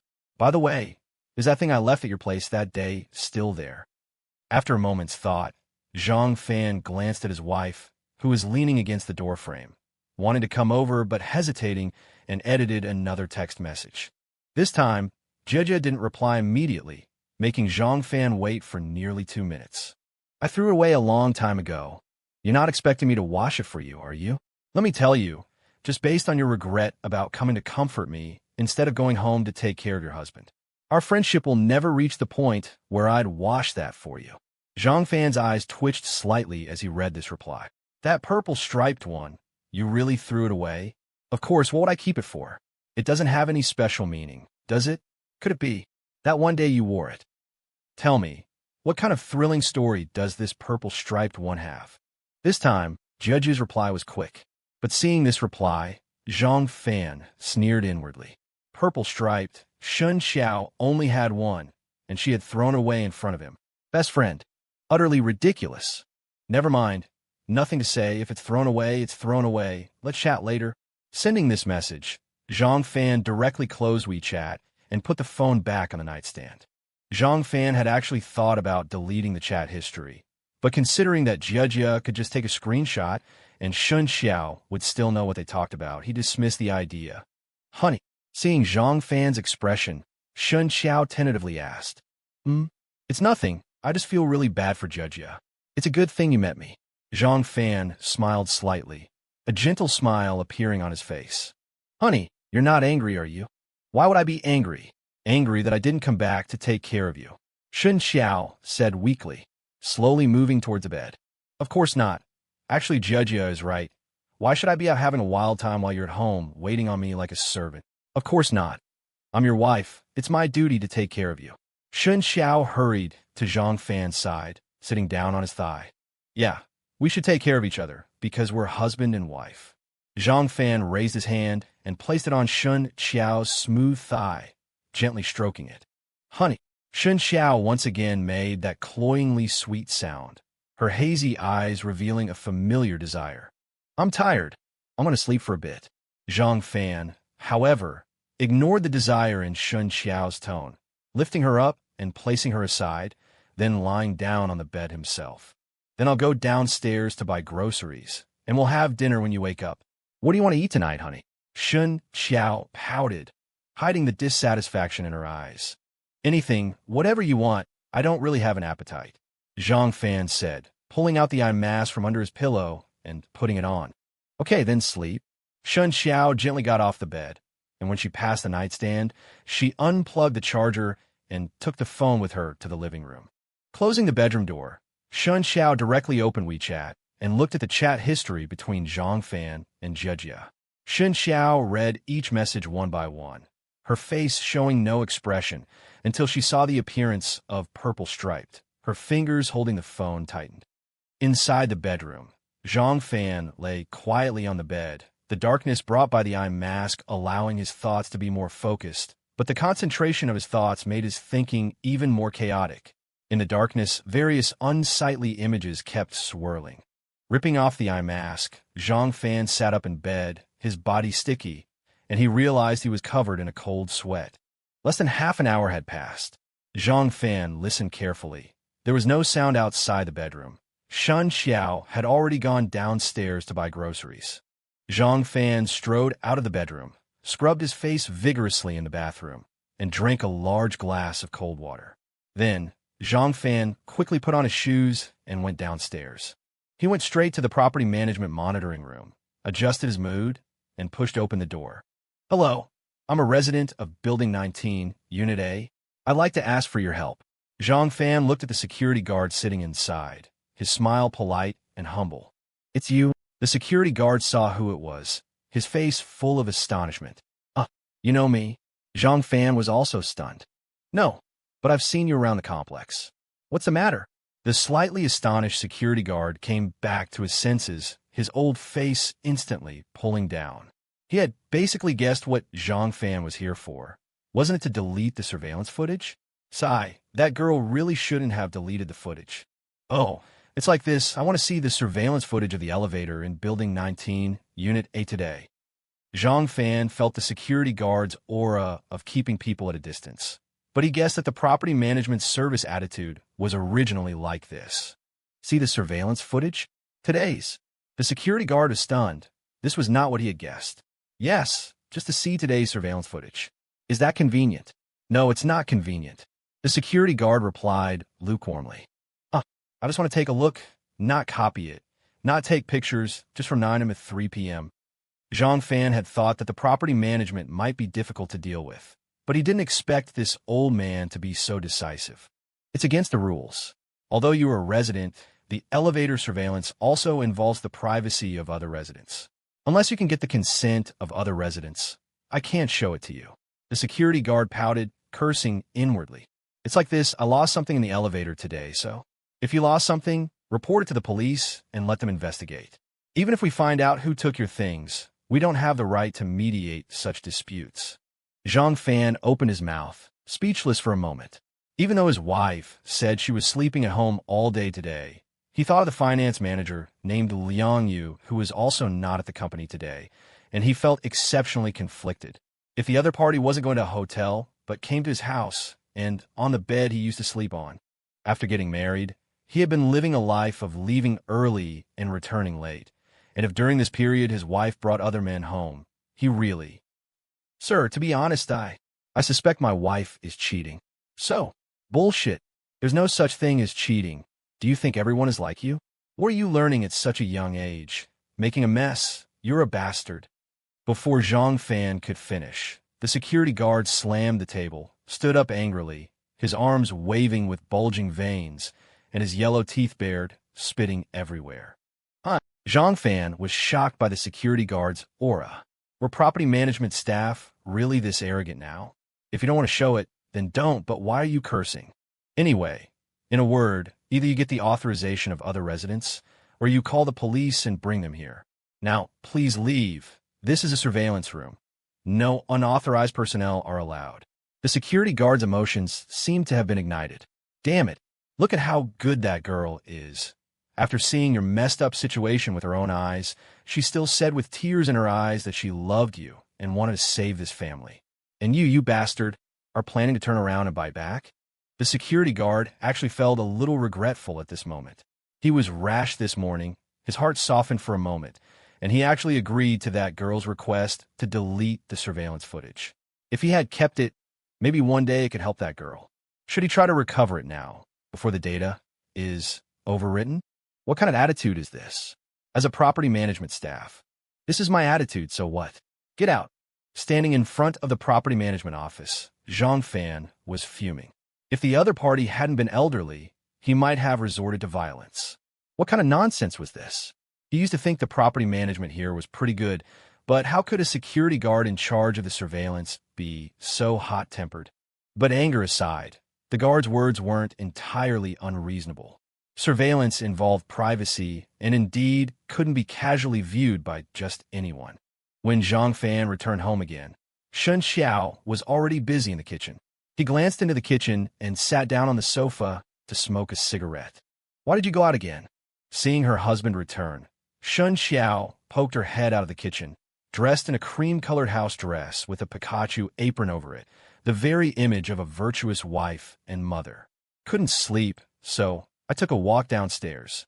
Zhang Fan held a cigarette between his lips, his gaze sweeping around the house, trying to find something. He had actually already looked around before going out. But given Shen Qiao's meticulous nature, she probably wouldn't have left any traces. Otherwise, he wouldn't have gone so many years without noticing a thing. The thought of his encounter at the property management office made him even more frustrated. Honey, wait a bit, it'll be ready soon. I bought a black-bone chicken and it's simmering. You can have a good nourishing meal tonight. Look at you. You have dark circles under your eyes. Shen Qiao emerged from the kitchen, holding Zhang Fan's usual water cup. Thanks. Looking at his lovely wife, Zhang Fan took the cup, speaking instinctively. How many times have I told you? We're husband and wife. No need for thank you. Shen Qiao leaned down and kissed Zhang Fan's forehead, then turned back to the kitchen. A mouthful of warm ginseng tea went down, a warm current filling his stomach, and the cramps eased instantly. Zhang Fan looked at Shen Qiao's back, a bitter smile on his lips. If he hadn't discovered his wife's affair, Shen Qiao would undoubtedly be perfect. In body, mind, words, and actions, there was not a single flaw to be found. But could such a perfect woman truly exist? Her virtue was just a cover for her disgraceful behavior, just to ease her guilty conscience. Oh, right, honey, I have to go to Shanghai tomorrow, and I'll be back the morning after. Shen Qiao's calm voice came from the kitchen. To Shanghai? Overnight, Zhang Fan instantly sat up straight on the sofa. There's a project with the company that came by a few days ago. The project is settled, but because it involves an advance payment, I have to go there. You're going alone. Zhang Fan licked his lips, wanting to go to the kitchen, but unsure of his ability to manage his expression. I'm going with Sister Wang. Sister Wang? The finance director of your company. Zhang Fan was slightly taken aback, probing.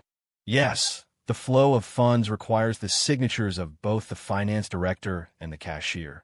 So the company arranged for the two of us to go. The finance director and the cashier going on a business trip together. Director Wang. Director Liang. Heh. Then be careful. I'll check the weather in Shanghai tomorrow. See if it's going to rain. Zhang Fan's lips curled into a cold smile, but his tone was undetectable. Zhang Fan went to the bedroom and casually picked up Shen Qiao's phone, skillfully checking her WeChat chat history and call records. He found nothing unusual, only a recent incoming call from a local landline. It was probably her company's landline. After hesitating for a moment, Zhang Fan opened Shen Qiao's trip app, but there were no booking records. Damn it, Zhang Fan thought quickly. Knowing that Shen Qiao was going to spend the night in Shanghai, and with the finance director at that, Zhang Fan decided he had to follow.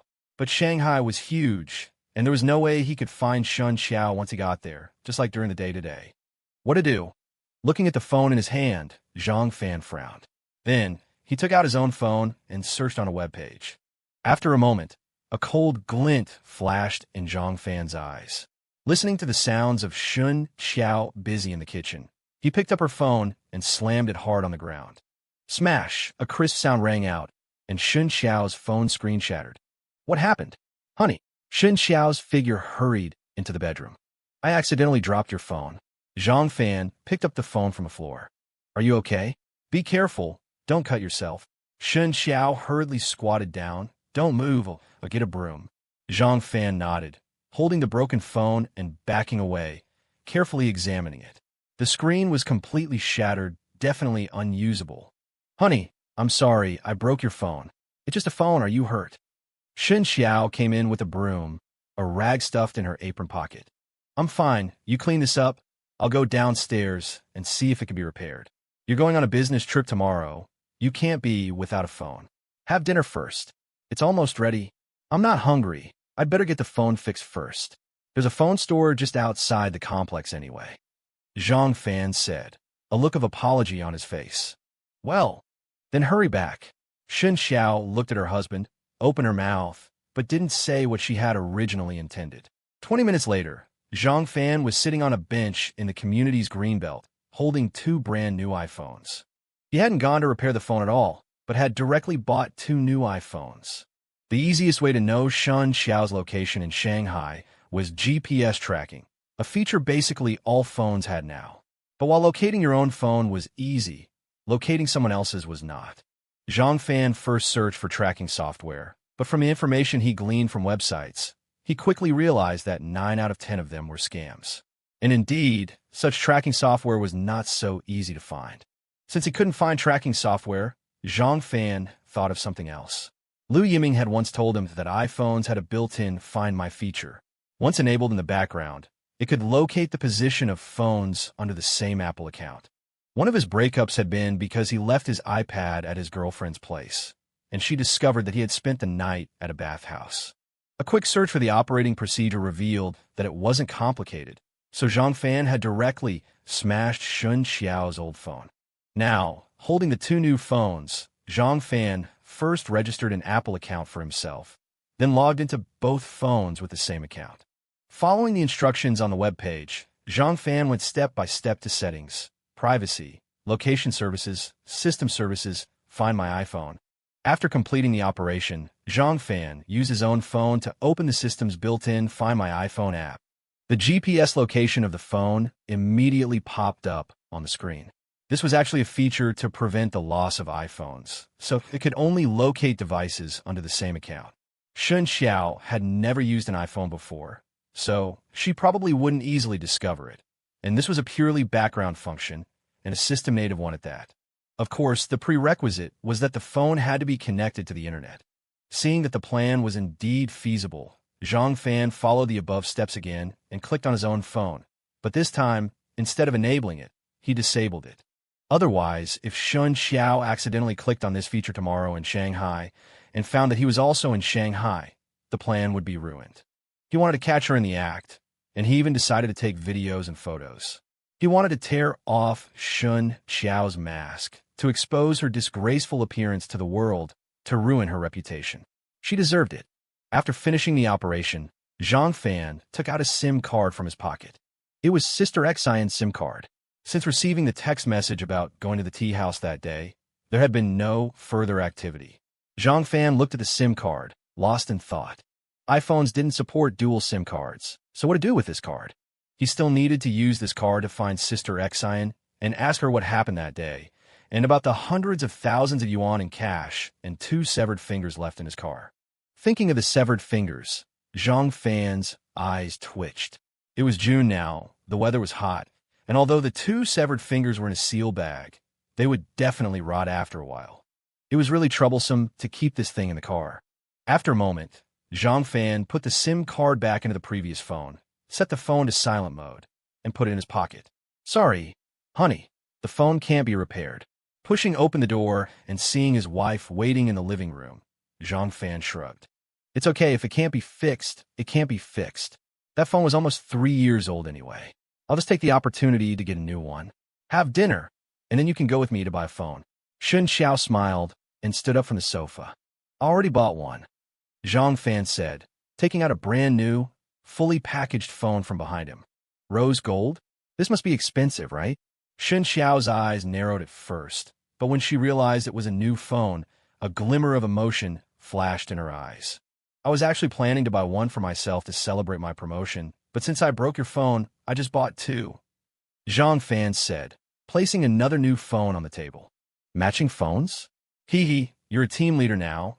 It's not really appropriate to use a cheap domestic phone that costs just over 1,000 yuan. Your subordinates might look down on you. But you didn't have to buy one for me. We haven't paid off the mortgage yet. Shen Qiao nestled beside Zhang Fan, playing with the newly acquired rose gold phone, looking quite fond of it. The team leader's wife using a domestic phone. That's what people would look down on. Seeing Shen Qiao's expression, Zhang Fan couldn't help but feel a pang of emotion. In the past, he seemed to have really neglected his wife. Although they had been married for 3 years, apart from paying the mortgage together, they were basically financially independent. And he, it seemed, had rarely bought Shen Qiao expensive things after they got married.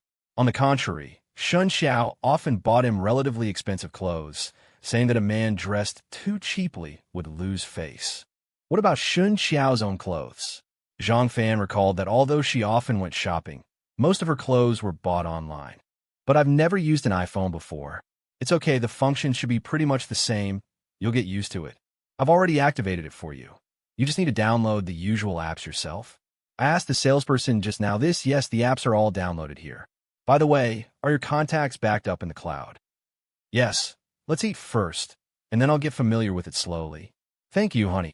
Shen Qiao looked up and gave her husband a tender kiss. This dinner was remarkably quiet, much like many dinners over the past 6 years. Exhausted from the day's events, Zhang Fan took a shower after dinner and went to bed early. Shen Qiao, however, lingered in the bathroom for a long time. When Shen Qiao, wrapped in a bath towel, reappeared in the bedroom, Zhang Fan, lying on the bed playing with his phone, looked hesitant. Shen Qiao's hair was still damp from her recent shower, and her cheeks were glistening, unclear whether from water or toner. Perhaps because she had stayed in the bathroom for too long, her face was flushed. Sir, would you like room service? Leaning against the door frame, Shen Qiao flashed a charming smile, a strand of hair hanging by her temple adding an indescribable allure. What services are available? Zhang Fan put away his phone, the corners of his mouth curving into an ambiguous smile. This gentleman seems quite familiar with the procedures. Then please feel free to improvise. Shen Qiao licked her lips and slowly pulled open her bath towel. Boom! Zhang Fan's mind roared, all his suppressed emotions erupting in an instant. He pulled Shen Qiao into his arms and urgently pressed her beneath him. This lingerie set was something he had bought last Valentine's Day. He had coaxed Shen Qiao into wearing it then, but afterward she had refused, claiming embarrassment, and never wore it again. While showering earlier, he had checked his back. The scratches had almost disappeared, practically invisible unless closely examined. As far as Zhang Fan was concerned, if tomorrow's catching in the act plan succeeded, then tonight might be his last time being intimate with his wife. A long, long time later, the two lay limp in bed. Zhang Fan, completely spent, quickly fell asleep. After Zhang Fan was asleep, Shen Qiao wearily got up and walked to the bathroom, even stumbling slightly as she got out of bed due to their earlier passion. Facing the mirror, Shen Qiao frowned at herself. This was the first time her husband had been like this. Shen Qiao had wanted to stop him, but thinking of the events of the past few days, she gritted her teeth and endured it silently. But it really hurt. Turning around, Shen Qiao gently caressed her flat stomach, her frown deepening. The complex emotions in her eyes and the stinging sensation on her skin made her pale. The thought of going to Shanghai tomorrow further disturbed her, a nameless melancholy making it hard to breathe. Exhaling deeply, Shen Qiao quickly rinsed herself and sat on the toilet. Picking up her new phone from the sink, she first shook it near her ear. No strange sounds. She then examined the screws at the bottom of the phone. No scratches, no signs of tampering. Next, she opened the system interface, and seeing the intact version number, confirmed that the phone hadn't been jailbroken. Tomorrow, hopefully, after tomorrow, everything would return to normal. While Shen Qiao was lost in thought in the bathroom, the sleeping Zhang Fan turned over, grabbed a pack of cigarettes from the nightstand, and lit one. He desperately wanted to sleep, but couldn't. As soon as he closed his eyes, his mind would be filled with inexplicable images. Waking up the next morning, Shen Qiao nestled against Zhang Fan like a kitten. Are you driving or taking a high-speed train? Zhang Fan asked expressionlessly while eating breakfast. Probably driving. Hangzhou to Shanghai isn't far by car, and taking the high-speed train would make getting around Shanghai difficult. Expense claims for taxis are a hassle for business trips like this. Is Manager Wang driving? Zhang Fan raised an eyebrow. Yes, she's an experienced driver. Not like a typical female driver. Don't worry, honey. So, will you wait for her at home or at the office? I'll go to the office. There are some documents I need to bring. Shen Qiao finished her soy milk and went to put on her makeup. Then I'll drop you off at the office. Ouch. Shen Qiao winced, frowning in annoyance. Sorry, I lost control yesterday. I forgot to ask, did you like it? Zhang Fan licked his lips, his expression unreadable. How could I like it? It hurt. Honey, don't do that again. Then why didn't you say anything yesterday? Because I wanted you. Oh, never mind. Hurry up and finish eating. You're going to be late. Shen Qiao shyly turned away, ignoring Zhang Fan. Zhang Fan narrowed his eyes and stuffed the rest of the meat bun into his mouth. During the drive to work, they spoke little, both seemingly harboring heavy thoughts beneath their calm expressions. After dropping Shen Qiao off and a quick kiss goodbye in the car, Zhang Fan drove away, and Shen Qiao walked into the office building. Zhang Fan's car turned a corner and parked in the same supermarket parking lot as before. He took out his phone. Staring at the pulsating location information on the screen, he silently took out a cigarette, lit it, got out of the car, closed the door, and quickly walked towards Shen Qiao's company. Across the street, Zhang Fan sat down on a corner, occasionally looking up at the windows of the building and checking his phone. At 9:21 a.m., Zhang Fan saw the white Audi Q7 that had been preoccupying him emerge from the exit of Shen Qiao's company parking lot. The car's side windows were tinted, and he couldn't see inside, but as the vehicle slowly drove away, he saw the icon on his phone move as well. He bit down hard on the cigarette, almost breaking it. Without hesitation, he made a phone call. Wife, have you left? Yes, I'm in Xiaozhuan's car now. What about you? Have you arrived at the office? Shen Qiao's gentle voice came through the phone. I just arrived. Tell Manager Wang to drive slowly on the highway. By the way, what kind of car is Manager Wang driving? A Volkswagen Bora, I think. I know Xiao Wan is a very steady driver, so don't worry. She's driving right now, so I won't let her talk to you. I'll call you when I get to Shanghai. Love you, moi. Be safe. Love you, moi. Hanging up the phone, staring at the white Audi that had disappeared from view, Zhang Fan's heart bled. Lighting another cigarette, he dialed another number. Xiao Fan, why aren't you at the office yet?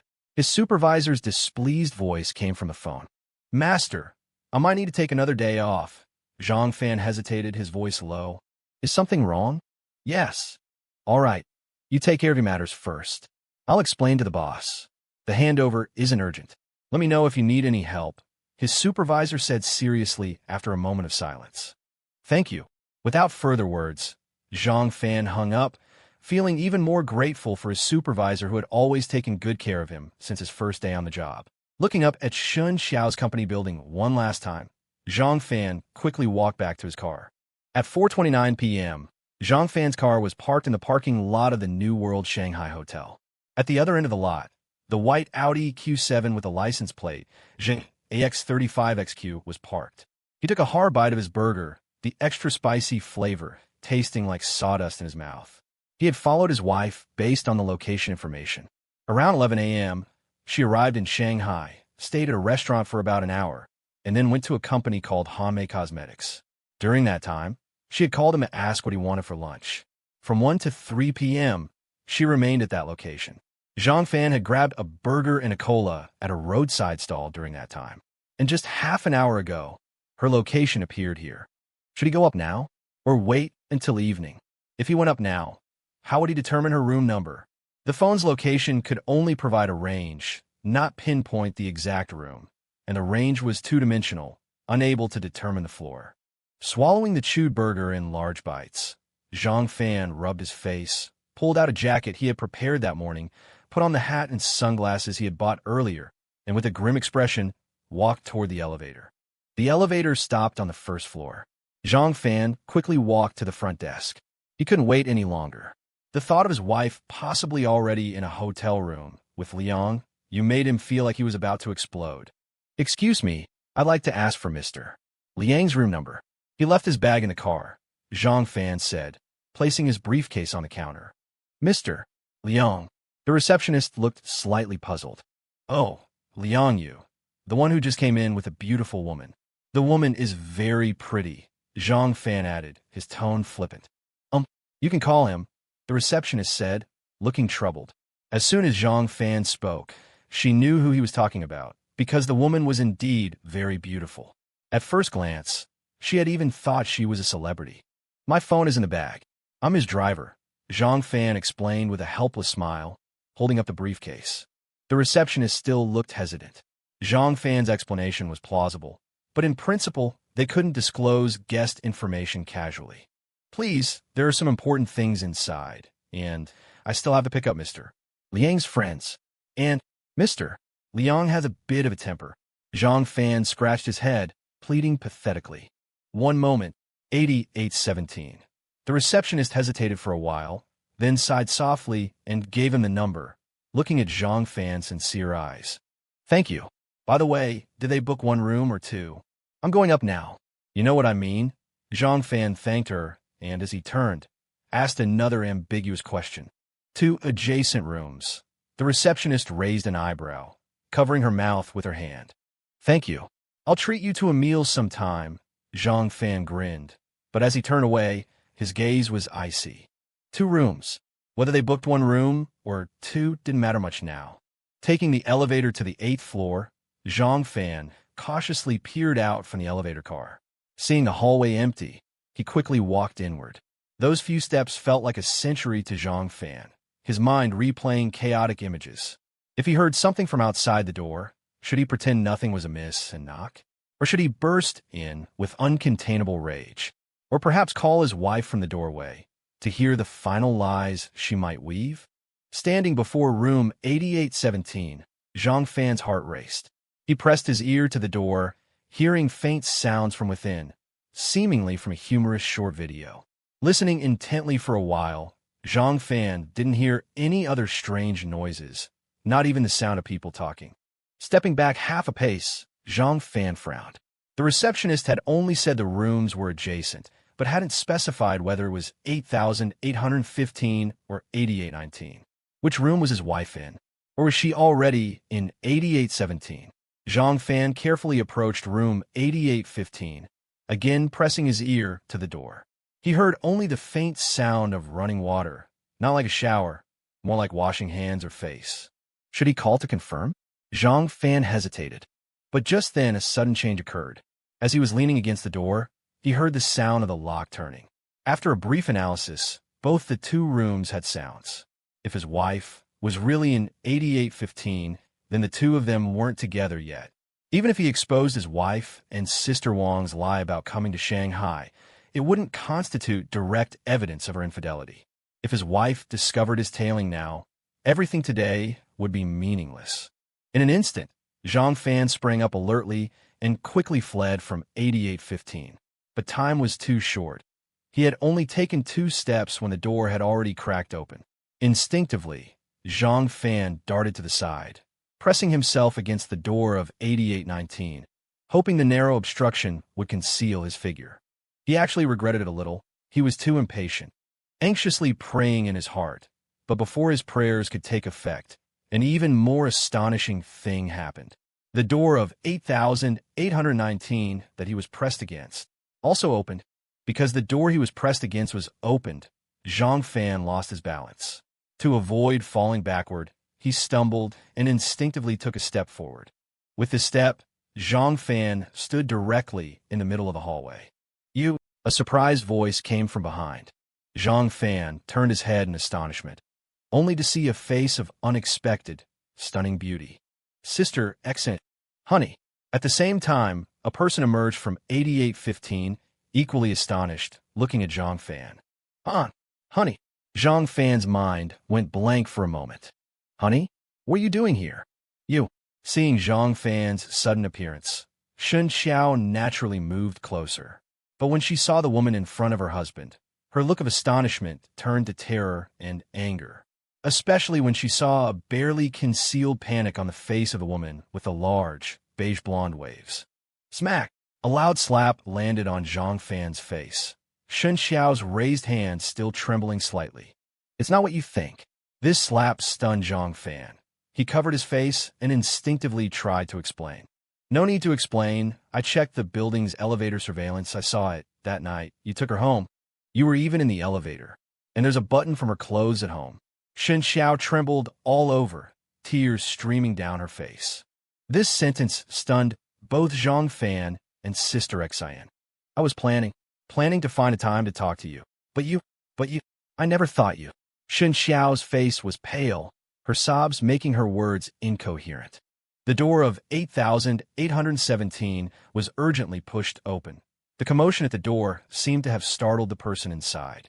This was the first time Zhang Fan had seen Liang Yu. He was about the same height as him, close to 1.8 meters, but looked slightly sturdier than Zhang Fan, with a crew cut and a pair of refined gold-rimmed glasses.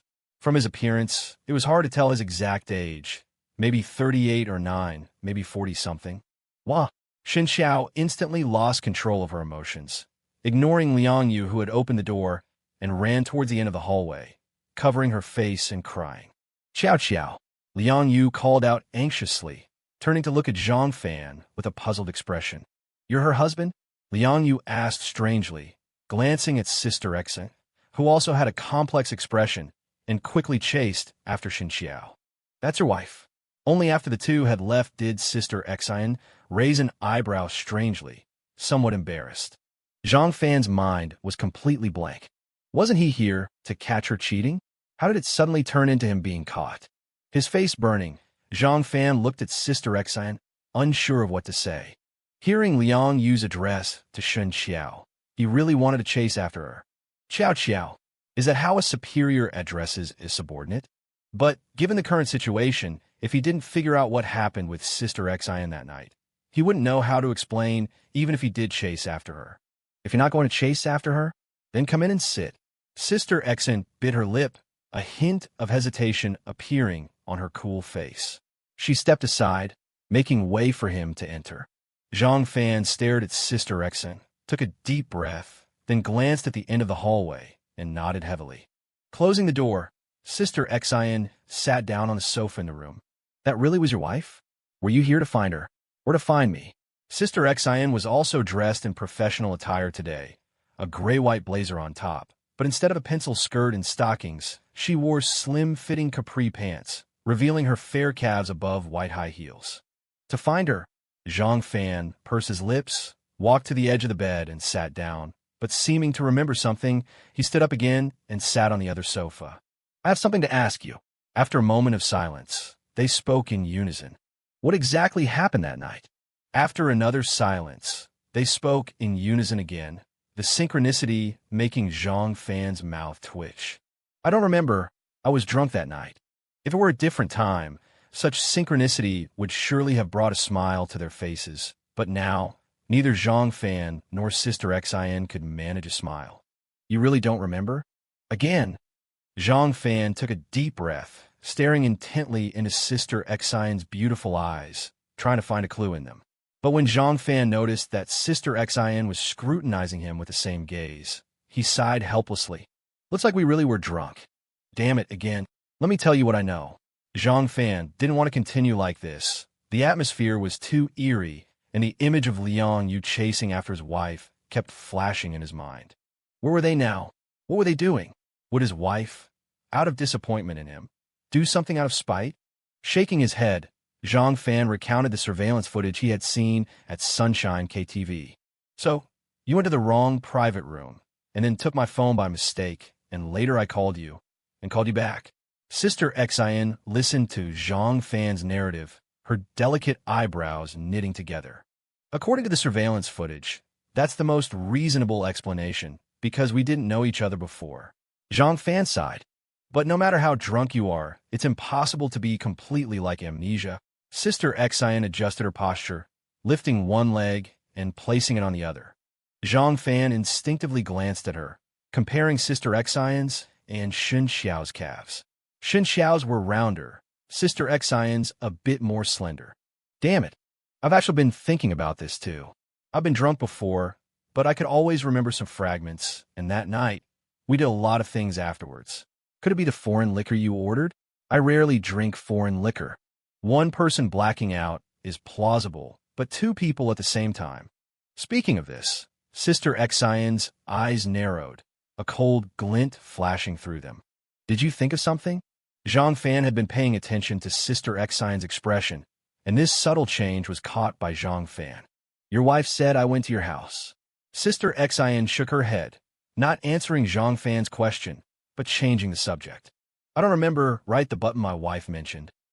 Yes, that dress is indeed missing a button. I initially thought it had fallen off at the furniture store. Speaking of the furniture store, Sister Xin frowned. She still couldn't imagine herself doing something so crazy. Looks like it's true. I'll go back and check the building surveillance again. Zhang Fan licked his lips bitterly. He had been focusing on investigating his wife's affair these past few days, and hadn't realized that his wife was also investigating him. Since we were blacked out drunk, let's just pretend nothing happened. It's in the past. We're all adults, nothing to dwell on. Have you figured out how to explain it to your wife? Sister Xin raised her hand to tuck a strand of hair behind her ear, her tone calm. You left something in my car. Zhang Fan's eye twitched. How to explain to Shen Qiao? What thing? An LV bag with hundreds of thousands of cash and 2 fingers. Saying this, Zhang Fan looked at Sister Xin nervously.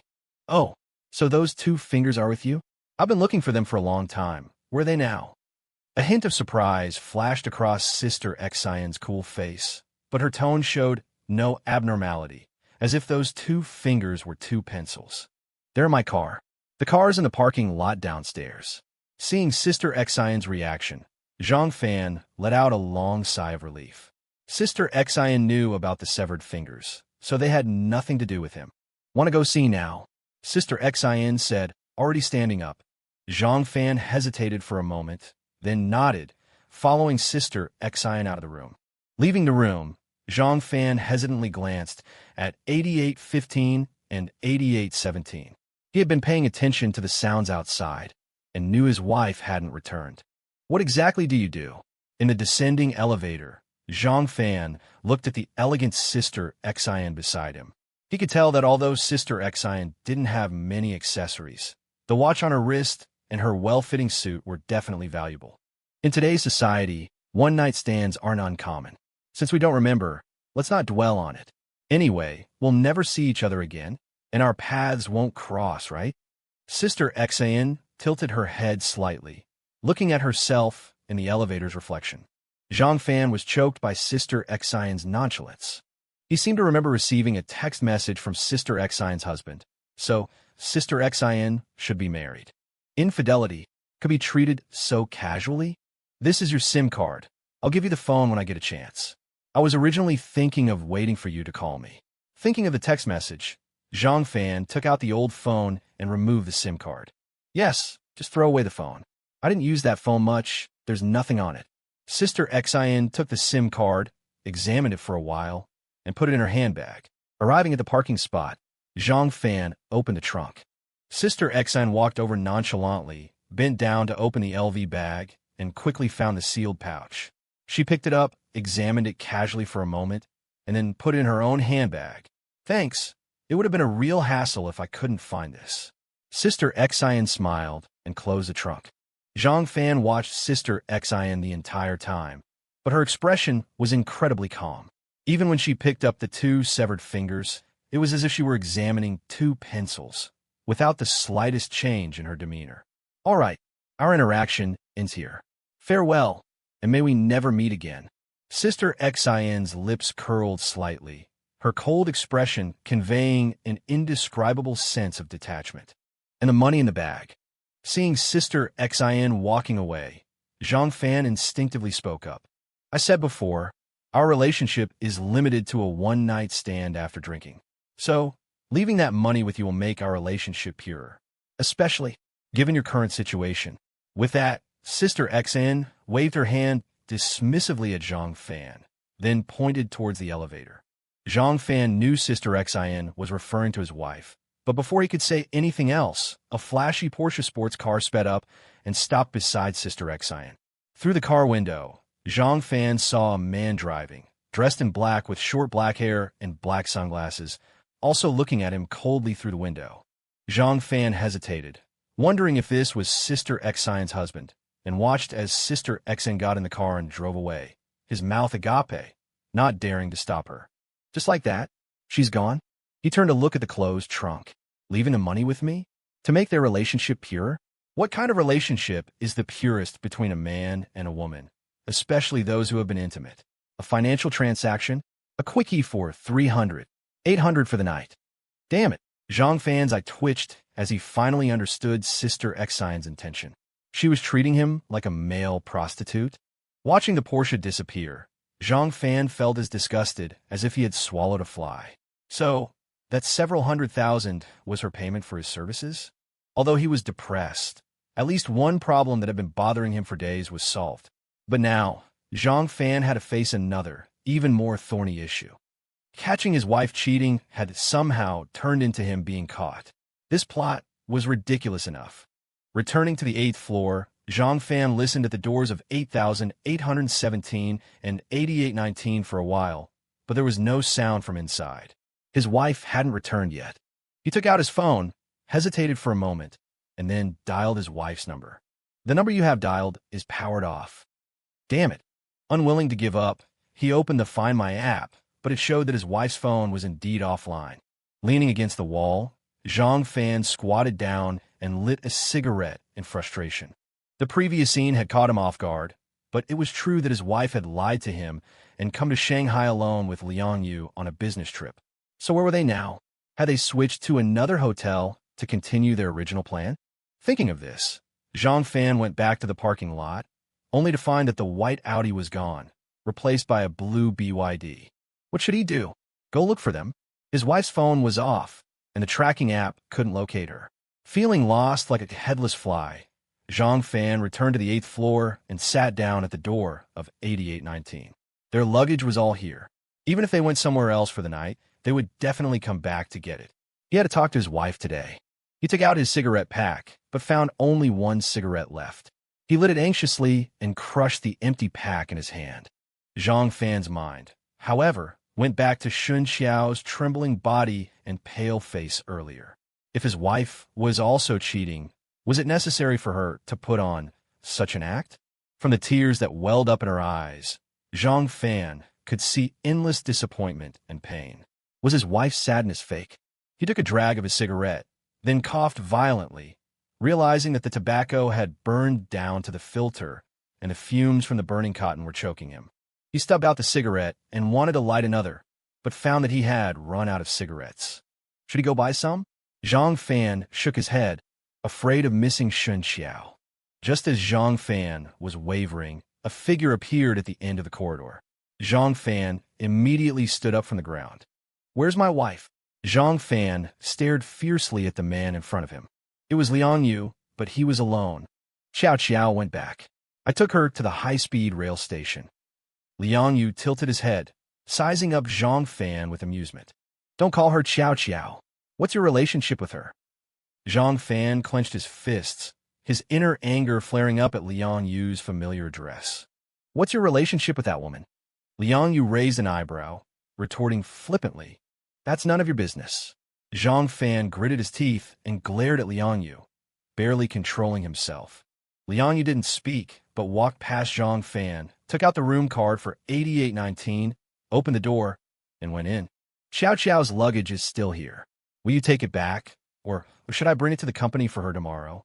Before Zhang Fan could follow him inside, Liang Yu pushed out a suitcase, went into the bathroom to get Shen Qiao's makeup bag, and packed it into the suitcase. "I said don't call her Qiao." Seeing Liang Yu so casually packing Shen Qiao's things, Zhang Fan's anger intensified. Liang Yu's mouth twisted into a cold sneer.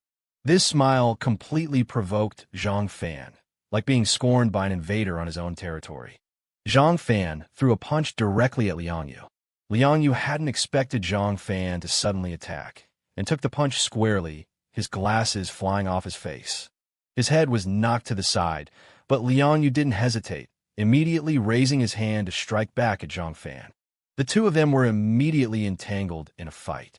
However, Zhang Fan discovered, to his dismay, that he was no match for Liang Yu. Although they were about the same height, Zhang Fan was lean, while Liang Yu was very muscular. But at this moment, Zhang Fan was fighting with all his might, almost in a life-or-death manner. In fact, any man who found out his wife was cheating would probably have this mentality towards the adulterer. Soon, their fight attracted the attention of the hotel security. Several security guards struggled to separate them. Zhang Fan's eye was cut, blood flowing down his cheek, and his lips seemed to be split as well, a trace of blood hanging on the corner of his mouth. He looked disheveled and somewhat thin. Liang Yu's face didn't look good either, with one nostril bleeding, the result of Zhang Fan's first punch. "A man like you doesn't deserve Qiao." Separated by the security guards, Liang Yu struggled slightly, picked up his slightly deformed glasses from the floor. "Say that again, you bastard." Zhang Fan wiped his mouth fiercely, roaring in anger. "Sir, do you need us to call the police?" The security guard scanned the two men back and forth, quickly judging Liang Yu to be the more stable one, and stood on his side. "Not for now, we're friends." Liang Yu grimaced and spat out a mouthful of bloody saliva. "Let go of me." Hearing the security guard mention calling the police, Zhang Fan gradually calmed down. If he was taken away by the police now, things would become even more complicated. Zhang Fan stopped his outburst, and the security guard released his grip, but still stood between the two men. "Stay away from my wife from now on, or I'll kill you." Zhang Fan took off his jacket, wiped the blood from his face haphazardly, grabbed a suitcase by the corridor, and walked out. "Sir," seeing Zhang Fan leave, the security guard tentatively asked Liang Yu, "It's fine, let him go for now. Please give me a first aid kit and call your manager." Liang Yu looked coldly at Zhang Fan, waved his hand, opened the door to room 8817, and went inside. Zhang Fan found a clinic to have his wounds treated, then drove straight back home. He called his wife twice during the drive, but her phone was still off. The Find My app showed her location as the same offline time as before, indicating that his wife hadn't turned her phone on. Rushing back home, Zhang Fan was surprised to find that his wife wasn't there. Where could she be? Zhang Fan took out his phone, dialed her number again, but it was still off. He then called his wife's best friend, Jia. But to Zhang Fan's disappointment, Jia didn't know where his wife was either, and kept asking him what had happened. After a few hurried words, Zhang Fan hung up the phone. He wanted to ask others, but then he realized, to his dismay, that he couldn't think of anyone else to call. Was he so unfamiliar with his wife's life? Was it indulgence? Or trust? Or perhaps, was it really indifference? With mixed emotions, Zhang Fan opened his wife's suitcase. In the past, even when his wife went on business trips, he never asked who she went with, let alone checked her luggage. The suitcase was neatly organized, with each item categorized in plastic bags. Zhang Fan searched carefully, but found nothing unusual. A set of underwear, of a very ordinary style. An unopened pair of stockings. The pajamas were also the most conservative style, not even a nightgown, but a long-sleeved shirt and pants. The rest were all very common, everyday items. Frowning, Zhang Fan felt a sense of unease. If his wife was really meeting her lover, she should have worn something more alluring. Or perhaps, Liang Yu had prepared it? Irritated, he stuffed the clothes back into the bags and opened his wife's makeup bag. The contents were very fragmented, bottles and jars all in travel sizes. Unwilling to give up, Zhang Fan opened them one by one and unexpectedly found a neatly folded small piece of paper inside a box of eye masks. Zhang Fan's heart raced. He carefully unfolded the small piece of paper. The twitch in his eye returned. Looking at the two small white pills resting quietly on the unfolded paper, Zhang Fan's body trembled slightly. What kind of medicine? Why was it placed in such a hidden location? He picked it up and examined it carefully for a moment, then stood up hesitantly and rummaged through his wife's bedside table for a medicine bottle. It was a bottle of folic acid, which his wife had been taking since she started preparing for pregnancy. He poured out one pill and carefully compared it to the others. They were the same size, with only a slight difference in color, perhaps due to oxidation from being left outside. There were no markings on the pills, so Zhang Fan couldn't identify them. He brought them to his nose and sniffed, but still couldn't tell. After hesitating for a moment, Zhang Fan took a tissue, wrapped the two pills from the small piece of paper, and put them in his wallet. He then poured out two folic acid pills from the bottle, carefully folded them back into the original shape of the small piece of paper, and put them back in the eye mask box. After doing all this, Zhang Fan realized that his hands were still trembling slightly. By 9 o'clock in the evening, Shen Qiao's phone was still switched off. Zhang Fan, starving, finally couldn't sit still any longer and got up to cook himself a bowl of noodles with egg. But when the noodles were served, Zhang Fan took one bite and put down his chopsticks. The steps to make noodles with egg were very simple. He had seen Shen Qiao do it countless times. But looking at the sticky mess in front of him, Zhang Fan's face turned extremely unpleasant. He had never thought that he couldn't even manage such a simple dish. He had cooked it for too long, it was mushy, and he had put in too much salt, making it bitterly salty. It was then that he remembered, in their 3 years of marriage, he had never once stepped into the kitchen. The bitterness in his mouth suddenly made him feel not hungry anymore, and the memories of his wife's past busyness in the kitchen resurfaced. Looking at the familiar pots and pans in the kitchen, it seemed that every item was imprinted with his wife's traces. Shen Qiao had given a lot to this home. Zhang Fan, lost in thought, was startled awake by the phone ringing, as the phone played a specially set ringtone. A lifetime's love. Seeing his wife's incoming call, Zhang Fan suddenly felt afraid to answer, even though he had called his wife dozens of times today. It wasn't until the music looped for the second time that Zhang Fan, with a complicated expression, answered. "Hubby, are you home?" On the other end of the phone, Shen Qiao's voice was very low, sounding weak and as if she had just been crying. "Yes, I came back in the afternoon. What about you? Where are you?" Zhang Fan couldn't help but feel a pang in his chest hearing his wife's tired voice. "I'm at Westlake, at the McDonald's where I lost my scarf last time. Will you come and pick me up?" Shen Qiao's voice seemed to carry a sob. "Okay, wait for me." Zhang Fan wanted to ask his wife why she was at Westlake, but after hesitating for a moment, he simply told his wife to wait for him. Hanging up the phone, Zhang Fan rushed downstairs and sped to West Lake as fast as he could. Luckily, it was Monday and already 10 o'clock at night, so the roads were relatively clear. Zhang Fan soon picked up his wife. "Honey." Seeing his wife get in the car, Zhang Fan looked at her slightly swollen eye bags and hesitantly asked, "Let's talk when we get back." Shen Qiao didn't turn her head, but leaned wearily against the car's seat, closing her eyes.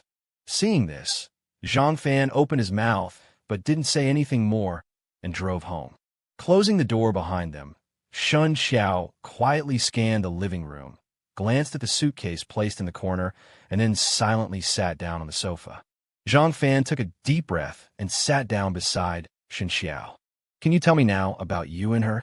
Shen Qiao didn't look up, but stared intently at her knees. I don't know what to say. I was drunk that night." Zhang Fan scratched his neck, unsure how to begin. "Drunk, and that's it? Do you know when I saw you in the surveillance? What happened to your face?" Shen Qiao seemed to get emotional upon hearing Zhang Fan's answer, and finally looked up at him. But when she saw the bruises on Zhang Fan's face, especially the crude bandage near his eye, she stopped what she was about to say. "Got into a fight with Liang Yu." Zhang Fan's eyes darted away. He now realized that on the way back from West Lake, Shen Qiao hadn't looked at him directly, not until now, seeing the injuries on his face. "You hit Supervisor Liang?" Shen Qiao's eyes widened, her face filled with disbelief. Zhang Fan squinted, looking intently at Shen Qiao. He wanted to see on her face what she would look like when she found out he had hit her lover. "He didn't call the police?" Shen Qiao, seeing Zhang Fan not speaking, asked with a worried tone. "Not yet, at least. Whether he will, I don't know." Zhang Fan sighed slightly. He didn't see what he wanted on Shen Qiao's face. Apart from surprise, there was only worry, but he didn't know who the object of this worry was. Shen Qiao hesitated for a moment, instinctively wanting to reach for her phone, but after thinking for a moment, she withdrew her hand. "Have you been to the hospital? This bandage, it's obviously from a small clinic." Glaring at Zhang Fan in frustration, Shen Qiao got up and took out a medical kit from the cabinet in the spare bedroom. Zhang Fan pursed his lips and said nothing. Shen Qiao skillfully took out cotton swabs, iodine, and cut a piece of gauze, placing it to the side. Then, she carefully removed the gauze from Zhang Fan's eye and meticulously started to treat his wound again. "The corner of your eye is open. You should go to the hospital to get stitches, or it will leave a scar." After cleaning the bloodstains again, Shen Qiao looked at Zhang Fan's eye, her voice filled with heartache. "It's fine. I asked the doctor at the clinic this afternoon. The cut isn't big. Even without stitches, the scar won't be too noticeable." Zhang Fan took out his phone, turned on the front camera to look at the wound, and said calmly, "You never used to be like this." Shen Qiao stared into Zhang Fan's eyes, her eye circles gradually reddening. "I should tell you about Sister Xian first." Zhang Fan looked at Shen Qiao's eyes, those mesmerizing, starry eyes now clouded with worry, causing his heart to ache inexplicably. "Her name is Sister Xian?" Shen Qiao bit her lip, avoiding Zhang Fan's gaze, and picked up the gauze to bandage Zhang Fan's wound. "I only know her as Sister Xian. I found that out from seeing messages others sent her. The one with the rose gold phone. You've seen it." Shen Qiao didn't speak, just carefully bandaged the wound. "I really was drunk that day. At first, I went to the wrong private room." Zhang Fan, seeing Shen Qiao not speaking, recounted everything he had seen in the surveillance footage from Sunshine KTV. "Is what you're saying true?" Shen Qiao, after hearing Zhang Fan's narration, put down the medical kit she was tidying, looking at Zhang Fan skeptically. "I genuinely don't remember. This is what I saw the next day when I went to Sunshine KTV to check the surveillance. If you don't believe me, I can take you to see it again tomorrow." Zhang Fan shrugged helplessly, again using his phone's front camera to look at the corner of his eye. Although Shen Qiao's re-bandaging wasn't professionally done, it was clearly much more meticulous than the previous one. "Then why did you bring her home? Did you know I wouldn't be back that day?" Shen Qiao frowned, seemingly recalling the scene she saw in the elevator. "Why I brought her home? I really don't remember. If you hadn't told me, I wouldn't even know." Zhang Fan patted his forehead in distress, but the movement was too large and tugged at the wound near his eye, causing him to hiss in pain. Where did you go after that? Shen Qiao, seeing this, instinctively reached out to touch, but halfway there, she angrily withdrew her hand. After that, we went to Star International, but we probably didn't get a room. You went to a hotel, but didn't get a room? Shen Qiao's brow furrowed deeper, her face filled with suspicion. Because when we woke up in the morning, we were at Yintai. Zhang Fan stared into Shen Qiao's eyes, his expression extremely complex. Yintai. Shen Qiao's eyebrow arched, trying hard to think of a hotel called Yintai. Yintai, 6th floor of the Furniture City. Furniture City? Shen Qiao's voice rose another notch. Yes, in the model rooms of the Furniture City. Zhang Fan bit his lip, but this action again tugged at the wound on his mouth. You're saying that the next day, you woke up in the model rooms of the Furniture City on the 6th floor of Yintai department store? Yes, I know it's hard to explain, but that's where I woke up. What were you doing there? I don't know, I don't remember. Zhang Fan closed his eyes, shaking his head in distress. He naturally wouldn't describe how he woke up completely naked with various marks all over his chest and back. This is hard to believe. Shen Qiao leaned back slightly, looking at Zhang Fan intently. I know, it sounds like a fairy tale, but it's easy to verify. We ran off as soon as we woke up that day. The staff who came to work later should have seen the traces of someone spending the night in the model room. It's not a common occurrence. You can confirm it just by asking. Shen Qiao still frowned. Zhang Fan's explanation did seem easily verifiable. Actually, regardless of what happened in the Furniture City that day, I did bring her home, and from what you're saying in the elevator, you and she were hugging and kissing in the elevator. Shen Qiao glared, speaking fiercely. I'm sorry. Then when I brought her home, Zhang Fan sighed, self-reproachfully, turning to look at the bedroom. He had imagined Shen Qiao bringing a man home, fooling around on their bed. He knew that kind of pain. I don't know why you brought her home, but you probably didn't do anything in the house. Shen Qiao seemed to see the pain in Zhang Fan's eyes, hesitated for a moment, and voiced her guess. Why? Zhang Fan was taken aback, not expecting his wife to actively explain for him. Because there wasn't enough time. You were only home for 20 minutes, and you were drunk. Zhang Fan suddenly pursed his lips, looking at Shen Qiao with a complicated expression. At this moment, he truly didn't know whether to feel proud or frustrated. You really didn't know each other before? Never met. I swear before that, I absolutely did not know her, had never even seen her. Even now, I only know her as Sister Exine, nothing else. I know it's hard for you to believe me saying this, but I really was very drunk that day. Zhang Fan grabbed his head, his defense sounding pale. I believe you. Shen Qiao, however, took a deep breath and answered seriously. Zhang Fan was stunned. Actually, when you said you woke up in the Furniture City, I believed you. It's easy to verify, impossible to lie about. And I know you. Even at your most unrestrained, you wouldn't take a woman to that place. Honey. At this moment, Zhang Fan was truly moved. Then why were you with her going to Shanghai today? But Shen Qiao's tone changed, anger flashing in her eyes again. I was going to find you today. I had no idea she would be there. I have absolutely no contact information for her. Her phone is still with me. Zhang Fan was taken aback, instinctively explaining. To find me? Shen Qiao's hands clenched, staring intently at Zhang Fan. Yes, you told me yesterday you were going on a business trip to Shanghai, and with the finance manager. So I actually went to your company yesterday. I called you, but your phone was off.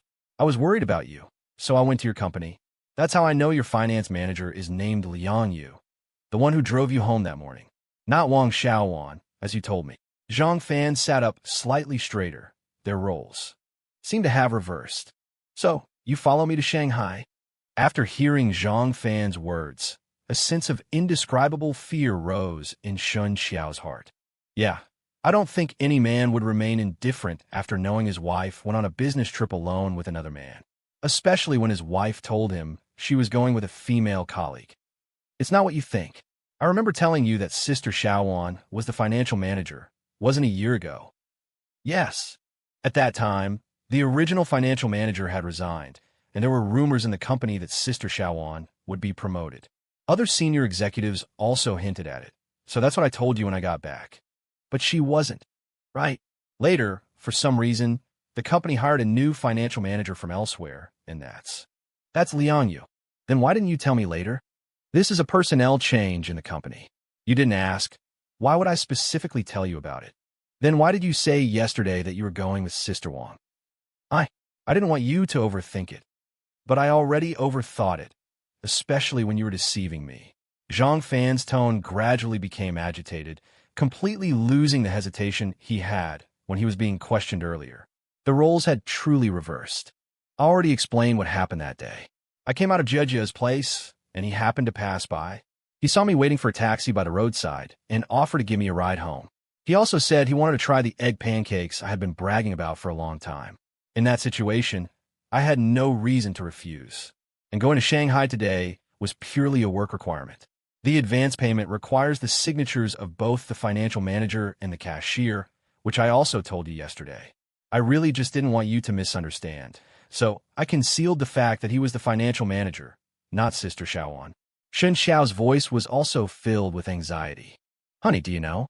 When I saw you kissing that Sister Xian passionately on the surveillance yesterday, using my favorite hugging position, do you know what I thought? Zhang Fan was about to say something, but he was stopped by Shen Qiao's next words. The old guard Zhou in the surveillance room told me that this was concrete evidence of your infidelity.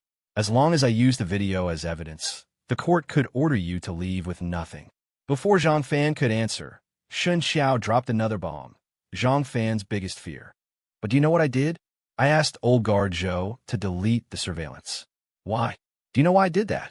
Shen Qiao's voice was already choked with sobs. Zhang Fan frowned. He originally thought Shen Qiao would use the surveillance as leverage, but who knew? Because I love you. I don't want to lose you. I don't want to lose this family. Shen Qiao suddenly roared, her voice sounding heartbreaking at this moment. At the same time, tears streamed down her face. Honey, Shen Qiao's crying was like a sharp sword, especially her words, directly shaking Zhang Fan's heart. Honey, when I married you, you didn't have a car, a house, and your job was just a small clerk. But why did I marry you? It's because I knew you loved me, and I loved you. I was sure of you, and I felt that I had to be with you for the rest of my life. Even if you got drunk and did, I still loved you. I believed you. When you're sober, you would never betray me, so I chose to forgive you. I chose to pretend nothing happened. Being embraced by Zhang Fan, Shen Qiao leaned her head on Zhang Fan's shoulder and murmured, Honey, maintaining a marriage is very difficult. We have to be together for a long, long time. The divorce rate has been increasing for 15 consecutive years. Sometimes I'm really scared. When I see the word divorce, I can't help but think, what if we have this day? What should I do? It won't happen. We won't. Feeling his wife trembling in his arms, Zhang Fan subconsciously hugged her tighter. Honey, believe me, I swear, since I met you, I have never done anything to betray you. Everything I have done is for this family. Please believe me. Shen Qiao suddenly raised her head from his arms, staring at Zhang Fan with tearful eyes. I believe you. Zhang Fan stared at the tear-stained face before him, feeling as if his heart had been heavily struck. He actually had many more questions he wanted to ask, but all his words were blocked by Shen Qiao's next kiss. Last night, Zhang Fan had released his emotions in a retaliatory frenzy, but today, on the living room sofa, it was Shen Qiao's unrestrained outpouring. After a long time, the two of them lay limp on the sofa. Honey, didn't we agree to have a child? Why did you? Leaning in her husband's arms, Shen Qiao's gaze fell on the coffee table. I'm not in good shape these days, and I took anti-inflammatory medicine today. Zhang Fan frowned slightly, pointing to the corner of his eye. Is Liang? Is he okay? Shen Qiao looked at her husband's eye, then shifted her gaze to his body. She had noticed earlier that besides the bruises on his face, there were also many red marks on his body. Is it appropriate to talk about another man at this time? Zhang Fan's face darkened, and the corners of his mouth showed obvious displeasure. He naturally didn't want to tell Shen Qiao that he actually couldn't beat Liang Yu. I'm sorry. Shen Qiao lowered her head obediently. Honey, get some rest. I'll get you something to eat. You probably haven't eaten all day. I saw a bowl of uneaten noodles in the kitchen earlier. Okay, Zhang Fan replied. Shen Qiao got up, grabbed the clothes she had just taken off, and held them in front of her, hurrying to the bedroom like a frightened deer. Zhang Fan leaned back on the sofa, lit a cigarette in silence, and looked at Shen Qiao's back, his brows furrowing unnaturally again. Zhang Fan didn't take any anti-inflammatory medicine, thinking of the faint hickey he had just seen on Shen Qiao's body. Did he leave that yesterday? Zhang Fan shook his head. He was too wild yesterday, and many details were unclear, but whenever it flashed through his mind, Zhang Fan felt like he had swallowed a fly. Were those 2 pills specifically prepared for going to Shanghai? Picking up Shen Qiao's phone that was left on the table, Zhang Fan opened the online ticketing app. Departing from Shanghai at 5:17 p.m., arriving in Hangzhou at 5:52 p.m. That meant Shen Qiao was in Hangzhou at 6 p.m., and she didn't call him until 10 p.m. So where did Shen Qiao go during those 4 hours? Did she really just stroll around Westlake? If Liang Yu drove back to Hangzhou immediately after he left, there would be no conflict in time. And if it wasn't Liang Yu, then who else? Even though Shen Qiao's words were very moving, Zhang Fan's throat still felt like it had a thorn stuck in it until he figured these things out. Soon, Shen Qiao made a bowl of fragrant egg noodles. After placing the noodles in front of her husband, Shen Qiao opened her suitcase, took out her makeup bag, and went to the bathroom to wash up. Seeing this, Zhang Fan touched the wound at the corner of his mouth and lowered his head to eat the noodles. Regardless of anything else, Zhang Fan was indeed used to Shen Qiao's cooking. Even when he occasionally dined out, he would unconsciously compare the restaurant's chef to his wife in his heart, and then he would find that he preferred his wife's cooking.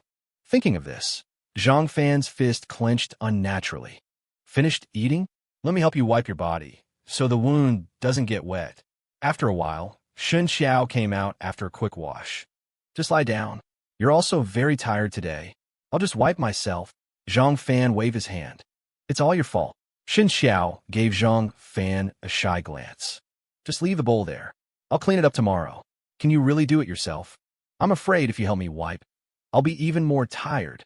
Zhang Fan raised his head, revealing an ambiguous smile. I'm ignoring you. Shen Qiao was stunned for a moment. When she came back to her senses, she gave her husband a shy glance and ran into the bedroom, her face flushed. Zhang Fan narrowed his eyes and stood up, walking naked into the bathroom. Locking the door, Zhang Fan directly picked up Shen Qiao's makeup bag. Nothing. Opening the eye mask box, Zhang Fan found that the small piece of paper inside was gone. He carefully searched through the makeup bag again, and even checked the trash can. He still couldn't find the piece of paper that wrapped the pills. Was it flushed down the toilet? Zhang Fan recalled hearing the sound of the toilet flushing just now. With a cold laugh in his heart, Zhang Fan put everything back in its place and carefully began to wash himself. Early the next morning, Zhang Fan still sent his wife to work as usual.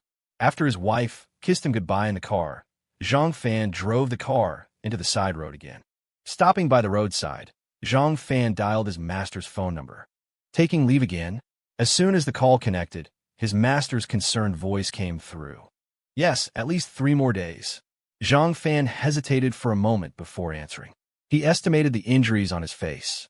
The wound at the corner of his eye couldn't heal in 3 days, but 3 days later was the weekend. 5 days later, he should no longer need a bandage. And by that time, the bruises on his face should have subsided. Zhang Fan didn't want his first day back at work after his promotion to be with a face full of injuries. Xiao Fan, if you have any difficulties, you can tell your master. My daughter is married far away, and I treat you like a son. It's nothing major, just family matters. Zhang Fan hesitated, not wanting to deceive his master who treated him like a son, and answered as vaguely as possible. It's inconvenient to say. Yes. All right, I'll directly give you annual leave. You can come back to work next Monday. But I want to tell you that this is the limit. If you need to continue taking leave next week, I can't explain it to the boss. I know. Thank you, master. After hanging up the phone, Zhang Fan stared at his phone for a while. Xiaowan, it's me, Zhang Fan.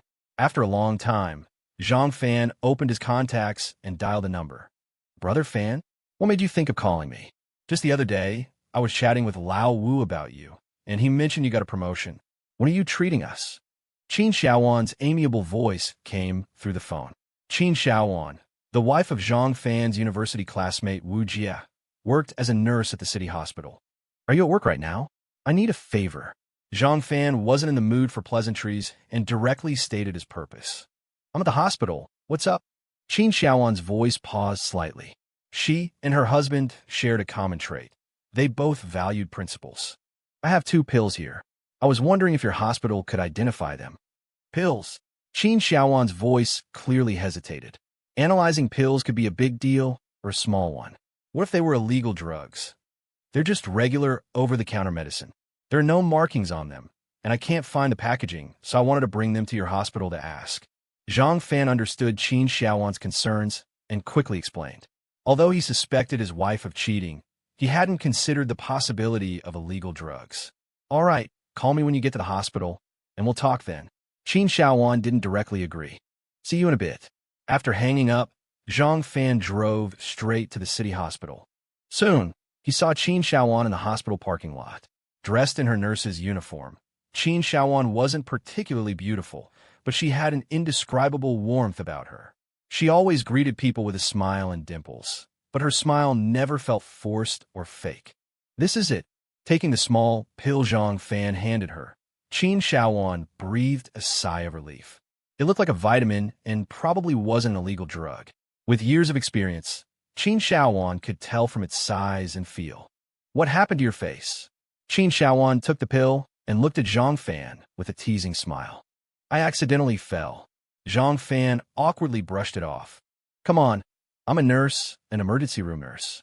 I see at least 8 or 10 injuries like yours every day. Don't be silly. It's a long story.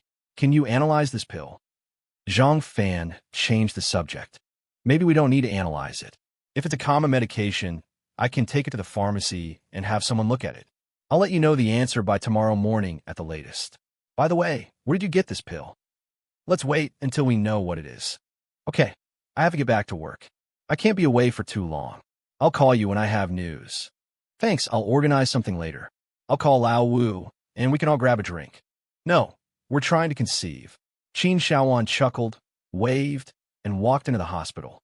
As Zhang Fan drove away from the hospital, Shen Qiao was sitting in her office, organizing documents.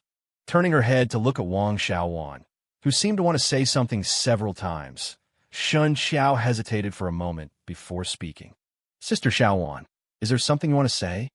It's nothing major, just, you went to Shanghai with Supervisor Liang yesterday, right? Seeing that Shen Qiao had finally spoken, Wang Xiaowan, holding her thermos, turned around in her chair with a strange expression. Yes, to make the advance payment. What's wrong? Shen Qiao frowned slightly, not understanding why Wang Xiaowan was suddenly asking this. Yesterday's trip to Shanghai was a business trip, and Wang Xiaowan, who was also in the finance department, naturally knew the context. Did you see Supervisor Liang this morning? Wang Xiaowan lowered her voice. What happened to him? I came in late and came straight to the office. The advance payment agreement signed yesterday needs to be reviewed today, so Shen Qiao vaguely guessed what Wang Xiaowan was going to say. Supervisor Liang got beaten up. Wang Xiaowan lowered her voice again, her long, thin eyes fixed on Shen Qiao, trying to read something on her face. Huh, beaten up? Shen Qiao exclaimed in surprise, but the look in her eyes disappointed Wang Xiaowan. Yes, quite a few people saw it this morning. They said he was bruised and battered. It should be beaten up. I want to take a look just now. And he looked terrible. For some reason, a hint of schadenfreude flashed in Wang Xiaojuan's eyes. We shouldn't pry into other people's private lives. He is our supervisor, after all. Shen Qiao was silent for a moment, then pretended to comment casually. Wang Xiaowan shrugged, glanced at Shen Qiao meaningfully, and said no more. Ring, ring. The landline on Shen Qiao's desk rang. Hello. After waiting for a full 10 seconds, Shen Qiao finally answered the phone. She had a feeling she knew who was calling and didn't want to answer, but Wang Xiaowan was already looking at her. Come to my office. Liang Yu's deep voice came from the phone. Just a moment, I'll organize the documents signed yesterday and bring them to you. Shen Qiao hung up the phone without hesitation, her tone calm. After organizing the stack of documents that had been spread out on her desk, Shen Qiao put them in a folder. As she stood up, she looked thoughtfully out the window. When she left home in the morning, there was a glimmer of sunlight through the clouds in the east. But now, thick black clouds were gathering in the opposite direction, making her feel uneasy. Is it going to rain again? Shen Qiao murmured to herself, her grip tightening on the folder. Knocking on the door of the finance supervisor's office, Shen Qiao saw Liang Yu's bruised face. She paused slightly at the door before stepping inside. Close the door. Liang Yu raised his head slightly, looked at Shen Qiao carefully, and then spoke in a low voice. Shen Qiao turned around, hesitated for a while, and then slowly closed the office door. 20 minutes later, Shen Qiao left Liang Yu's office. There was no joy or sorrow on her face, but just as she was about to enter her own office, she seemed to sense someone watching her. Following this feeling, Shen Qiao turned her head and saw Wu Rui standing by the doorframe of the break room, holding a water glass and smiling at her. When their eyes met, Wu Rui kindly raised her glass. Shen Qiao smiled back and walked into her office. At 10 o'clock in the morning, Shen Qiao left the company to go to the bank to handle the transfer for the advance payment contract signed yesterday. At 12:30, Shen Qiao returned to the company after having lunch outside. Since it was lunchtime, there was no one else in the company. But as she walked down the corridor, she again had the strange feeling of being watched. Following the sensation again, she saw that Wu Rui's office door was open, and Wu Rui was leaning against the window, talking on the phone. When their eyes met, Wu Rui again nodded kindly. Shen Qiao frowned slightly. She couldn't put her finger on what she felt about Wu Rui. Wu Rui was friendly to everyone in the company, always polite and courteous. It could be said that she tried her best to maintain good relationships with her colleagues, which was her nature. But it was this Wu Rui. From the moment she joined the company, Shen Qiao could feel a deliberately hidden hostility from her. Shen Qiao had never been able to figure out why. Was it because she was pretty? Wu Rui was a longtime employee of the company, now the HR supervisor, having joined 3 years before Shen Qiao. Moreover, Wu Rui was also a stunning beauty, but she usually dressed flamboyantly, and her reputation among colleagues was average. Sitting in her office for a while, Shen Qiao felt uncomfortable thinking about Wu Rui's unusual smile. Opening her handbag, Shen Qiao looked at the crumpled black plastic bag inside. After hesitating for a moment, Shen Qiao picked up her handbag and walked towards the restroom. As she passed the corridor, Shen Qiao inexplicably looked at Wu Rui's office again, but Wu Rui was no longer by the window. From this angle, she couldn't tell what Wu Rui was doing. Without thinking too much, Shen Qiao walked into the women's restroom and locked the door behind her. The moment she closed the door, Wu Rui poked her head out of her office, holding a phone in one hand, but with a playful expression on her face.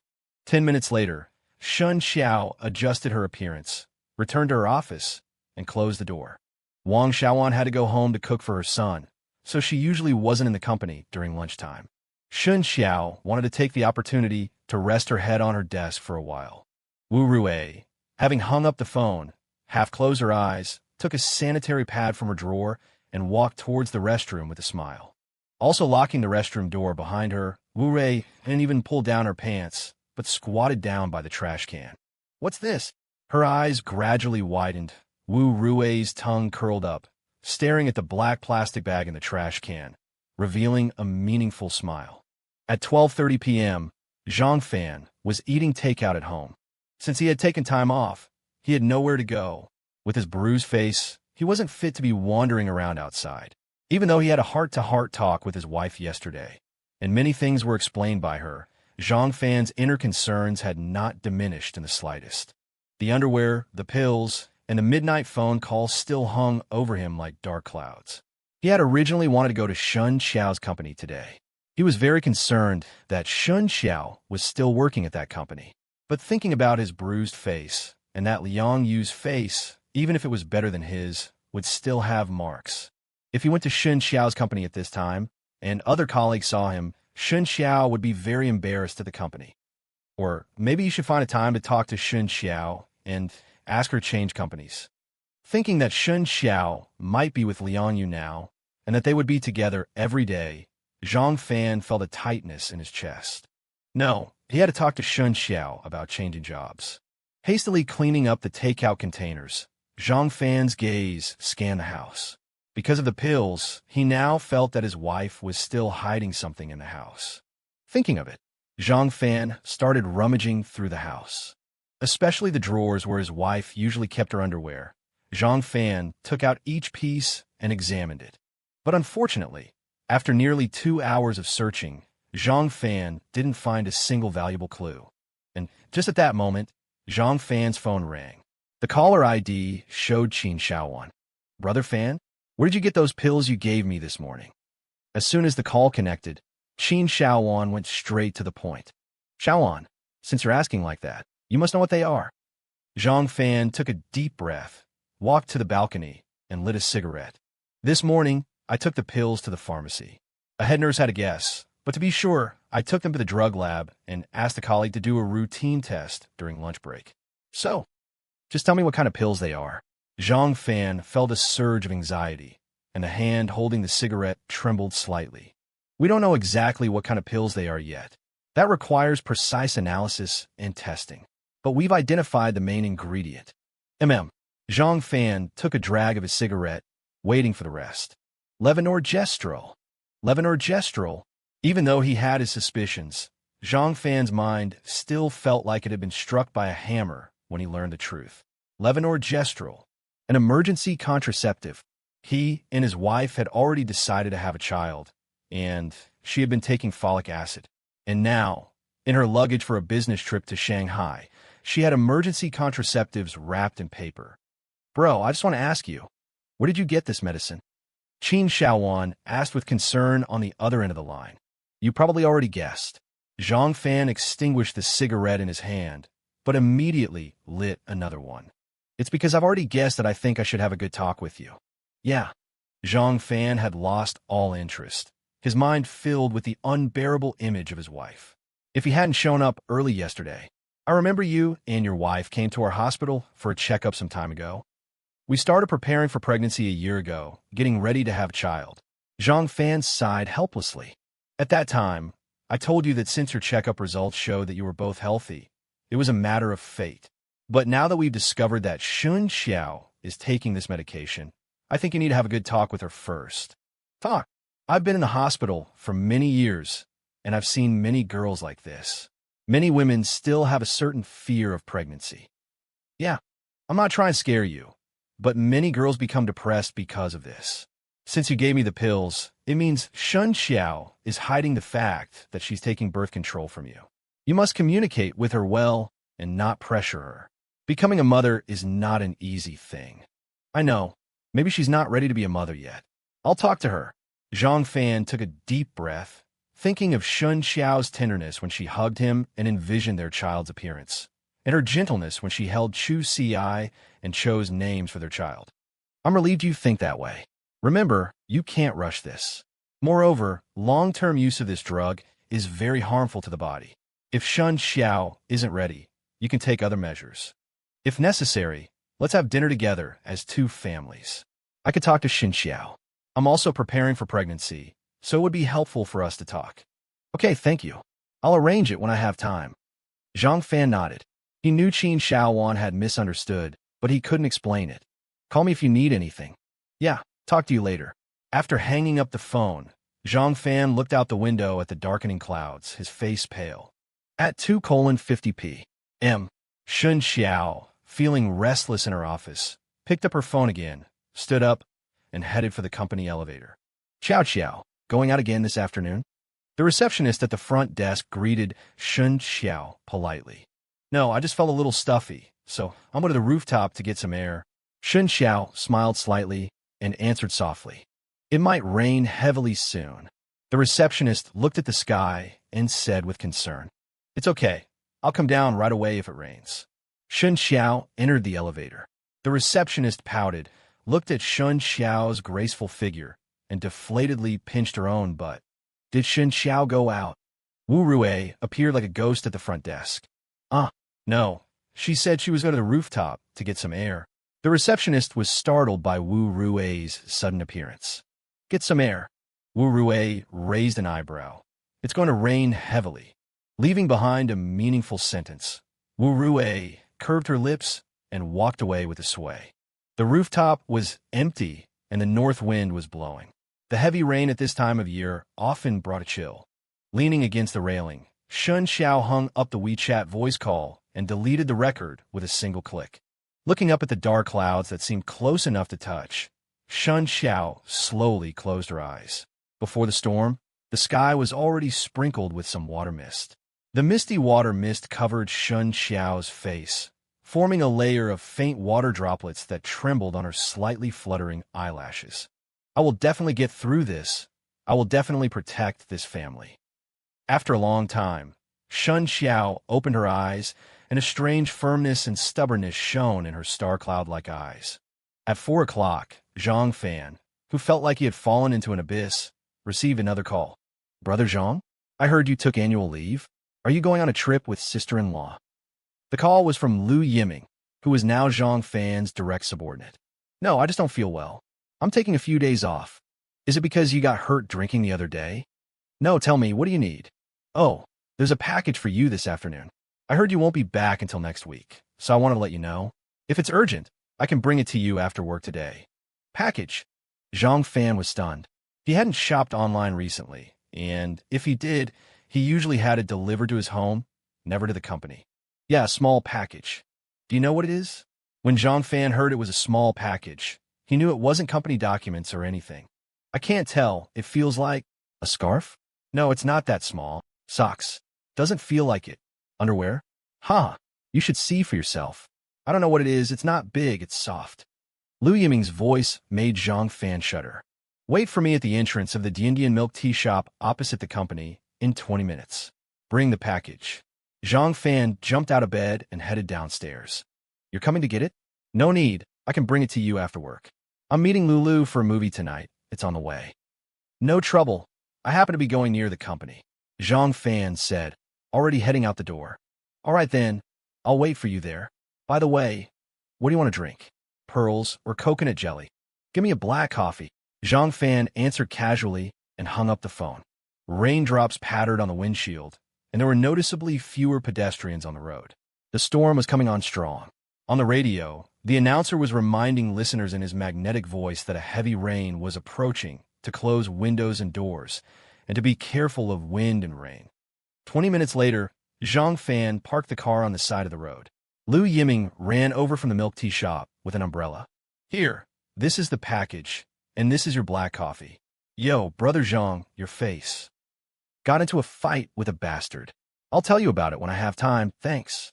Zhang Fan raised his eyebrows at Lu Yiming and gave a carefree smile. "All right, brother Zhang, I'm really impressed. You have to tell me all about it when you come to the company next week. You should go in. The rain is getting heavier. See you." Rolling up the window, Zhang Fan's gaze fell on the black package on the seat. At that moment, Zhang Fan looked at the package as if it were a coiled, raised-head viper.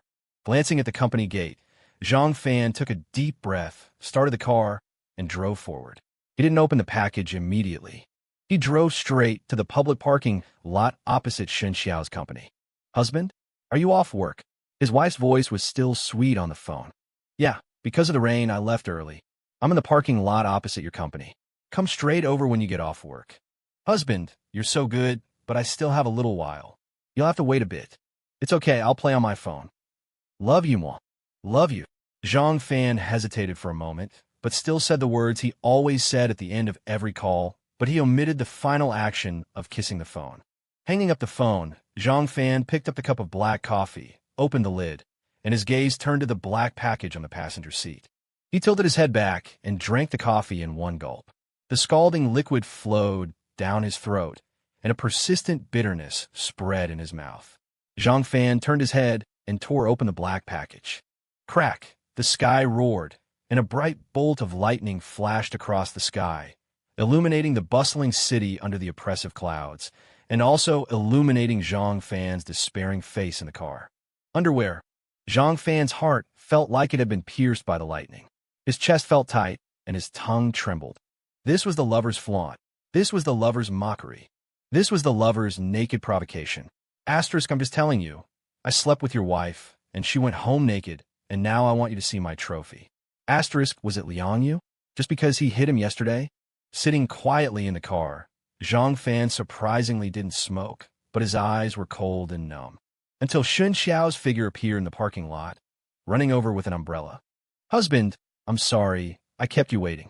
Shen Qiao skillfully got into the car, placed the wet umbrella at her feet, and patted the water off her body. "Yeah." Zhang Fan responded, started the car, and drove out. "Husband, are we eating out? What do you want to eat?" Shen Qiao took a tissue, flipped down the sun visor, and carefully wiped the water droplets from her hair in the mirror. "Home." Zhang Fan's voice was somewhat indifferent. "Okay then, let's go to the supermarket in the neighborhood to buy groceries together." Shen Qiao seemed to sense her husband's mood, turned her head, and looked at him seriously. But when she saw her husband's unprecedented expression, her heart tightened. She had never seen her husband look like this, especially when he was with her. Even when he questioned her last night, there was only anger and disappointment. But now, she saw despair and numbness on his face. The car suddenly fell silent, and only the radio played a female anchor's coarse and forced humor. The car stopped in the neighborhood. Shen Qiao opened the umbrella, preparing to go around and hold it for her husband, but found that he had already locked the car door and was walking ahead alone in the rain. Shen Qiao's heart skipped a beat again. "Husband, aren't we going to buy groceries? If you're tired, you can go back first, and I'll buy the groceries." Shen Qiao quickly caught up, held the umbrella over her husband's head, and said softly, "Go home first." Zhang Fan still didn't turn around, but his tone was unquestionable. Shen Qiao bit her lip. A complicated look flashed in her bright eyes. She didn't say anything, but silently followed behind her husband.